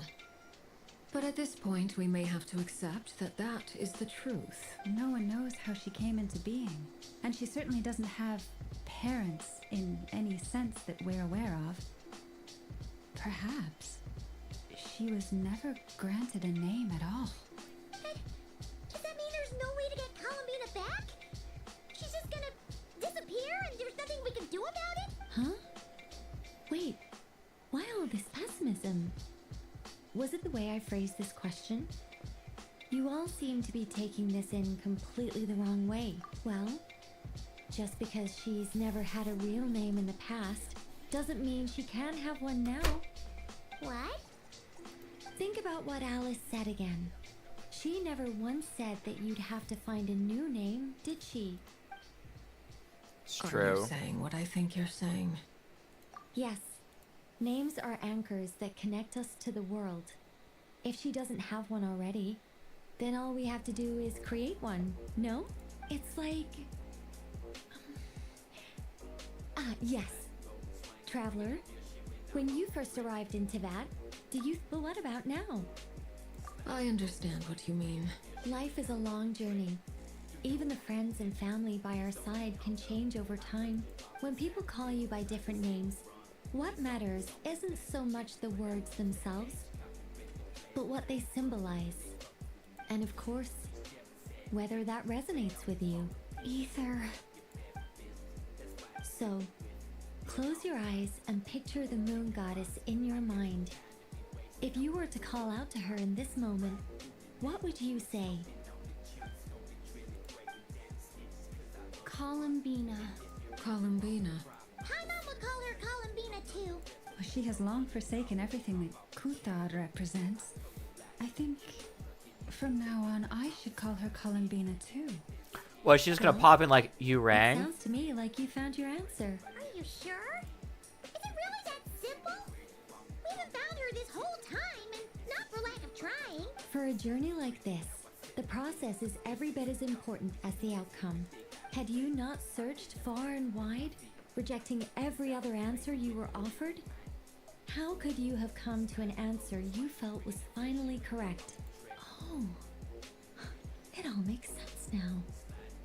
This has Alice's fingerprints all over it. Are you suggesting that Mage knew from the start that Columbina never had a real name to begin with?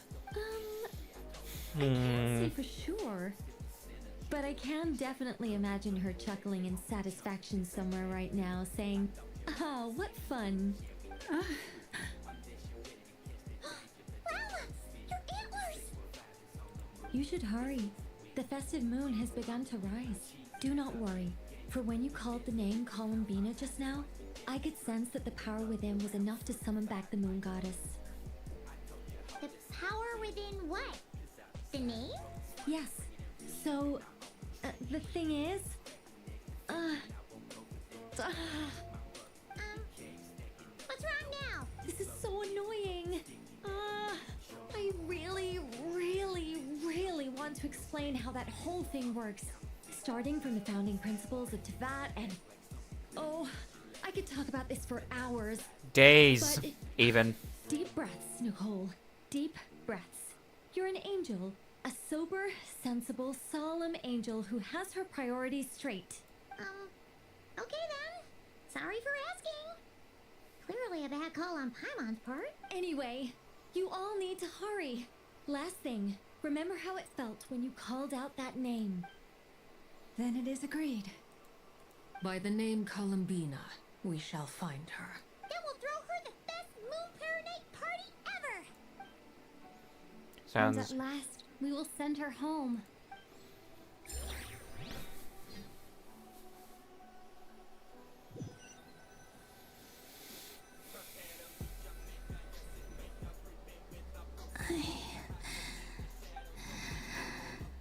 Have they come back out?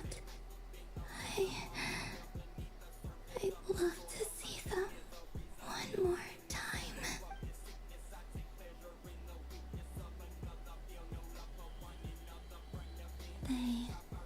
They didn't make it.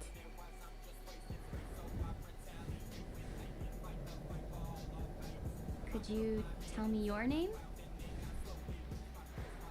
My name is Columbina!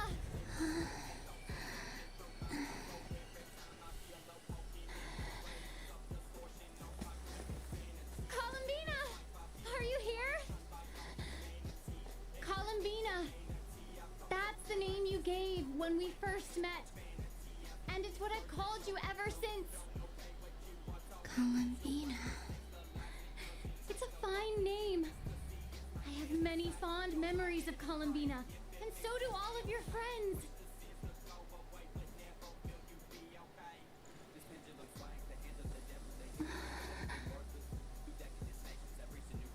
If you like this name,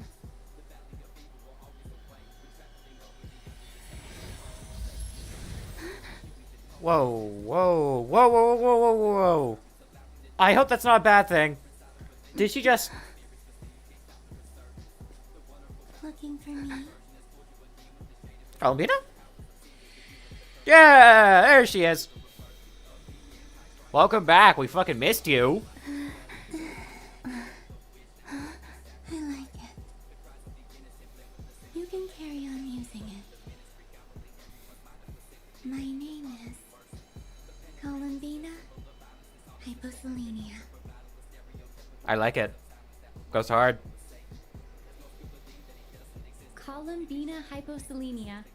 That's a wonderful name. Kind of rhymes. Columbina I Hyposelenia. never thought that Columbina would become my real name. But after I met you and my other friends, the things that this name stood for slowly began to change. It went from being a Fatui code name to something my friends call me. What? I'm just so happy for you. Thank you. So, where's everyone else? We can go and meet them very soon. Everyone went to different places to try calling your name. Great. I'd like to thank them as well. Everyone's done so much for me. Searching for my name, entering those ancient ruins. Huh? Wait, so you were... Yes, I was there. Not physically, but my consciousness was still holding on. I followed you the whole way. Starting from when? You turned around and called out my name while you were in Nasha Town. Do you remember? Let's go. We don't want to keep them waiting. Sure. In that case, come with me. But... Before that, could you call my name one more time? Sure. Come with me, Columbina Hyposelenia.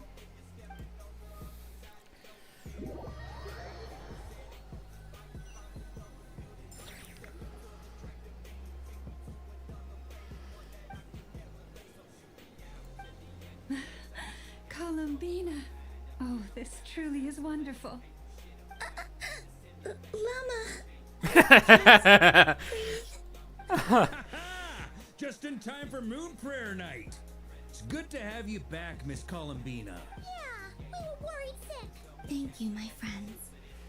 With your help, I now have a name that belongs to me. Columbina hyposelenia. Where's the second half from? You added it yourself? That's right. It means born beneath the moon. Yes. And by extension, it can also mean born beneath this world. A fine name. Now, as much as it pains me to interrupt this beautiful reunion, I feel obliged to remind you that the Moon Prayer Night celebrations in Nasha Town have already begun. Don't you want to enjoy the festivities? There's so much to see and do. And some of the ambient lighting and entertainments were sponsored by the kind souls in the Hexen Circle. Nicole? Why have you turned into Dodoko? So you're Miss Nicole. Thank you for helping us. And for helping me find my name. It's nice to finally hear your voice. You're quite welcome. Guiding lost people to hidden treasure is what we Seelie do. And if you ask me, spiritual treasures are far more precious than material ones. Chests are all well and good, but this was what... Anyway, I had to go help Alice. It seems like she ran into some trouble. That's why I couldn't be here in person. But don't worry, we're with you in spirit. We'll be celebrating right along with you. Keep an eye out for the Hexen Circle's festive stalls in Nasha Town. I think you'll like what we came up with. Alice said she even managed to rope B in this time. The Frost Moon Scions have also prepared various attractions. I believe Aino and Effa and their crew are setting things up as we speak. On that note, Nefer, about that request I made. It's all in hand. Yehoda is on site to ensure that everything goes off without a hitch. Wonderful. In that case, Traveler? Huh? Come on, Columbina. It's time to celebrate the best Moon Prayer Night ever.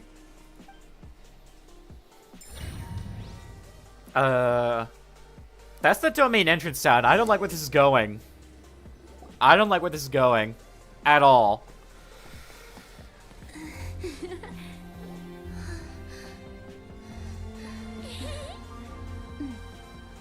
Hey, young lady. Would you like some Moon Prayer Night candy? Happy Moon Prayer Night. Oh, yeah. I almost forgot to say. Welcome home, Moon Goddess. Miss Columbina?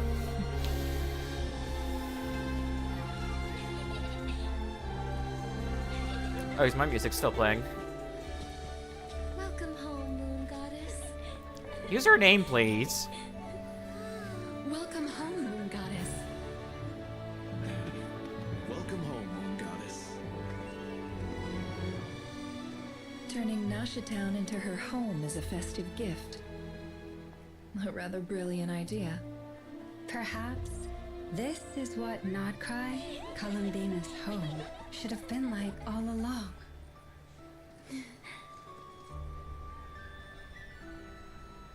Thank you for the gift. I like it a lot.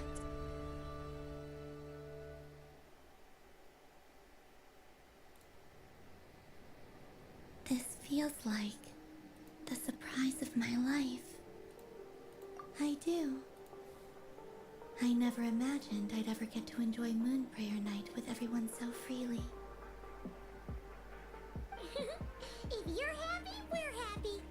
Quite a strategy you came up with. Hide the tree in the forest. It's not your usual style, Lauma. Is there something about Moon Prayer Night that enhances what's in your head as well as the antlers on top? Apparently so.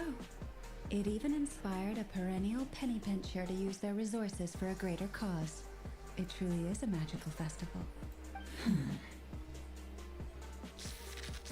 Uh-oh. I see it now. This bickering is actually a sign of a strong relationship. Huh? What's everyone doing here? Oh, Miss Columbina, you're back. Yes, I'm fine now. Thanks for your concern. How's your progress with Alice's assignment? Very well indeed. I've never heard her sound so excited. Not like this. This time her excitement seems more serious. Seems like she's had a major breakthrough. She said she'll contact us once she knows more. In the meantime, we're free to relax and have some fun. enjoy the time off while it lasts. I have a feeling that our next task won't be so simple. Come on, buddy. Let's have a little fun. I should go. I still have a few things to attend to at the Frost Moon Scion stall. And I think I'll take a look around. With any luck, this once-in-a-year festival will come with once-in-a-year opportunities. Hold up a second. Where's Varka? Drunk? I believe he made a beeline for the flagship the moment he entered Nasha Town. Go figure. That's Mondstadters for you. They know what they want when festivals roll around. Goodbye for now, Columbina. I hope you have Figured as much. a wonderful night. I will. There goes Yehoda. Our local bum. Don't just stand there. Get up there and have some fun. You'll definitely get a warm welcome at every stall. Oh, also, take this map with you. It's a guide to the festival.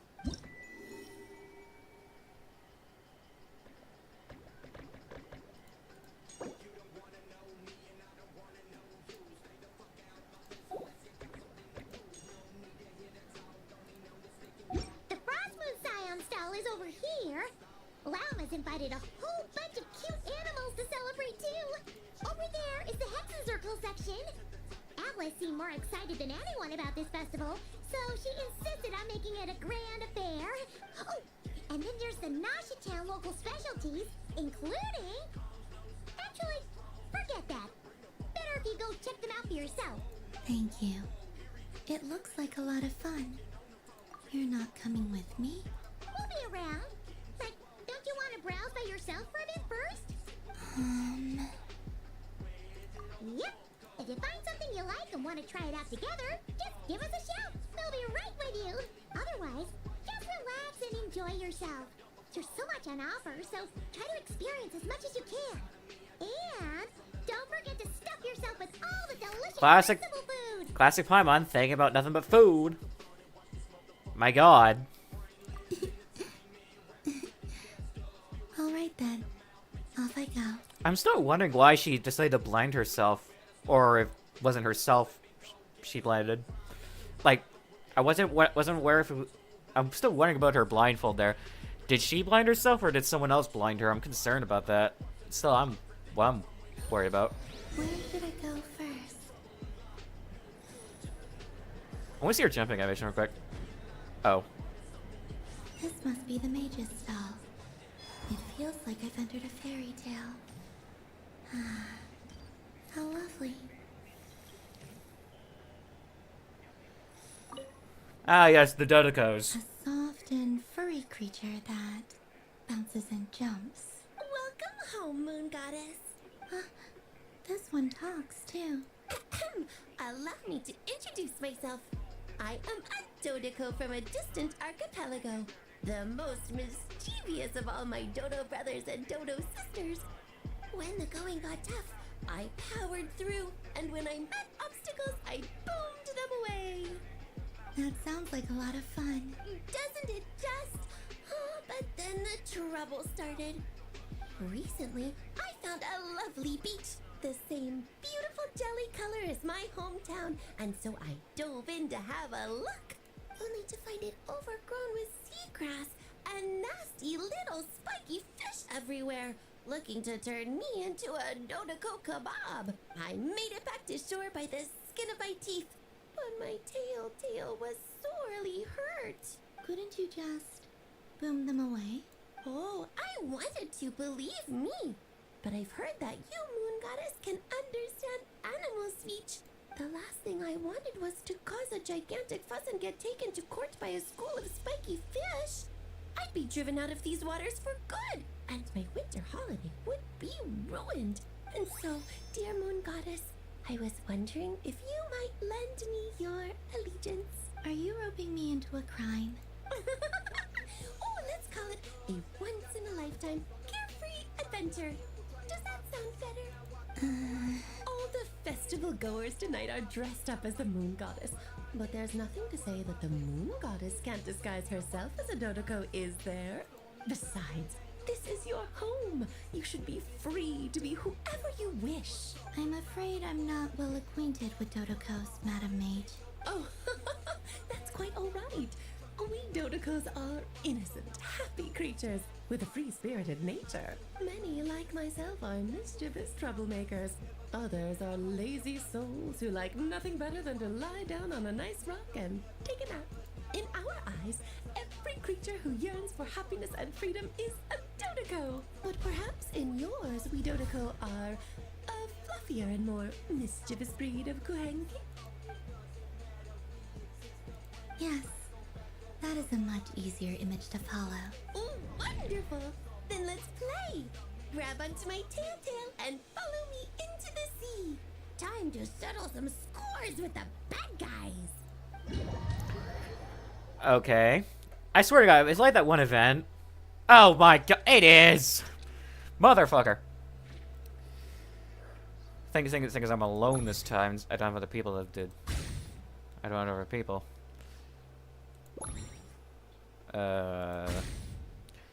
Please forgive me, because I hate this game with a passion.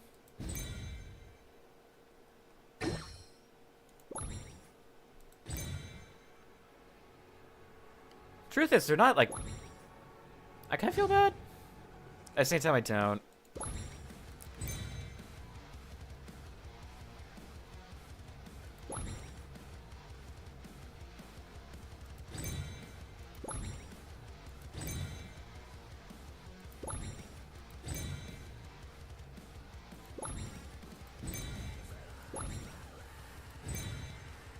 Bombs.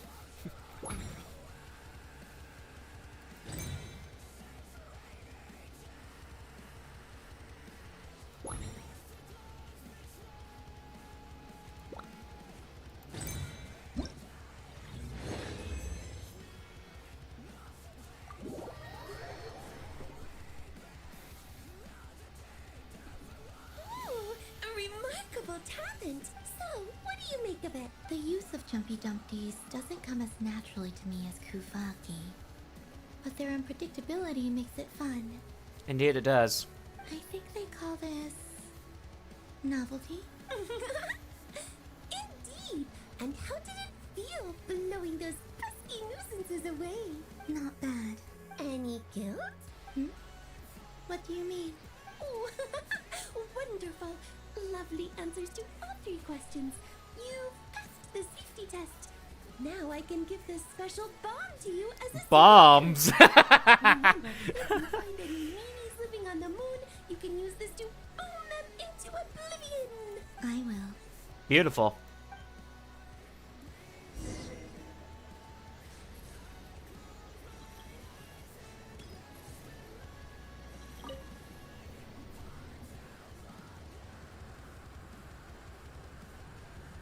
I wouldn't say it's unfair, exactly. I mean, your voice goes right into people's heads.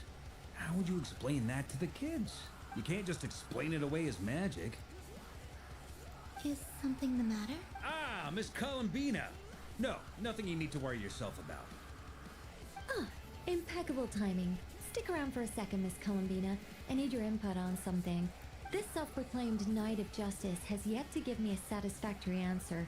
I, for one, would like to hear your verdict on the matter. Hey, now, I left the flagship just to help you out, Miss Nicole. What's going on? So Alice and I are both using long-range remote control spells that work on similar principles, allowing us to attend this festive fair in Dodoko form. Sorry, let me backtrack a little. While similar, there are some key differences. Alice, being a great mage, wanted her Dodoko to reflect something of her own charm and mystique.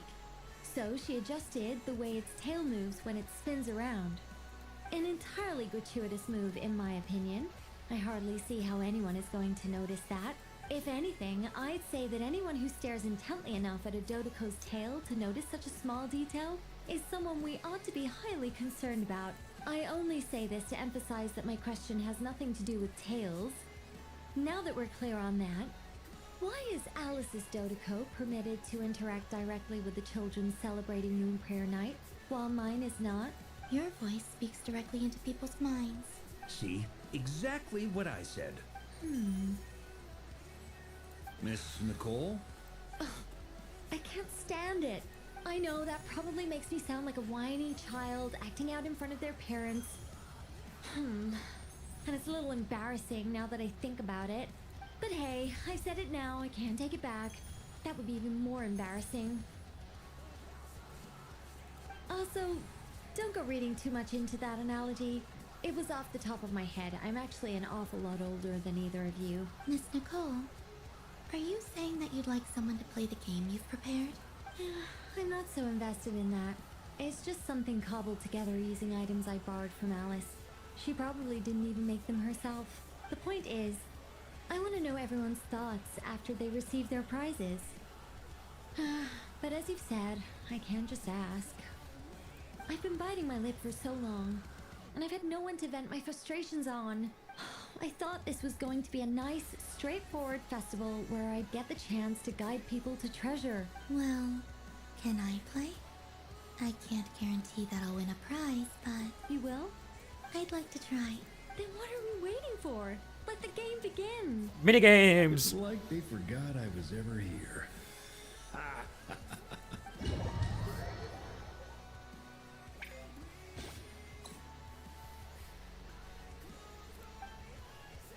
Oh, so it's like, 3 pinball space cadet. I'm old enough to know that. I completely forgot what my high score was. It's been so goddamn long. Balls.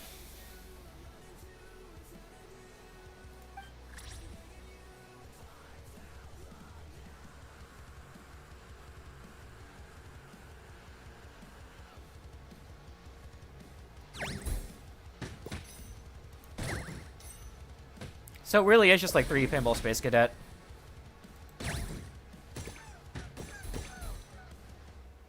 I've played this game before. I know what I'm doing. Totally. Please excuse the mini games. I'm not putting on any pandemonium music for this. I'm sorry. Wouldn't do any justice. Putting on pandemonium music for something like this.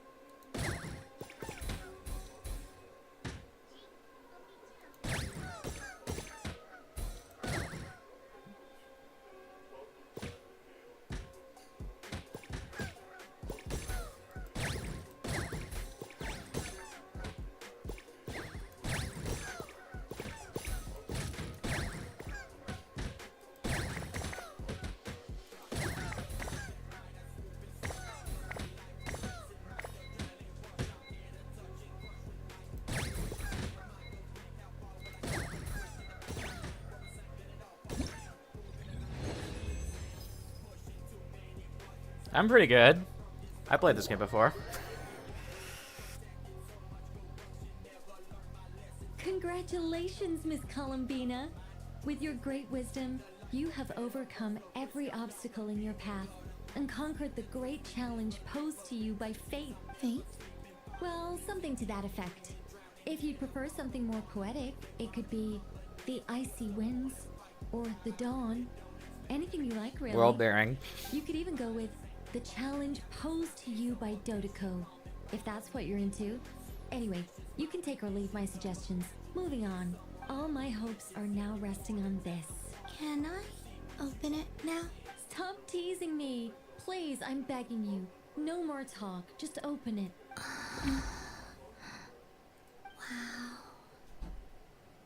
What a lovely sculpture. Classic and cute at the same time. Thank you, Miss Nicole. I'll Been always streaming treasure for about 4 hours There we and go. 40 minutes. Music to my ears. You have my sincerest gratitude, Miss Columbina. Thank you for sharing your precious time with me and fulfilling my wish. Don't mention it. You've all done much to help me. And still, I'm the one receiving all these gifts. You did a pretty good job helping us, you know.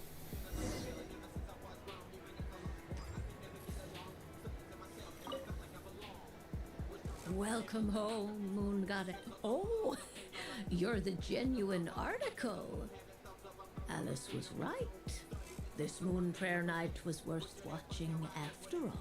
Another one that talks. Greetings. Pleased to make your acquaintance. I am the Hexenzirkel member they call B. Barbeloth Trismegistus. Columbina Hyposelenia. Pleased to meet you too. Hyposelenia. A fine name indeed. Now then, Miss Columbina, do you wish to hear a mage's divination? Divination? The Frost Moon Scions used to ask me what would happen in the future.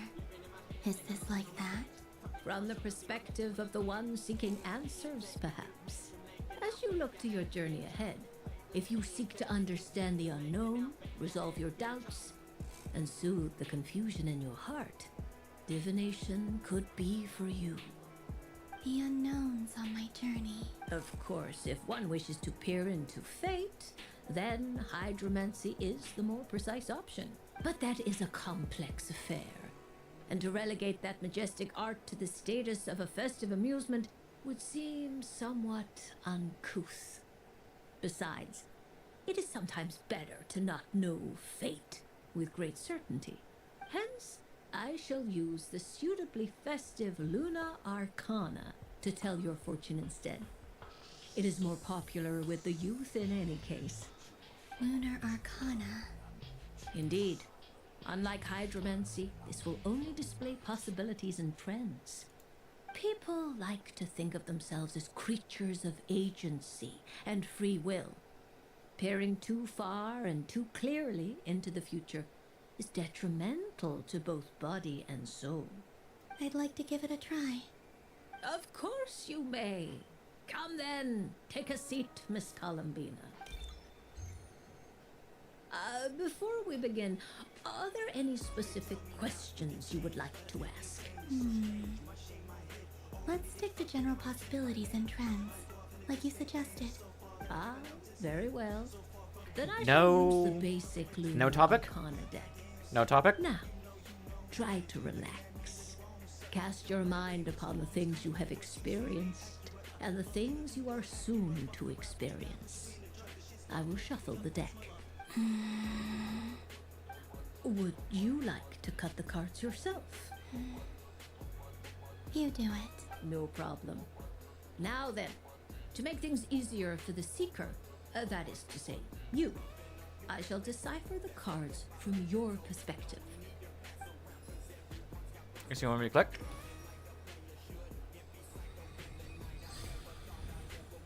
Holy flashbang. Please, draw the first Lunar Arcana. This represents destiny and is the foundation for the divination as a whole. Now, draw your second card. This will stand for the past, the sum of all your experiences that have come before. And now the third Arcana. This is the present, your interpretation of the current moment. Finally, the last card. This shall speak of the future, which... Oh. Kuvaki Pulse? Fascinating. I've never encountered this before in my role as a diviner.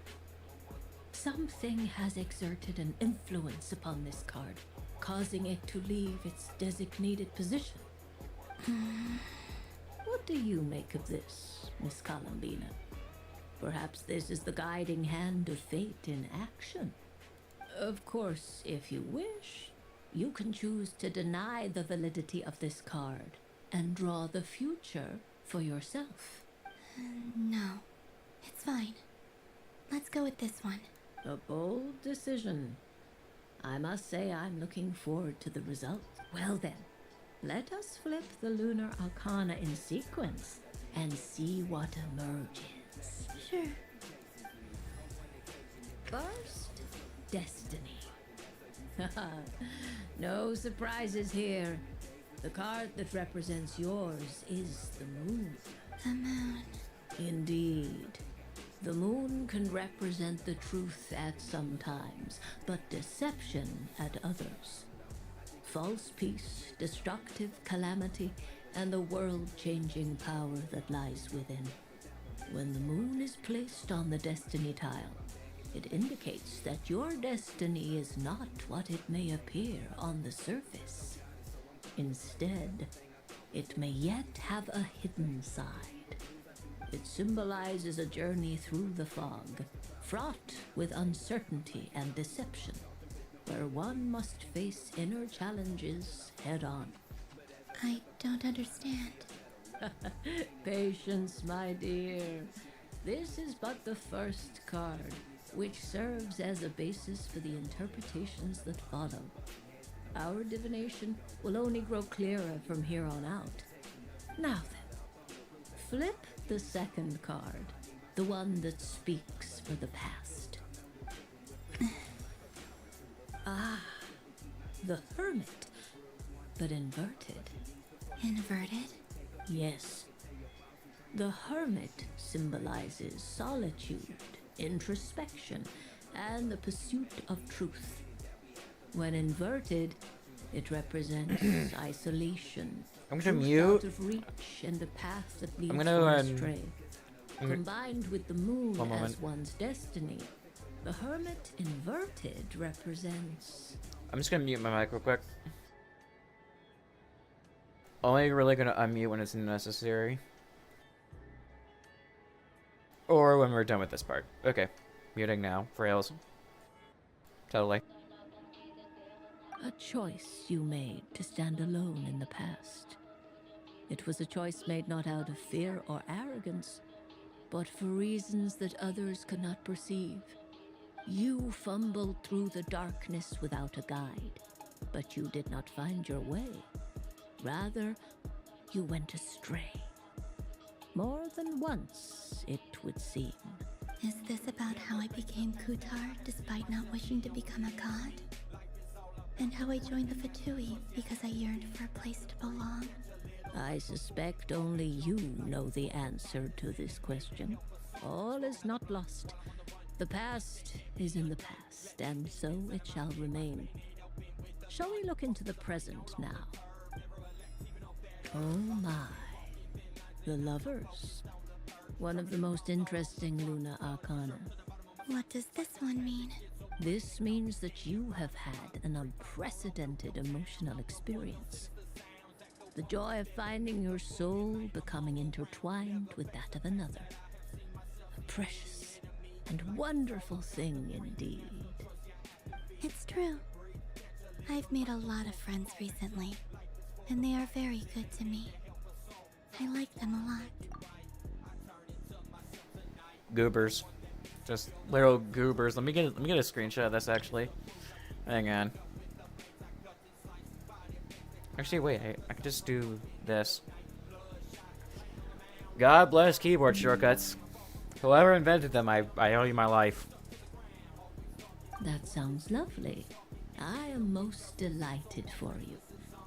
The Lovers can also represent important decisions, perhaps related to a parting of ways.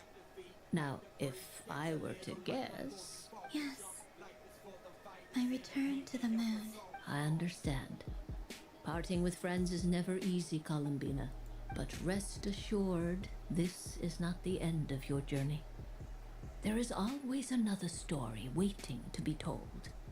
The future always lies ahead. The future.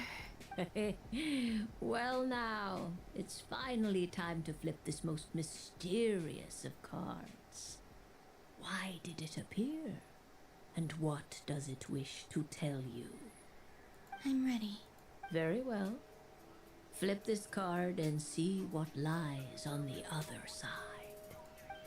Oh. Miss Barbeloth? What is it? This card is death. Oh! That doesn't sound very good. Oh, shit. It depends on how we interpret it. It is true that it can represent an agonizing death, a complete and utter end, but at the same time, it can also represent rebirth. Do not forget that your destiny card is the moon. That lends your future many different potential meanings. If death spells the end, is it unavoidable? As I have said, divination can only display general trends. It is a rough guide, but it does not show predetermined outcomes. Allow me to summarize it for you. In the past, you may have lost your way, but now you have gained new connections and new strength. You now face an important decision, one that may bring about a great change in what is yet to be. This change might, in turn, be the end of all things, or their beginning. But remember, everything is subject to change because of the moon present in your destiny. You must see the truth clearly and face your innermost thoughts. The truth. Thank you, Miss Barbeloth. Don't mention it. Some people dislike divinations, for fear of glimpsing an ending to their story that they wish was not so. But I can see that you're different. The result of this divination will not sway your decision. This is a rare quality, and one that diviners always hope to see in the seeker. We are here merely to guide, not to exert undue influence. I understand. Go then and illuminate your future, Miss Columbina. The moonlight that shines from you now is most captivating.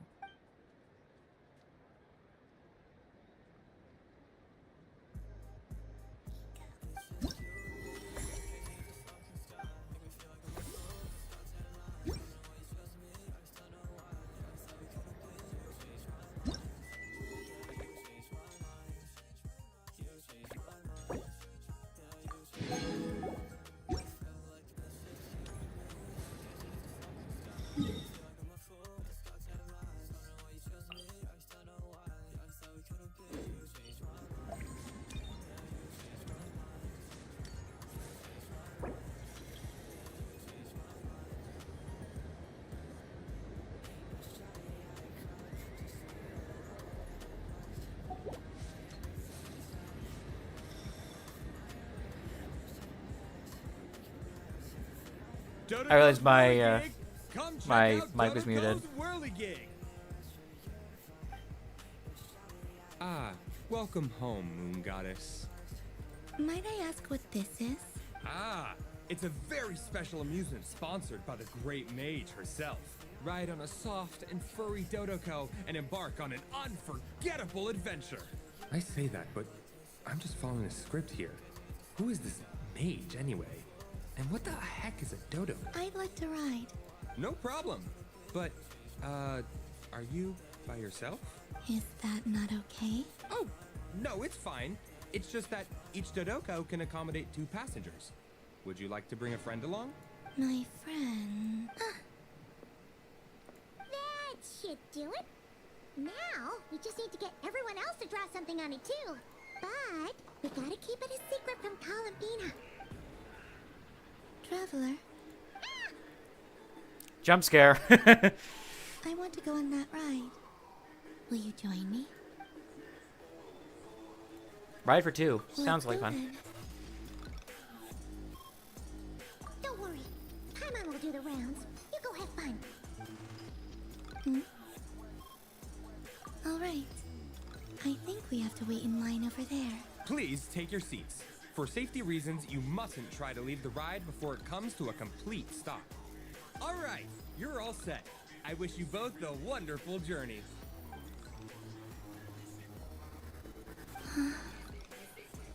Not bad. It reminds me of riding a moon lane. Sometimes, the Kuhenki circle around me like this, playing their beautiful melodies. Yeah. I'm going to miss them.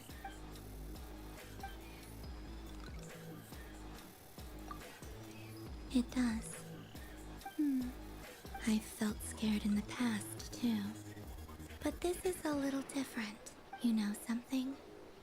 I got to see a lot of fascinating things during my disappearance. I saw how the Frost Moon Scions act around their families. So different than how they used to act in my presence. And I also saw how they interact with their friends. It made me curious at first. Why do people act so sincere when they're worshipping gods, but save their truest, warmest feelings for each other? Slowly, I came to realize that it's because they trust one another. They know, deep down, that That's they'll be also accepted for screenshot who they material. are. All of it. The good and the bad. I know. I knew it the moment you started calling out my name. What I fear now is the end.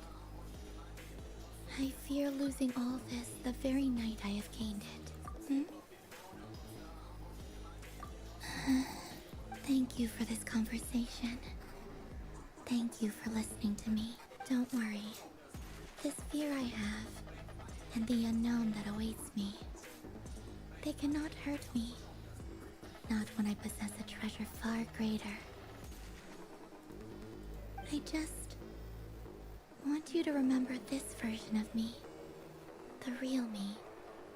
On this final night together. Dear passengers, Dodoko's awesome adventure has come to a close. Please leave in an orderly fashion, and we look forward to seeing you again in the future. Don't want the journey to end, huh? Don't worry, you two. There's always another adventure waiting just around the corner.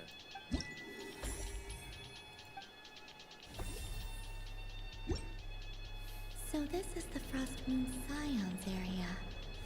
It feels very familiar. But Wow, the Frost Moon Scion stall looks kind of plain, but it's pretty cool once you get into it.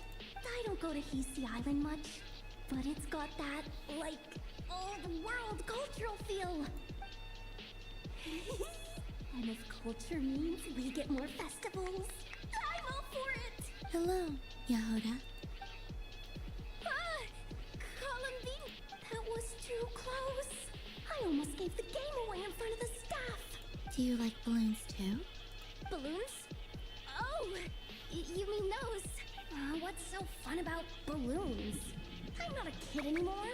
They're probably more up Aino's alley. One on her head. Of course, that's something Aino would probably think is funny. Yes. Well, I guess. The animals seem very curious about these strange flying objects. I was drawn here by their voices. I recently learned a fun new game you can play with balloons, so I decided to come and give it a try. A new game? Hello. Welcome home, Moon Goddess. Here to buy some balloons? Yes. Could you give me a few that haven't been inflated yet? Are you sure? I guess it's not a problem, but... Yes, please. Thank you. Uninflated balloons? But those are just little rubber pouches. What does she want with those? Would you like to play the balloon game, Yahoda? Huh? Sure. I guess. How do you play it? Wait here a moment. Oh. This is so weird. What have I got myself into now? I thought I saw Columbina nearby. Oh no. Oh, that's the fourth Harbinger! Although she's helped us out quite a bit, she's good people, right? Is she looking for Columbina? Oh, guess that's my ticket out of here. I'm not sure my heart can take being sandwiched between two Harbingers. Which stall is she checking out? Oh, it's that other Frost Moon Scions one. Try on the headgear, see what it's like having antlers or animal ears for a day. Oh, I wouldn't be caught dead wearing that stuff. So embarrassing. I have enough gear to carry as it is. Wait, put it on? That's screenshot material. That's screenshot material. Hang on. Sorry. I'm taking like a million screenshots right now. Seems like she's enjoying herself. How peculiar. This would take some getting used to. I wonder if this is what it's like for Lynette. It really suits you, ma'am. What is this? She was so intimidating a moment ago, but now, dang, she's really rocking those ears. How does she make them look so cool? I suppose I may as well keep them on for now. All part of the festive experience. Oh, she's coming this way. How do you do, Miss Yehoda? Oh, jeez. Don't talk to me while wearing that thing. Where am I supposed to look? Oh, hey there. I'm looking for Columbina. Have you seen her? She just... Huh? Wait, is that what she meant by balloon game? Yeah.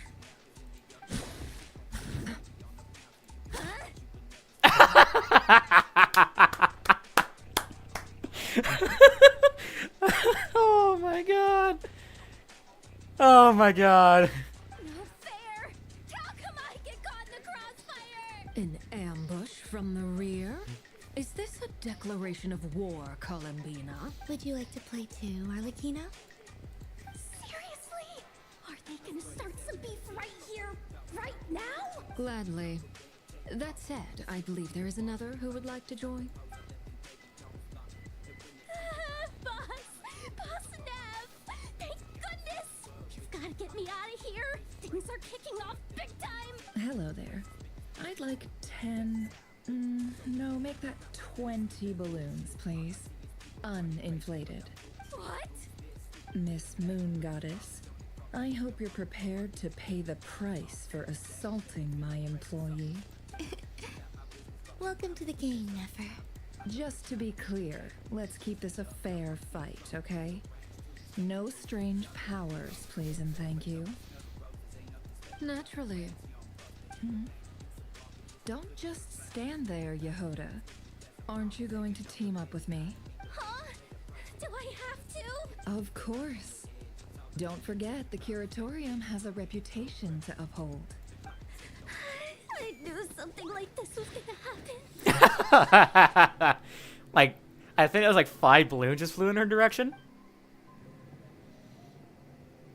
That's a screenshot. That's screenshot material right there.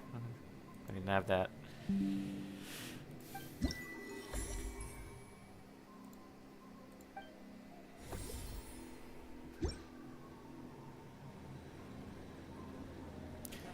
So, it was a water balloon fight. Let's go to Aino's stall. That sounds interesting. Aino's stall. There are so many attractions here. Since I rarely get out, I might as well make the most of it.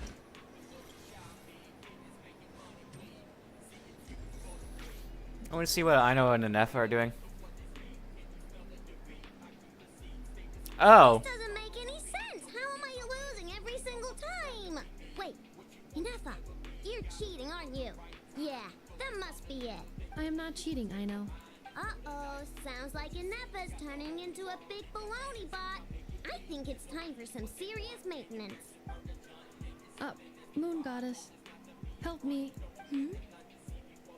Miss Columbina, Aino is attempting to cheat. What the? I'm not the cheater. You're the cheater. How dare you throw it back at me?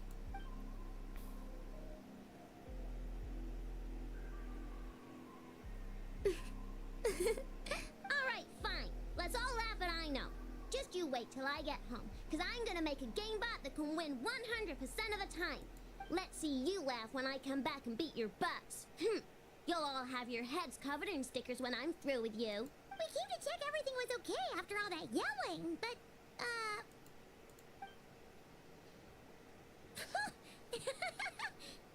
Whatever it is, it sounds like cheating is allowed. Kuhenki concentration. Each player starts with differently colored kuhenki. Each round, they draw one kuhenki from their opponent. When a player has two kuhenki of the same color, they make a pair and can be discarded. Any that can't form a pair must be kept. This sounds like Uno.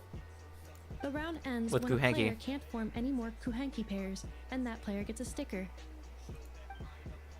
Ooh, can 4 people play as well? That is fine, so long as the turn order is fixed beforehand. Alrighty then. In that case, the 2 of us will join as one team. Okay, but if you lose, you're both getting stickered. I don't want to hear any excuses. Sure. And if we win? If you win, only one of you gets to sticker someone else. I have taken to calling this. I know logic. Hey, lay off me, alright? Okay, so we're starting the game from scratch again, which means all my stickers Only so voice far crack. don't count. Looks like Luanatar is the kuhenki of honor for this game. Anyway, let's go clockwise, starting from Inefa. I don't know how to play.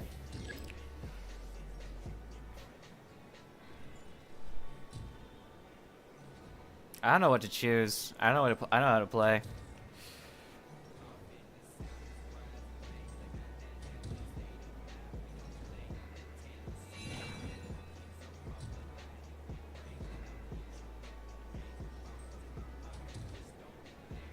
Nice! That's a pair!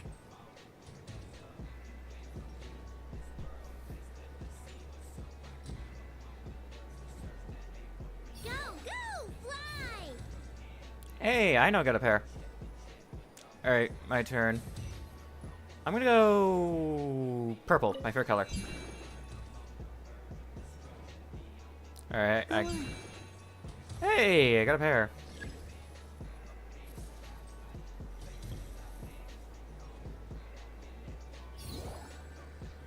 I have a pair. We all got pairs. Is this a draw? It's looking like a draw. Uh-oh! We gotta pick up the pace!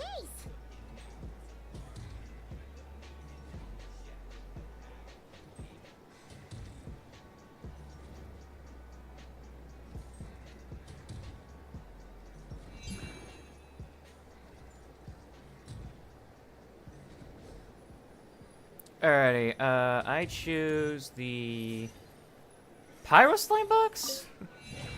Got a red. Hey, good got another pair. I win.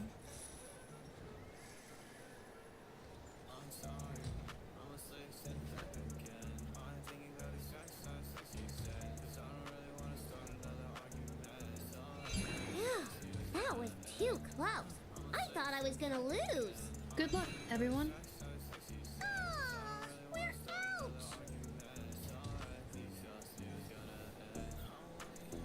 I was like, Columbina won.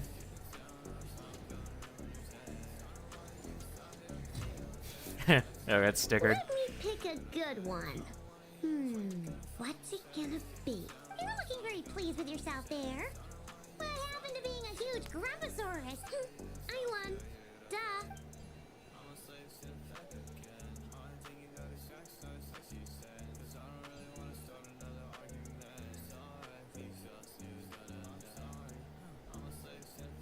Lunatar jump scare.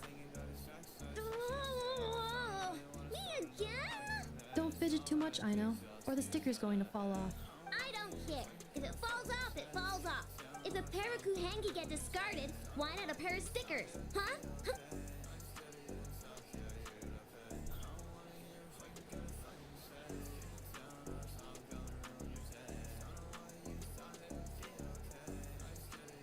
I wonder how Columbina's faring. I want to see how many stickers she has on. A few. I've lost. Sticker, sticker, sticker!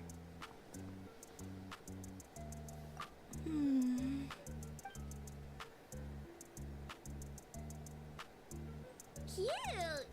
You think so? Shame. I can't see it for myself. What did Luanatar say? She said it looks so cute that she wants me to lose a few more rounds. Except Anefa, I would assume. Anefa? You rat bastard. Who put these stickers on Paimon's eyebrows? Ugh, she can barely see. Alright, now, I think we we got enough evidence to prove that there's a serious problem here. Yes, I agree as well. The culprit is... Ineffa! Culprit? What did I do? Quit acting dumb, Ineffa! You're not wriggling your way out of this one. I've been watching you. Not only did you remember whose side Luanatar started at, but every time someone drew a Kuhenki, you were logging it and calculating every last possibility. She's a robot, duh. Which Kuhenki pairs were gone, who had what color Kuhenki in their hand, even our facial expressions. You were keeping track of it the entire time. Exactly! Why I know said. Putting aside the fact that running calculations is not against the game rules. Do you have any evidence to support your allegation? But that's not against the rules either. So she admits it. She certainly does. Alright, everyone grab a sticker. It's time to get Ineffa back. But... Take that! Sticker jump scare.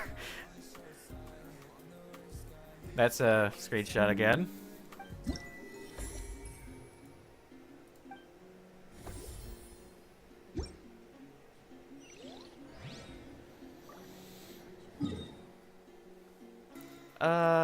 I don't know where to go next, honestly. Navigation here is horrendous. Let's go. Let's see how Marinetta's doing. I want to see how salty she is right now. Probably extra salty.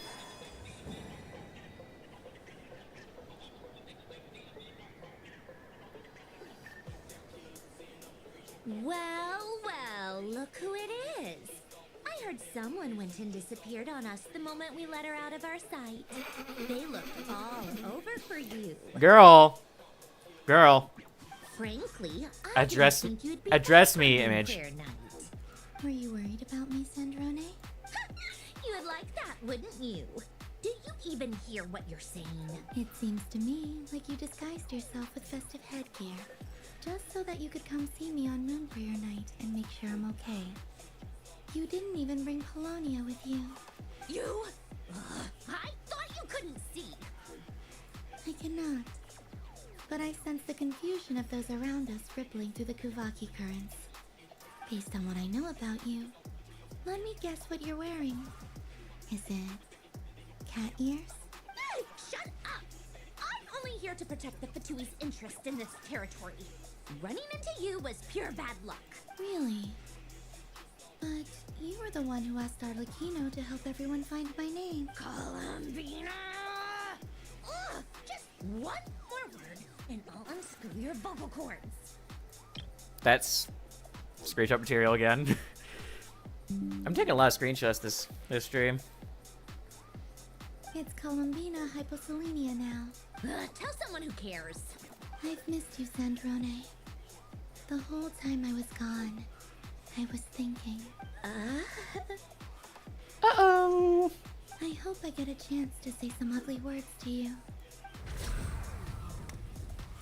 Is that supposed to be a joke?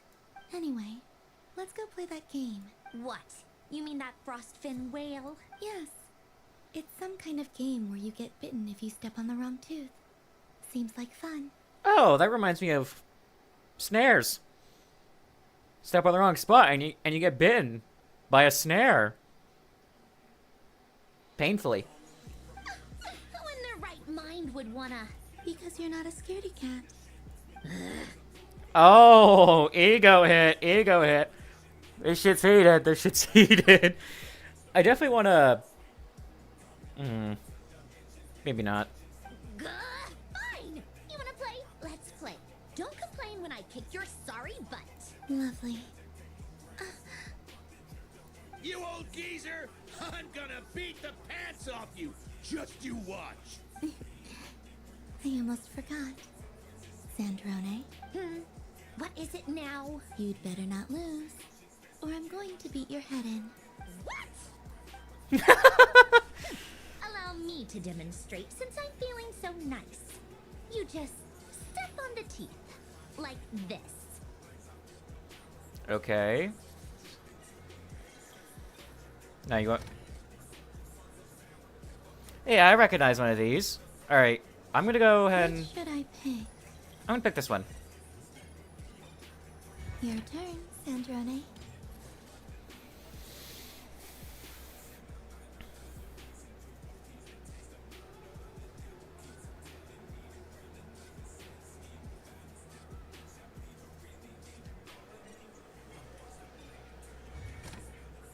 Don't come crying to me if you get bitten.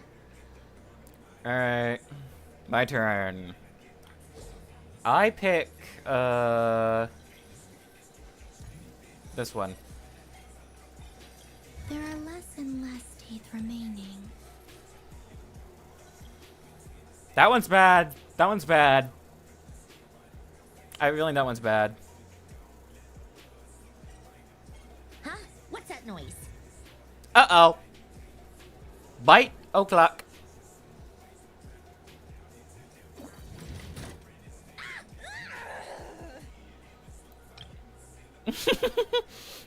Screenshot material.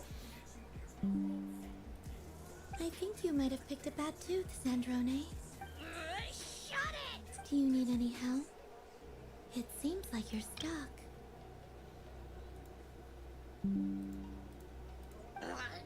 No! It's just a blasted toy! How is its grip this strong? Stop laughing! Alright. Well, you lost. So just like I promised. Hey! What are you doing? Are you seriously? Hiya. Oh my god. Columbina, you rage baiter.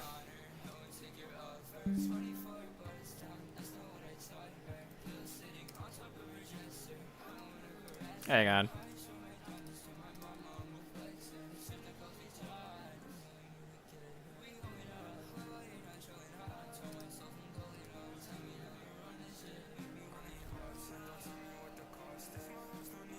Why, you... Oh, just you wait! Rematch! Are you alright, Sandrone? That was quite a strong bite. Are your clockwork parts? Seem to be functioning fine to me. Quit your fussing! I don't need it! Alright. I'll go first this time.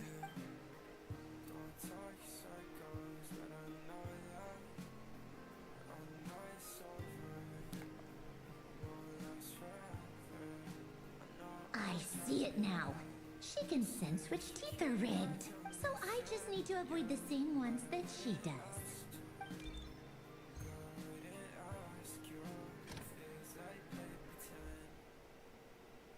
This one.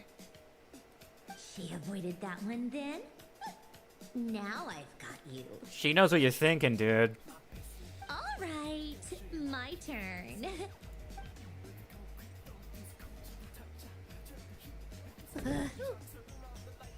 What? Looks like you lost again, Sandrone. Wait! There's more than one bad tooth! Bonk.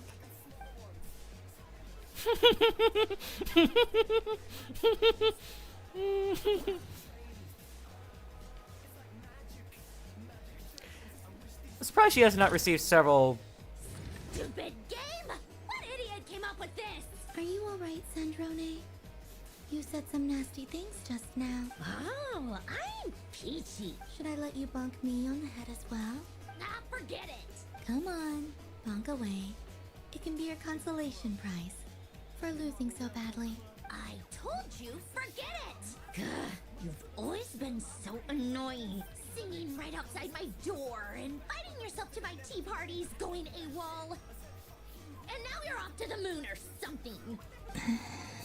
Of all my days with the Fatui, the times I spent with you, Arlecchino, and Rosaline, they were my favorite. I will not forget them. Just as I shall not forget this moment. We'll always be friends, no matter where we are, right? Who would want to be your... Oh! Oh! Shit! They made a cannon! They made this cannon! Holy shit! I'll miss you, Sandrone. Holy shit! They made the cannon. They made this cannon.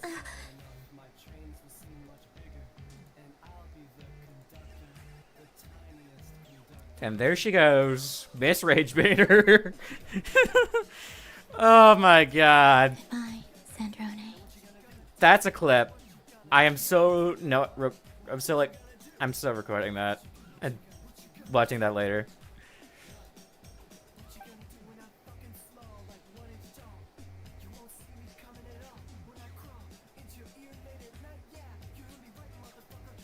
Pouting.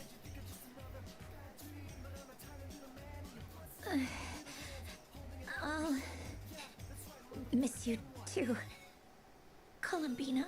Sorry, what was that? Yeesh! No need to freak out. What's wrong? We've been looking everywhere for you. What do you want? Oh, nice ears. What? Do this. Huh? It's your turn to draw something. You're one of her friends too, aren't you? Doesn't know how lucky she is. Sorry? Nothing. I'm done. Take it. Oh, that was fast. Oh, and one more thing. Last time we spoke, you mentioned you were interested in the Narcissan Kreuz Ordo's research. Remember? There were too many people when we last met, so we didn't get the chance to do this. What are you talking about?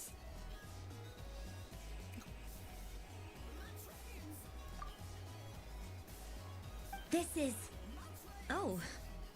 Alain, Renee, and Marianne. Huh. The Holy Blade. A savior's plaything. It's not about whether I approve or not. These people, they would sacrifice themselves for the sake of the world. Especially Alain Guillotin and Renee. That is something I would never choose to do. Still, I didn't know they had any pictures left from that time. If I'd have thought to bring a camera, I'd have... What? Yeah, if you being bitten by the frostbin whale and Columbina bonking you on the head. Tear it up, now! Girl, I have the screenshots. Oh.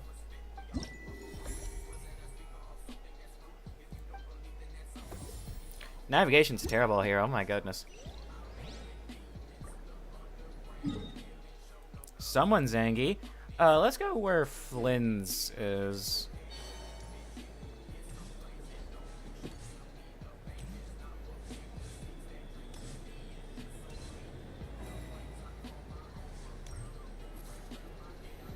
Oh, we're entering A, because he... Ah, well, you are as warm as the sun. Very well. This most adorable... Wow.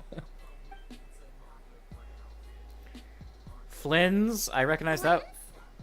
That's you, isn't it? It's our little secret, my dear traveler in Paimon. Okay, sure, but why are you here selling sugar sculptures? Everyone celebrates in their own way. After gazing into the abyss and spending time around gravestones all year, what better way to relax than to see sunny smiles on the faces of the living? Besides that, I like to think of myself as a fair judge of character. I dare say matching personalities to confection suits me rather well. That's not what Paimon was talking about. Aren't you afraid that your true identity might be exposed? Should I be? There is all manner of magic in the air this moon prayer night. Thanks to the work of the great mage, I see Miss Columbina is hiding in plain sight. Why should I not do the same? Why miss this rare opportunity to enjoy a special evening in my true form? Fair enough. You got a point there. People who don't know you will probably think you're just a talking lantern. Well, now that we see eye to eye, what brings you here? Not a search for your spirit animal, I presume? Ah, well, actually... Here, see for yourself. Oh, this is... How wonderful. A beautiful idea. Yeah, we just met Farka, and he said that having everyone draw their own section was kind of boring. So, he did your bit for you. Ah, Varka. Ever the maverick. I see his artistic skills are truly one of a kind. Circa has some stuff to complete. In that case, I shall paint something on Mr. Albedo's behalf in a short while. What? Why not now? Ahem. Welcome home, Moon Goddess. Whew, that was close. Hello, Flint. She recognized you right away! What keen eyes you have, Miss Columbina. Especially considering they are shut. I did not see you. Rather, I sensed you. I can sense the fluctuations in Kuvaki all around me. One would expect no less of the Moon Goddess. Might I interest you in some candy? Yes, please. Excellent. I shall make some for you right away. Hmm? Something the matter, Miss Columbina? What about my spirit animal? All the other children carrying sugar sculptures are talking about it. Wait, is she taking the test seriously? Is that... Hang on, I didn't notice this until now, but I think this album cover might be AI generated. Yeah, I think it's AI generated. Oh my god, I feel sick to my stomach.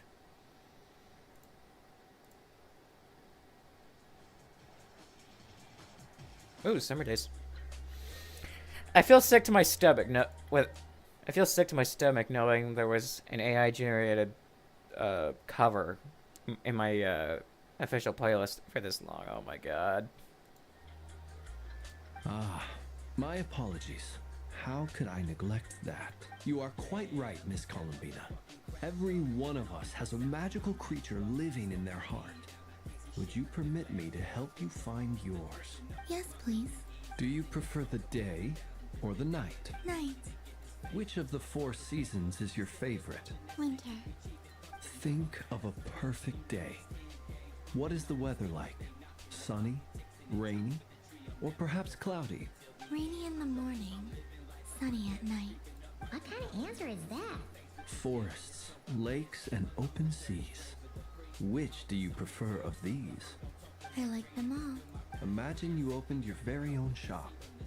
What would you sell there? Moonlight, I think. Wow! Paimon would totally shop there. It wouldn't cost anything. You'd just need to visit. Aha! I believe I know what your spirit animal is. Here, for you. Oh, it's a Kohenki! Indeed. A free-spirited being with a deep love for all things here in Nogcry, who selflessly lends her aid to as many people as she can reach. It is the perfect fit for you, Miss Columbina. Being a lantern is also interesting. That would probably be his spirit animal. Just a lantern. Thank you. It would be my honor. But you shall have to forgive me. We have known each other for quite some time. I doubt there is any answer I could give that would come as a surprise to you. So instead, would you accept this sugar sculpture as a token of our friendship? It's a lantern. Hey, why don't you two go enjoy your candy over there? Paimon wants to try out this spirit animal thing too. Right, Flint? Come on, play ball. I got this drawing done. But I want to hear Paimon's answers. But it'll probably take ages. Paimon's a complex soul. And we don't want your candy to melt while you wait, huh? Oh. Okay then.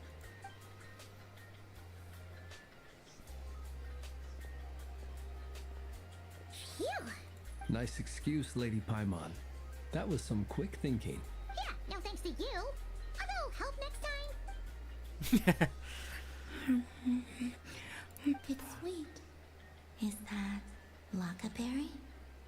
I wonder what flavor the traveler got. This way! It's the candy-selling lantern! Okay, cover might be blown here. That's a problem. I'm not looking where this is going. So I need a break for my headphones. Jesus Christ. I'm gonna take my headphones off here. The fan might become more pronounced. Sorry. I'm coming! Of course. Traveler, maybe we can share? Yes. I found out recently that people share their food sometimes. so I'd like to God. try it. It feels like they're trying to make. It feels like they're trying to make us Is that a no? Thank you.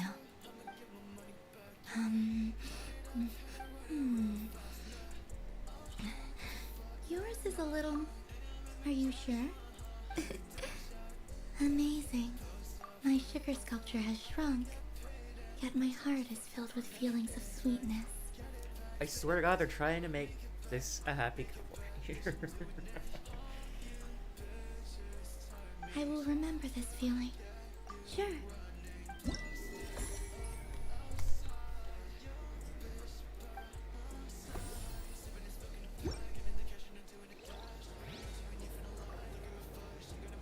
Let's go hang out with Llama. Whoever Llama is. Where is she?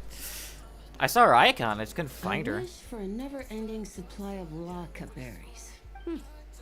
What a humble wish. Probably written by a child. Is that Llama the Moon Chanter?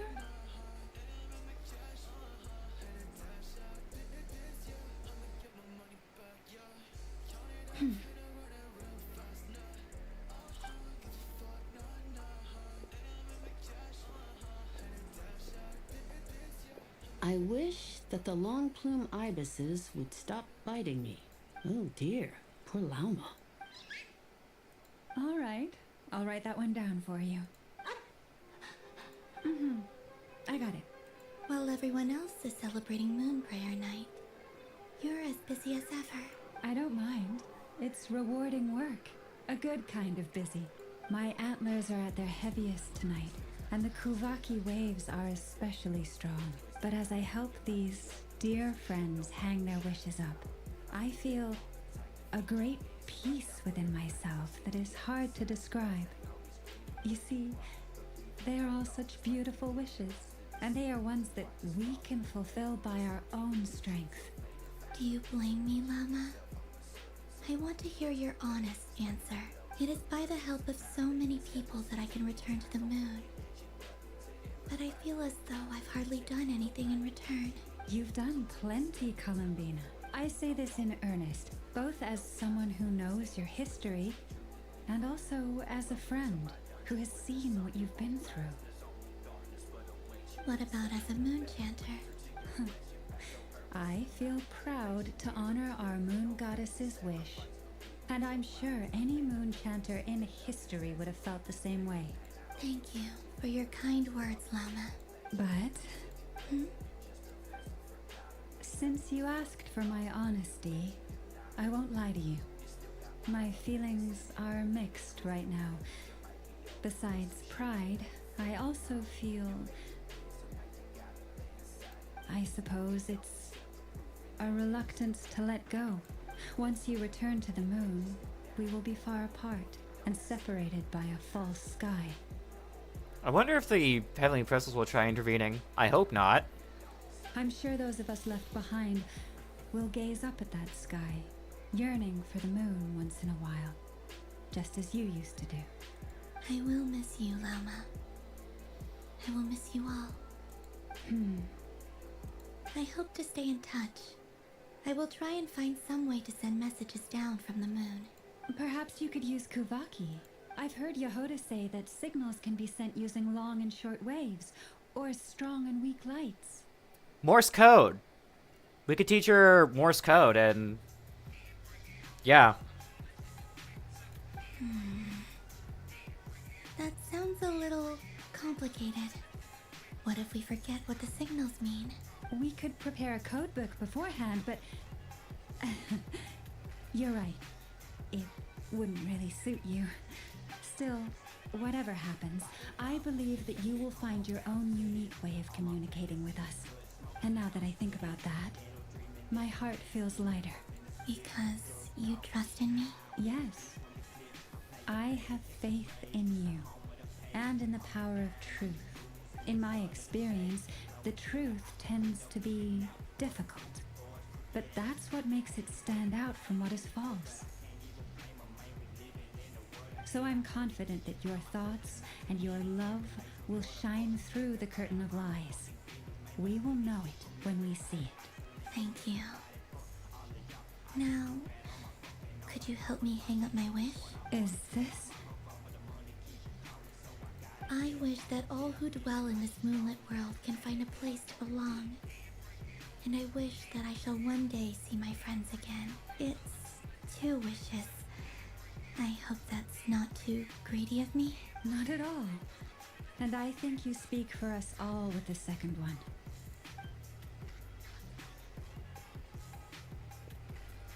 I shall continue to pray until the day that all of these wishes come true.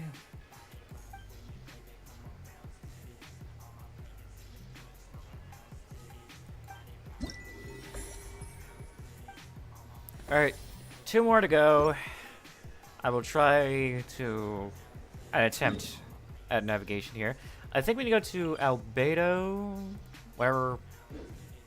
I'll try going to Albedo's spot right now. Look her to go!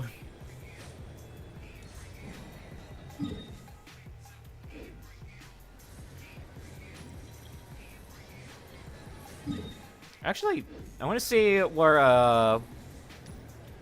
off-brand Sampo is doing right now. Let's see what she's doing. I hate her with a butt. I hate her with a passion. But I was aiming right at it. Aw, what a pity. I saw it with my own eyes. You were so Scam artist is back at it again. So very close. That's not true. It dodged out of the way right as I was about to snag it. Hey, that looks familiar. I'm sorry? You heard me. This paper frog can move. I swear. Dear, oh dear, what are you saying? How could a paper frog move? Unless you believe there really is magic in this world. But even if I, the mere humble merchant that I am, knew such magic, surely I would not use it on a paper frog. I'd sooner give Mora legs, so it could walk right into my purse. My dear, dear customer, why not have one more? Just think about how much experience you have under your belt now. Darn, I used up all my coins. I'll be right back. Just gonna fetch some more from my house. Take your time, but don't take too long. This event is Moon Prayer Night only. Miss it, and you'll have to wait a whole year before I'm back. Next customer, please. Welcome. Hello. Whoa, what's this big one doing over here? How do I tell my employees not to go running around this time? Dory? Why, hello there, Miss Columbina. Would you like to play my ring toss game? The rules are very simple, and it's easy to get the hang of. How much for a round? Oh, first time's free. Not a single Mora. After that, well, we can cross that bridge if and when we come to it. But with your sharp skills, I'm sure you'll win all the prizes in one fell swoop. That was an obvious enough hint for them, right? Right?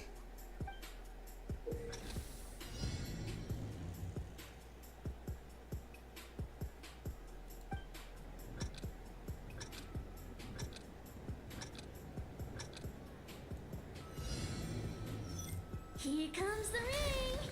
Oh, peanuts.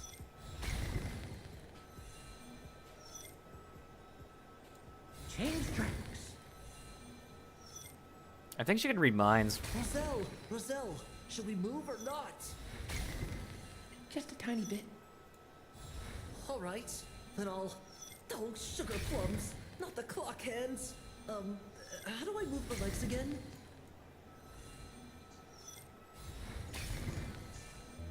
Stop it! Stop dodging! Ta-da! Let's see now. Wow, very good. That's the highest score we've had all night.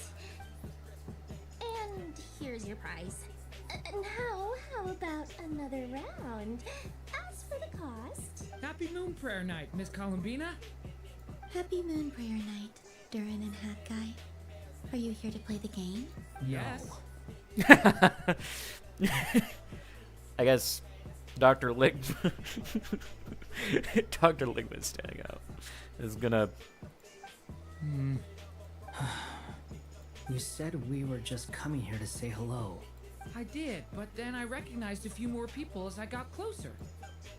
Do my eyes deceive me? Is that? It's our little dragon. He's all grown up. Someone's popular. Well now, since you came all this way, why don't you try out this lovely game we have going? First try is free. He'll have a go. I'll pass. It's only one free try per customer. You can't give your try to him. I'm aware. How has Elder Almond been lately? He's in great shape. He goes for a run in the forest every morning to stay fit and healthy. I wish we could go back. I love that event. He tried to go Voice. boat racing with Firecracker a while back. Voice crack. But he couldn't even make it onto the Lotus Leaf. Firecracker was in fits of laughter. How about you, little dragon? Can you still fly? Yes, I can. But you've become less chatty. Has growing up been tough on you? We call that maturity. You know, the thing people sing about. The knight wields a sword of stone to defend those hearts that are made of gold. Stone is very heavy. That's what keeps him from talking too much. That's awesome! I want to be a knight when I grow up too. Ray, here I come! Oh, the hat-wearing man.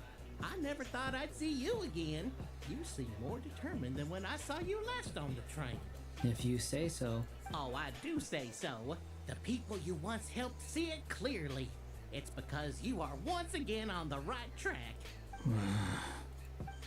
Horrendous May puns. The engine in our hearts propel us to the station of our dreams. I can move! I can move now, Roselle! What are you doing? Running into the rings like that?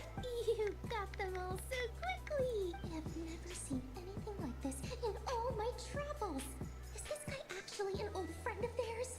But how? They're origami animals and clockwork people from a fairy tale. Getting to know them would be quite an arduous task. Unless they share a hometown? I have to get to the bottom of this. Next time I see the great mage Alice, I shall demand answers. Thank you, Dory. I had a lot of fun. Now for your prize. Where did I put it? Give me a moment to dig it out. Oh, sweet grand prize. Good thing I had already turned a profit from the customers earlier in the night. Otherwise, I'd have wasted all my hard work. Okay, What? I leave for 2 seconds and someone's already claimed the grand prize? Oh, well, these things happen, you know? Perhaps you'd be interested in one of the other prizes instead. We've got all kinds of wonderful goodies here. Is this the thing you wanted? Here. You can have it. Huh? But... Don't worry about it. It will be happier with you. Oh, thanks so much, miss. Goodness gracious, Columbina. Give me strength. How am I supposed to make any more money from this child at this rate? Can we throw Dory down a sewer? Thank you. Daddy, look! That's the game I was telling you about! Forget it. She is the moon goddess after all. I'll think of some other way to swing this. Maybe I can try to hook this new kid. Huh? Oh, someone already won the grand prize. You can take mine if you want. What? Why? Why are all these bleeding hearts coming here to ruin my business? Happy Moon Prayer Night, everyone. That's a screenshot that goes super hard, especially with Dory in the background. I just noticed.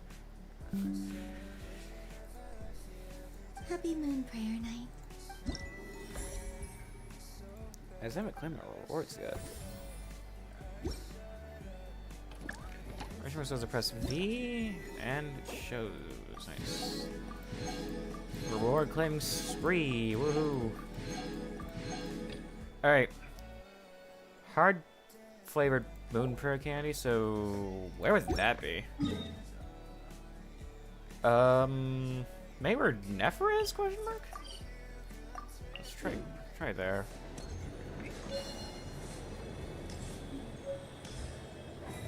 Maybe right, like,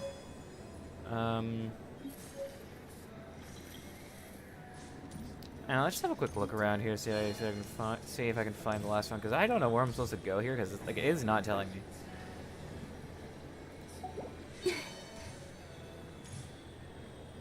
Can I just go down this way? Where? Ah, there we go. Thank you. Oh, I had objective marker. I've been needing one of those. Moon prayer candy, beautiful, tasty moon Candy? To share? My head's killing me right now. flavors We're almost everyone approaching the likes. 6-hour mark, as usual with Genshin. Welcome home, moon goddess. Fancy a box of moon prayer candy? Sure. I knew you would. Now, what flavor would you like? I'm not sure. What flavors do you have? Is this for yourself or as a gift? A gift for my friends. Ah, I see. In that case, I'd recommend apple, lockaberry, or midsummerberry. Those are the most popular. Do you have nocturnal blossom flavor? Ha! I've seen couples give those as gifts before, but I did not know they were edible. No? Okay. You did say this was for friends, right? Hey, now that's a creative idea! I've never tried it before, but if you're happy to wait, I can see about whipping up a batch on the spot. While we're at it, you got any other ideas?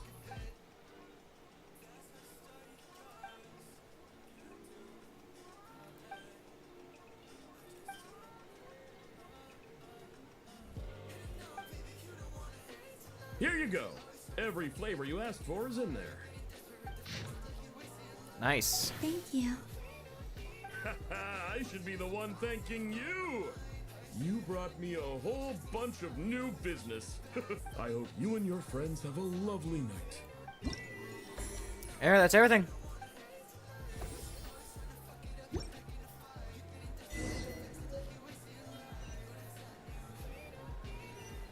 Can I claim my last bit of reward? I can assume I can just do that through like another menu or something. I'll be fine. I hope. It's just 20 primos, but I want those primos. It is nice, I will admit. I can't take any photos, so let's go have a chat with Paimon. Traveler. Hey there, Nina! Are you done checking out the festive amusements already? Are you sure you don't want to look around some more?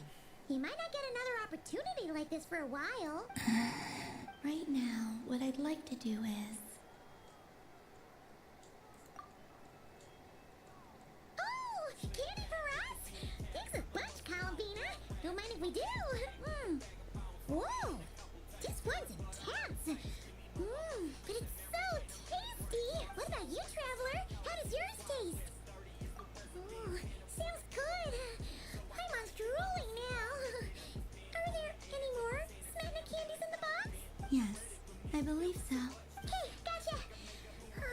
Let's... Sure. This one. And, yep, this one looks right too.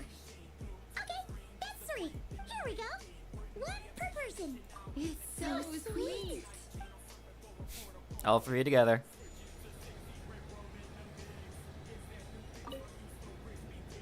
Traveler. Columbina! Finished with the festival? Really? You're sure you don't want to have a little more fun out there? I'm as much as I love to, this stream is going on for long enough, I'm sorry. Yes, I am sure.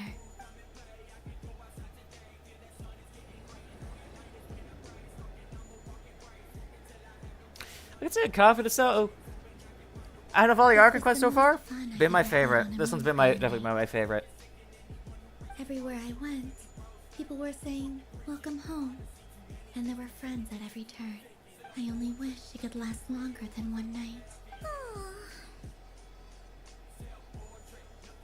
Yes, you're right. The moon prayer blossoms. Ooh, look! Look! Moon prayer night has come.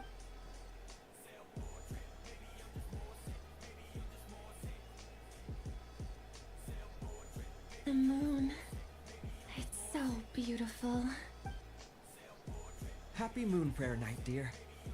Happy Moon Prayer Night. Happy Moon Prayer Night. Woo! Happy Moon Prayer Night. And here. Ooh, Inferno City.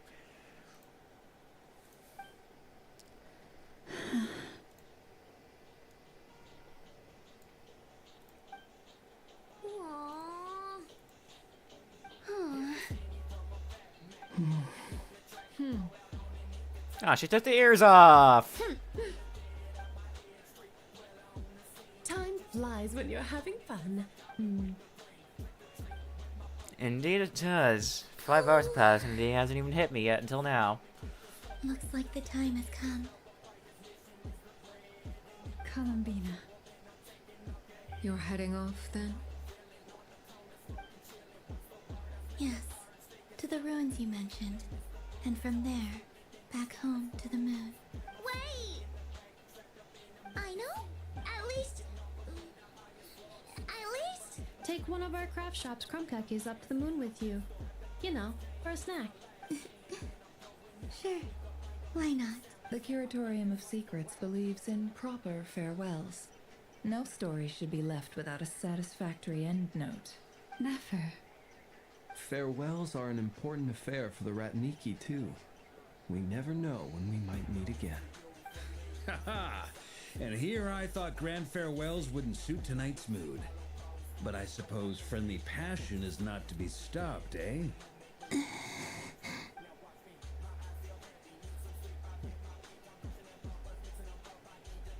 made a little something for you, Columbina. Ta-da! What is it? Oh. Wrong subtitle. A Moon Prayer Night greeting card with drawings by all of your friends. Of course, Marinette would draw that. Vark, I recognize. This is probably Varka's right here. You did mention that you'd like a portrait done, so I took the liberty of creating one for you. I, meanwhile, did the portrait of Mr. Albedo, and Mr. Varka did the same for me. I mean, I think my work was pretty true to life, don't you think? The picture of Ashru was my doing. The two of you seem to get along rather well. Wait, was I the only one who did a full body picture? That's so embarrassing. I did pictures of me and Anefa. I did my own portrait and one for Hat Guy. Plus, there's the two mages, Arlecchino and Cendrune. So, if you ever miss us, just flip the card open and we'll all be right there with you. I don't know what to say. Thank you so much, everyone. It's enough to make a grown person cry. It was more than I could have ever asked for. Llama, I figured it out. Figured what out? Remember how the Frost Moon Scions used to use milk as invisible ink to write hidden messages? That was a very long time ago. Oh, are you saying? Yes. When I miss you all, I shall use moonlight in the same way, to write words that only you can see upon the moon itself. I guess that's actually a lot more effective than Morse code. Wow, that sounds lovely. Quite. But how will we see them? Telescope? Simply open your windows on nights when the moon shines bright, and the moonlight will naturally flow towards the words I have written. That sounds most fitting indeed. Very true to form. I'll try to write them in places that won't disturb your sleep. I, for one, would sleep all the better for having read one of your messages before settling down for the night. Exactly. So don't worry about disturbing anyone's sleep. Just promise you'll write to let us know you're okay, alright?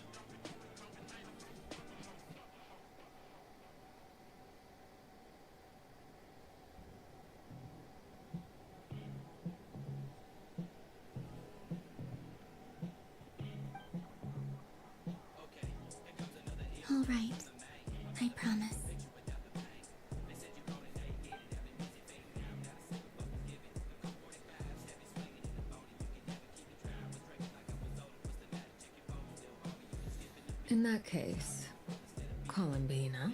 I'm ready. Very well. Let's go.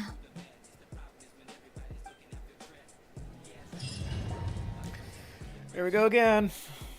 Okay, I need to get some water and get something to drink. And I can't open a pause menu. Have fun. I can't even reveal my cursor. Okay. There we go. I need to go to intermission and get a drink. And something to take for this because I got a killer headache right now. Alright, be right back.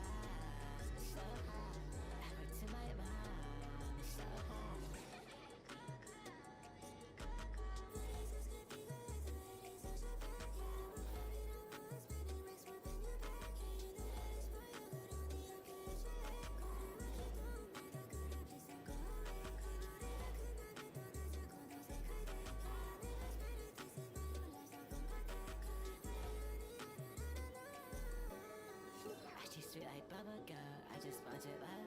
Like she said she on a fire, girl, I'm done with fire. Mommy spread as fuck, show the sun. And I get your face too pretty, I don't know. Got high, got high, got high, got high, got high. Get it fly high, so high. I went to my mom, so high.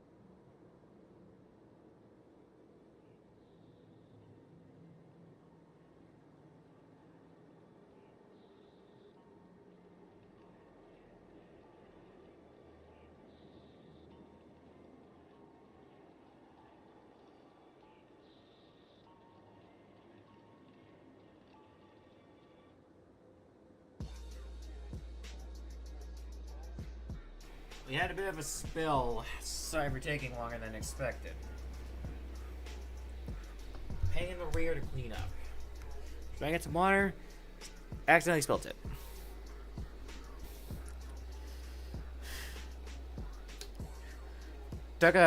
Took something for this headache.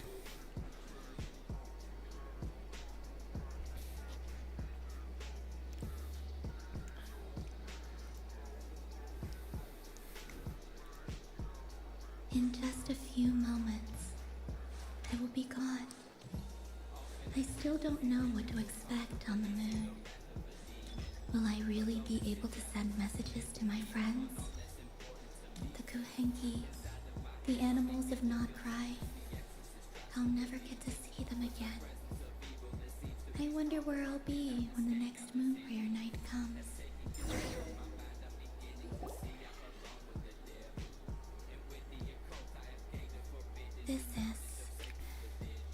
This is where the people of Hyperborea used to communicate with the moons.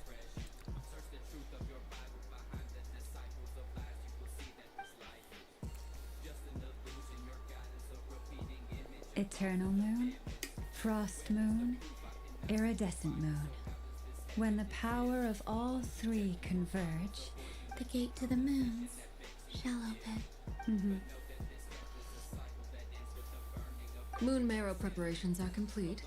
Only the final step remains. I'm sure Nasha Town is livelier than ever at this moment. Yeah. It's a shame you couldn't be there for it, but it's now or never, right? It's fine. I'm more than happy with this. My last piece of luggage. My only piece of luggage.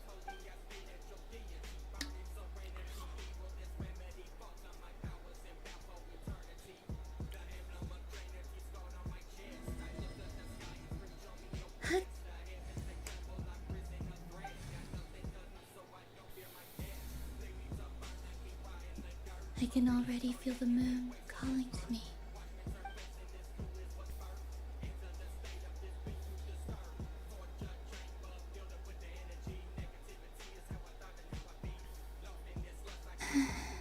Your home lies on the far side of this light, Columbina.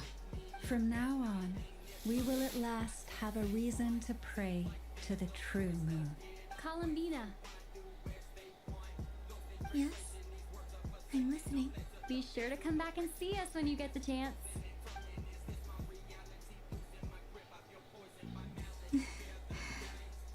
Of course. But if that chance doesn't come, then remember that you have friends on this planet. People who will miss Columbina. Yes, I will. Thank you for everything you've done for me. And remember, come night or day, the moonlight shall always connect us. Well then, farewell, my friends.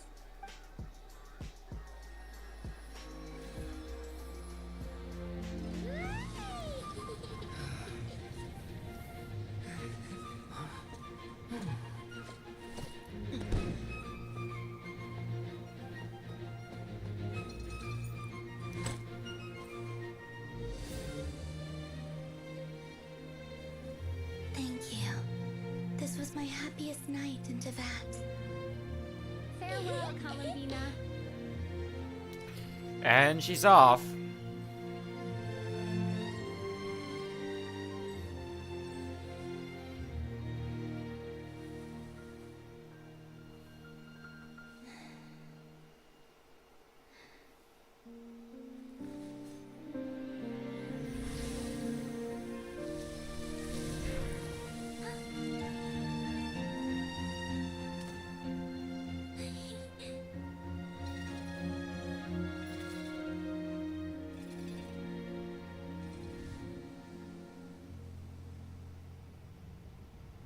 The moon really is closer than ever tonight.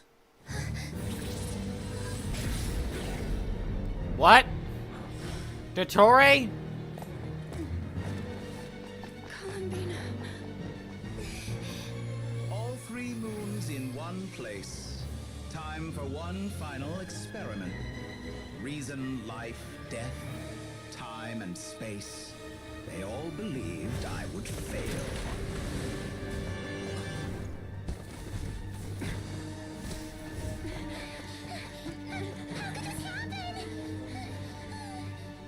But Tevat's primordial power never did belong to the throne of heaven. And now, they are mine.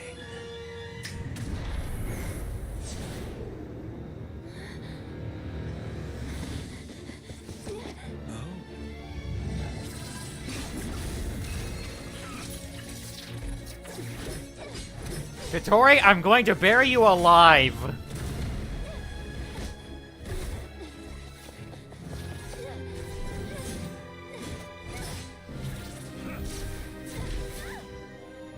No, as long as I'm here. The doctor is free to wield the Three Moons' power.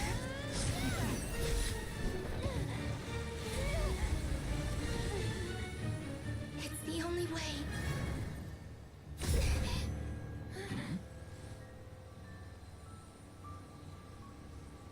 I guess I won't be going home today. Columbina! No!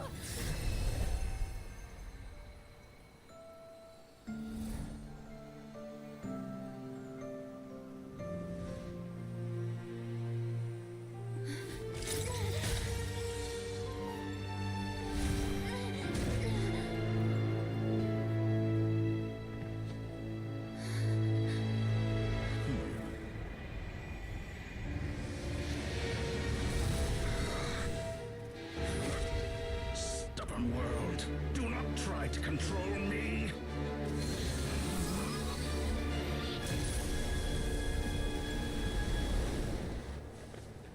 Columbina. Vittori, I'm going to bury you alive. 6 feet deep. No one will be able to find you.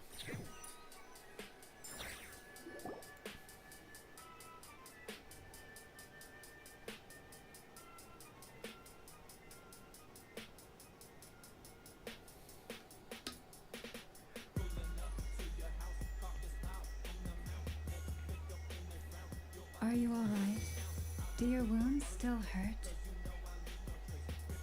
I had someone prepare a little medicine that could prove effective. Take it if you need to. In that case, let me relate the contents of the call we made to Alice after the incident occurred. That Dottore is a crafty one. He distracted the Hexenzirkel by creating a huge fuss at Tevat's borders. I'd assumed that the cause was an abyssal intrusion from the outside world, which in fairness is a rather common occurrence. But after learning that you managed to influence the phantoms in Nordcry, I realized that perhaps this interference could have come from within Tevat instead. But we weren't able to change their fates. True, you couldn't change how their stories ended, but you did build some variables around yourself. Variables? Yes. Things you heard that you could not otherwise have learned. Ideas that would otherwise have never crossed your mind. All these things are variables. Of course, most variables usually pale into insignificance with the myriad of possibilities floating around. But the moment you start treating them as building blocks and intentionally stacking them, that changes things. That's what Dottore did. And it's how he created the necessary conditions so that when you activated the portal tonight, it played right into his plan. However, we have no way of knowing exactly what he did. Yeah, we also need to ascertain Columbina's status. And that about sums it up. As I suspected, Dottore has disappeared completely. If it's any consolation, he wasn't able to control Columbina as he might have wished to.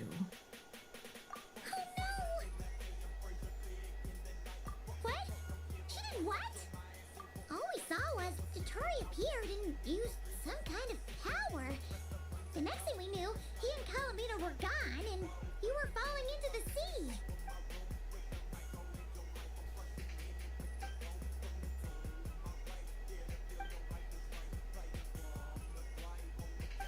So, Columbina intentionally opened the moon gate and escaped into the same mysterious world as Rarier and Thalindis. Sounds like bad news.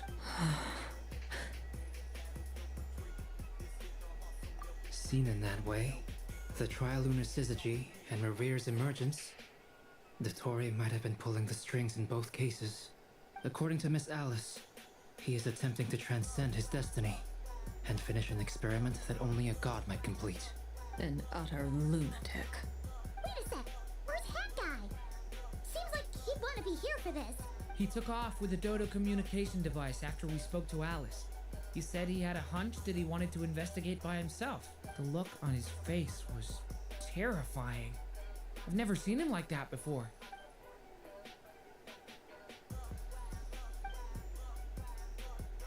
I'm back. Hat Guy! Please have good news, because I want to rip him in I went to look half. for the Hyperborean phantoms again. I think I've gotten to the bottom of it. I got them to talk to Nicole on the other end of the communications line. Turns out, the history they describe is different from how Nicole remembers it. Really? But how? Surely Nicole can't have been wrong. Because the phantoms are the ones who were deceived. They speak of a savior who appeared in their history. One who never should have existed. This savior promised to create a new moon within the false sky, and even bring back their moon goddesses. Foolishly, they believed in him, and told him everything he wanted to know about the moons. It's obvious that this was Dottore's doing.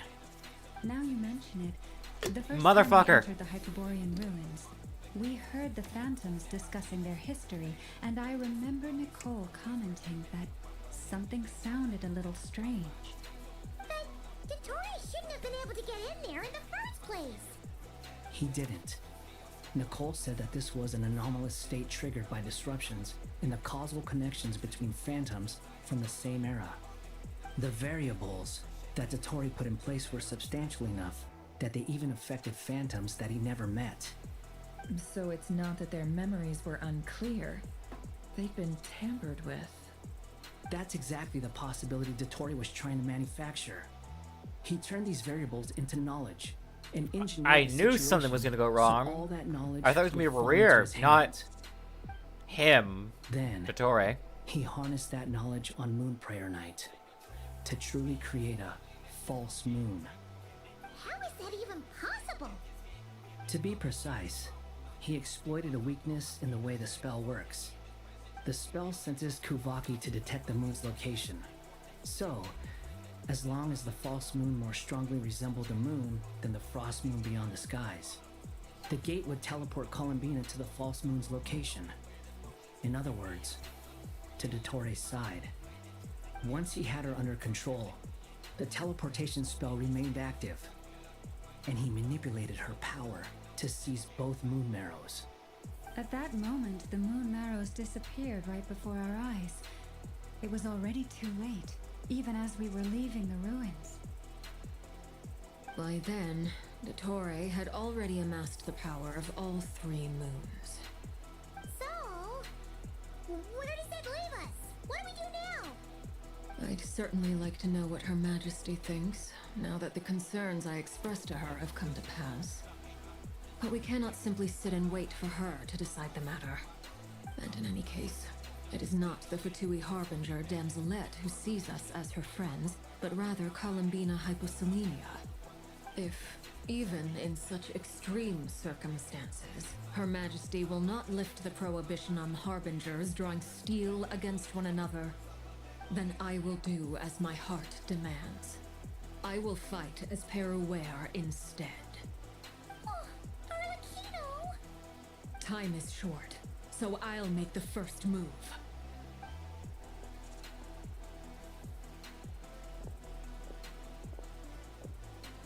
Whew. Even Arlecchino seems to be losing her cool now. I lost my cool.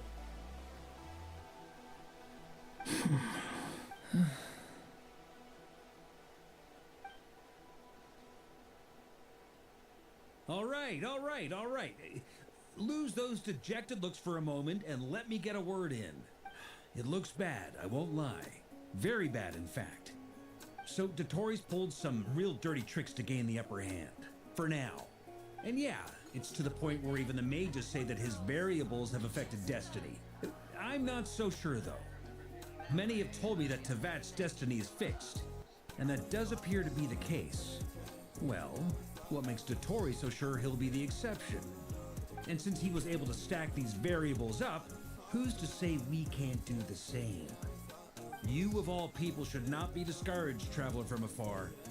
This isn't over yet.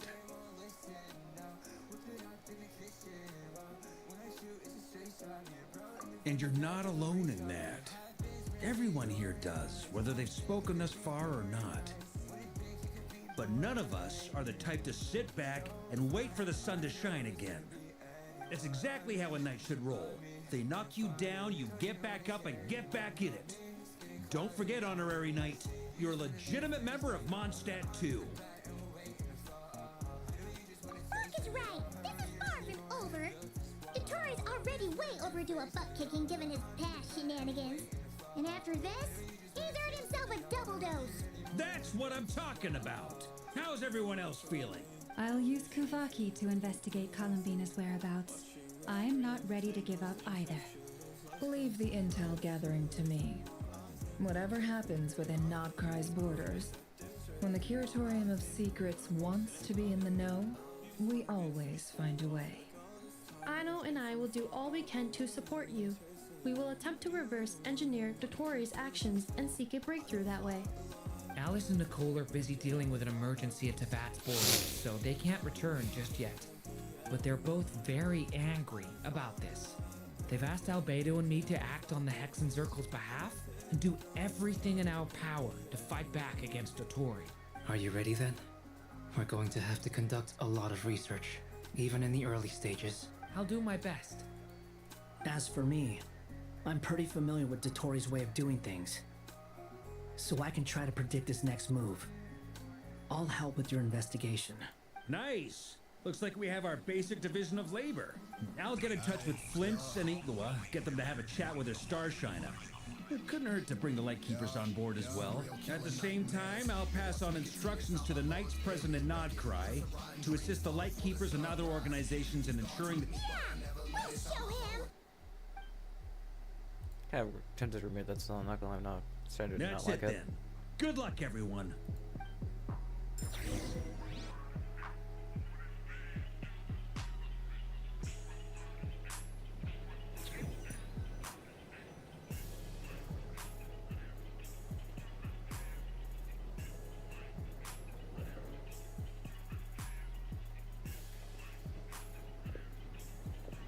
I never thought that Columbina would become my real name.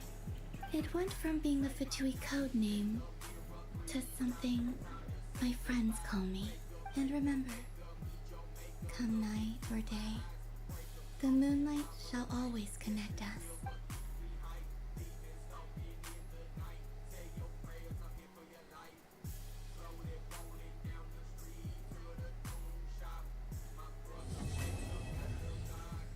Oh my god.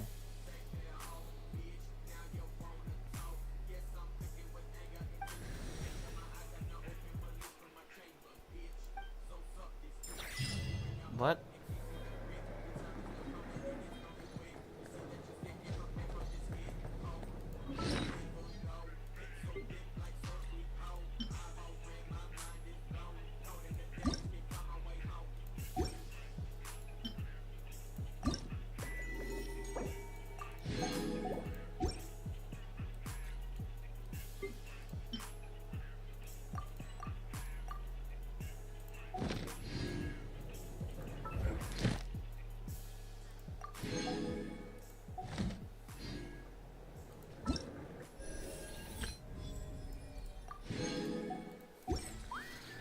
That's it.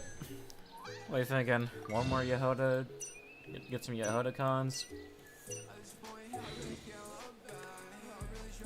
Fuck it. Nah, damn. Well, I can say with confidence, what the fuck?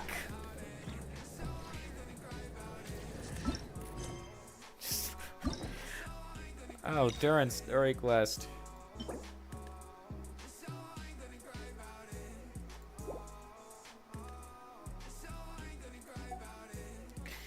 I'll do that another time off stream, but I just need to know, just what the fuck? I knew something bad was gonna happen, but like not like this. This is the wrong song for this. Just what the fuck, dude? I want to tear Dotori into 1,000,000 pieces even more now. I want to tear him into 1,000,000,000 pieces. Make sure he can't slimily come back. You know what I mean? Honestly, yeah, I need a break after this.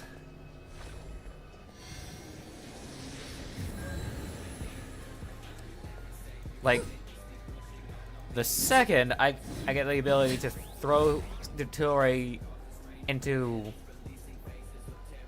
an unstable vortex from an activating target. Yeah, that sounds like a good way. Maybe an incoming wormhole. That's another good option. But either way, I don't want. I want this guy slapped with a 500 fucking hammers. You know what I mean? Fish react him. I don't give a shit. I'm gonna throw Dotori into a fucking sewer. Never mind. Let them do as they please. Well. Crash out done. Archon quest done. I have a headache. I need a break from everything right now. I'm going to end stream and therefore my recording. Thanks for tuning in.